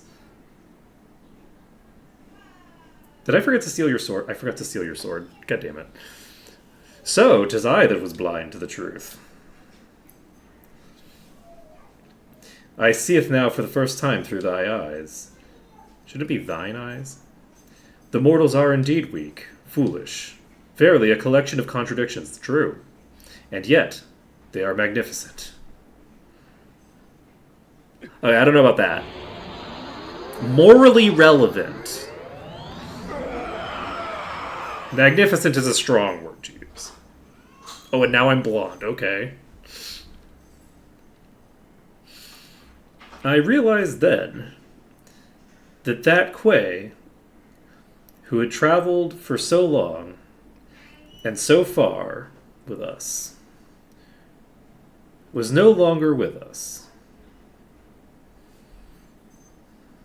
Quay?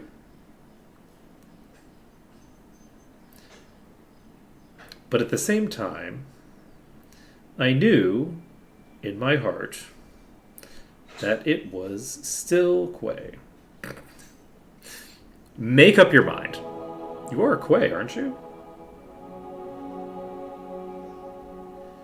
Yes, Nina, I am Quay, but you'll note that I'm speaking, which means that I can't quite be Quay, because Quay is a silent protagonist.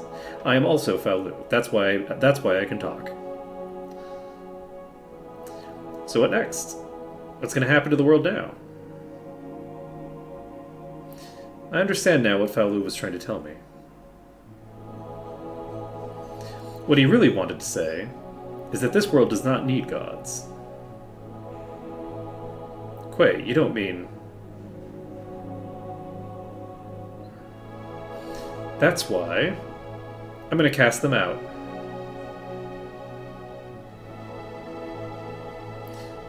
Just like you wanted me to, Days.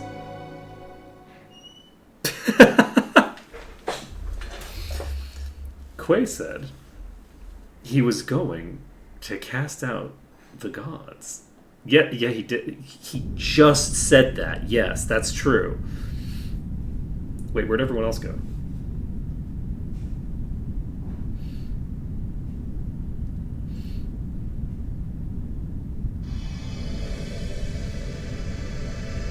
That is so anime coded, by the way.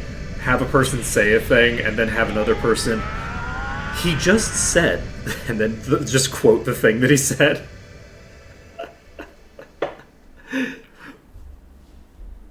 I wonder if that voiceover thing was meant to happen with with Quay never having talked.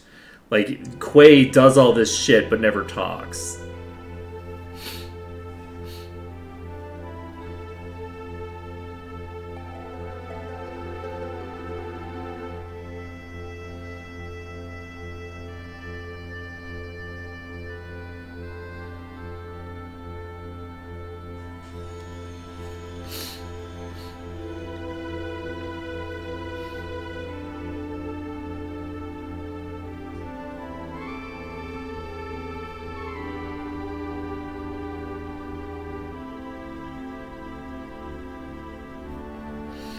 So we're banishing the gods, which seems like a good idea. Just generally. Get the eldritch horrors out of here. They would lose their power and live their lives as ordinary mortals. Who would? Who's living out their lives as ordinary mortals?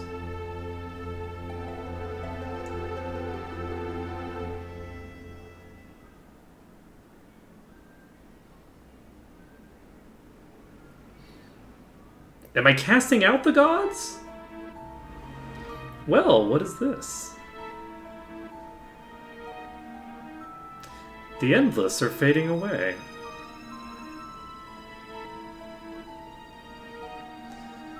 It would seem the gods are dead.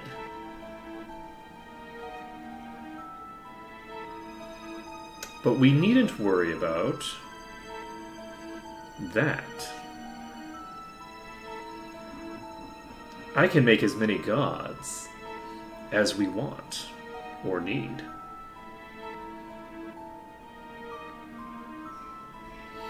I assume this feels to me like a lead into Myria, right? Like that feels like a lead into where we get Myria from.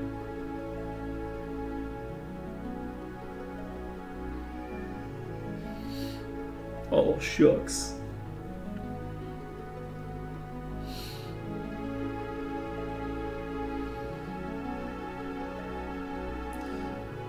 Driving out all the gods in the world. You'll note that our hair is no longer blonde. That's a pretty radical solution. Now you, Quay, are also a mortal, who will grow old and someday die. That do be how mortals be.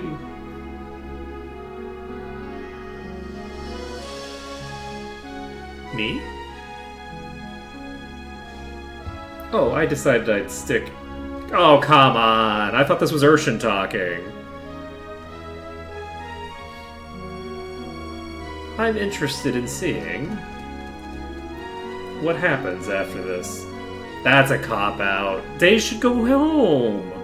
Come on.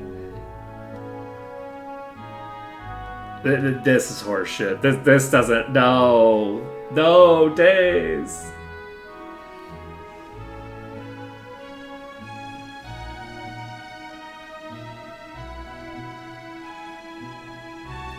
This voiceover afterward, I feel like that should have been Urshan talking to us, telling us how Days is gone, but Urshan is still around. That's how that should have been. The dragons leave us.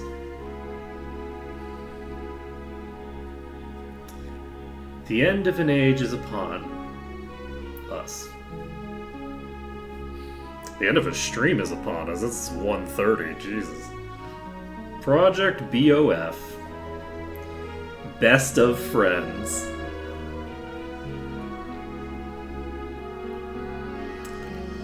The Empire is finished. For some reason. Why would they be finished? But there's still work to be done here. Yep. Why would the Empire be finished? They still have an army. And this is goodbye then, Ursula? Yes. There are things I have to do, like find General Rune. Wait, what do you mean find? General Rune was... What do you mean find? He was in a pretty coherent location.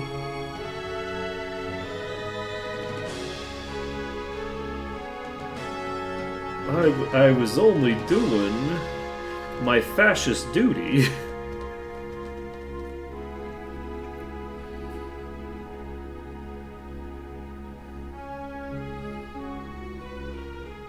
I know, still, we're allies. Well, allies now, not enemies, right? Well, I mean, until the Empire wants to do something that goes against your interests.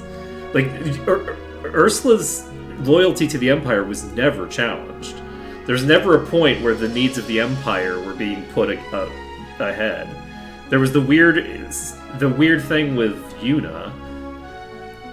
Even though this was first we heard of a terrible event, somehow I had the strangest feeling.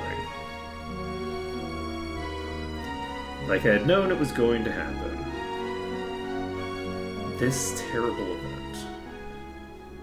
What if the gods, the beings that guide and shape our world, were gamers all along? I don't know the answer to that. Yeah, I mean, they... But there's one thing I do know. I feel like some of this translation is pretty spotty. And that's that it will all work out in the end. Somehow. But sure. Right, Quay?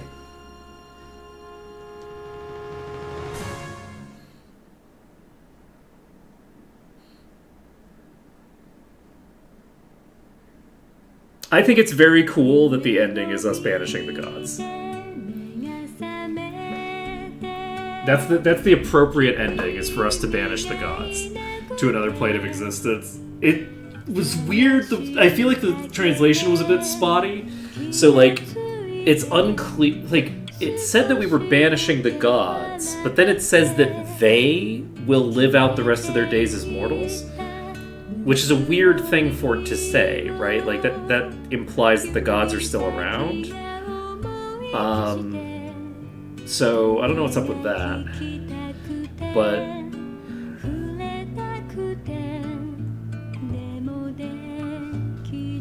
Sorry, some of the kanji looks weird.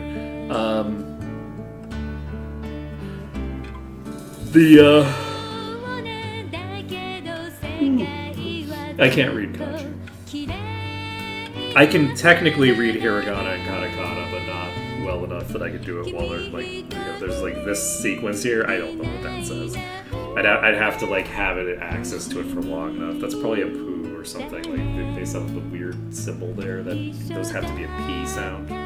The circle thing is always attached to it. Yeah, it's only for the P sound that you can end up with the circle thing. Anyway, I think they did a pretty good job with it.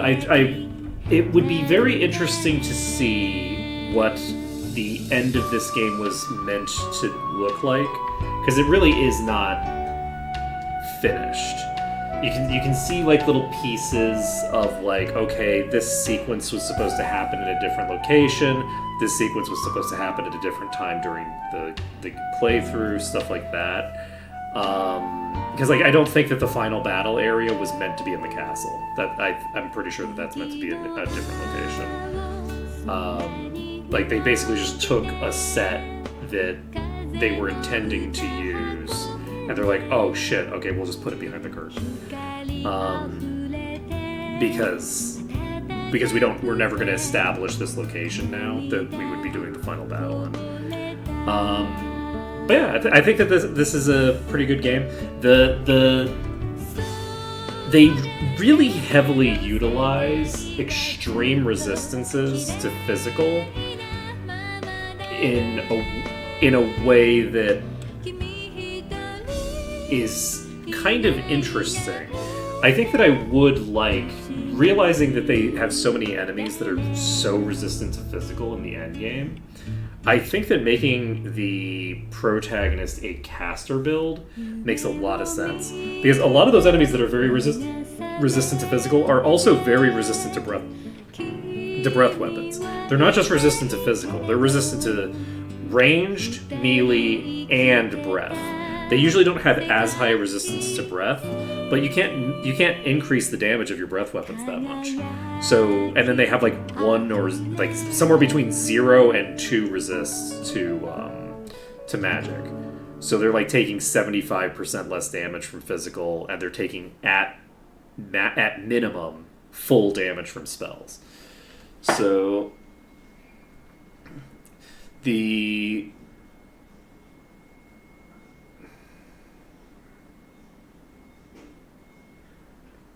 I should be able to read this. It looks like Aoi or something like that, but I don't know what that is. Is that O? This probably just means end. Or something like that. Look, I can read hiragana technically. Don't worry about it. Let's see here. So we've successfully reached the end. Thanks for playing. You can save this game data and continue playing from before the last battle. If you want to save this game data, I would love to save this game data. So we have finished the test run of Breath of Fire 4. At some point, we will probably come back to this to do like the final run. I do apologize for being a bit like lazy during the mid to late game of this run. I was waiting until the end of the run to learn the things that I needed to learn, and then it turns out that learning the things that I needed to learn doesn't actually take that long. And I had just like I had basically like been dicking around for a long time. If I do it, the next time there will be a better flow to the run, because I'm always going to have some goal in mind. I'm always going to be very focused on doing the things that I need to do. Whereas this time I lost focus completely in the mid game, and in the end game I'm like just confused about where everything is and this, that, and the other thing. I'm glad that we at least got the rider done. I've never killed the rider before. I don't think on previous playthroughs I don't think I ever ran into the rider. So like I've seen people talk about the rider on forums and stuff, but I never actually like went into that room and fought it. So that's cool. But that is going to be it for today. Thank you everyone for watching. It's been an absolute pleasure. And I hope to see you again tomorrow when we'll be doing more In Stars and Time. That's going to be the mainline game now that we play Monday to Thursday until we finish it. And on Friday, depending on what's going on, I'll figure out what to start up. I might be starting up like the East Origin game. I'm probably going to start up an action RPG of some sort that does sound fun. And I don't know if I'll do East Origin or if I'll do something else, but I think that it'd be fun to do a bit of a pivot over to something that's more of like an action game. I would like an action game that I can do some math for, if possible. And that is going to lean into older games more rather than newer games. It might be fun to do Valkyrie Profile again too, actually at some point. Like running Silmeria again would be kind of fun. The only issue with doing Silmeria is that some of the cool stuff that you can do requires just like a bunch of grinding, which is just not that interesting for stream. But maybe for a Friday game, actually, that might be a fun Friday project that we jump into, and maybe we like have multiple Friday projects that we're running at the same time, so that like if I have like a sequence where it's like, okay, well, I have to like spend 3 hours just farming this Hydra over and over again, I can just have like a stream dedicated to doing that and just like chatting like that. It's basically like a just chatting stream, but we're farming. I don't know, that's not a terrible idea. I'll have to think about it. But anyway, that is it for today. Thank you for watching, and I'll see you tomorrow. Later, Rose.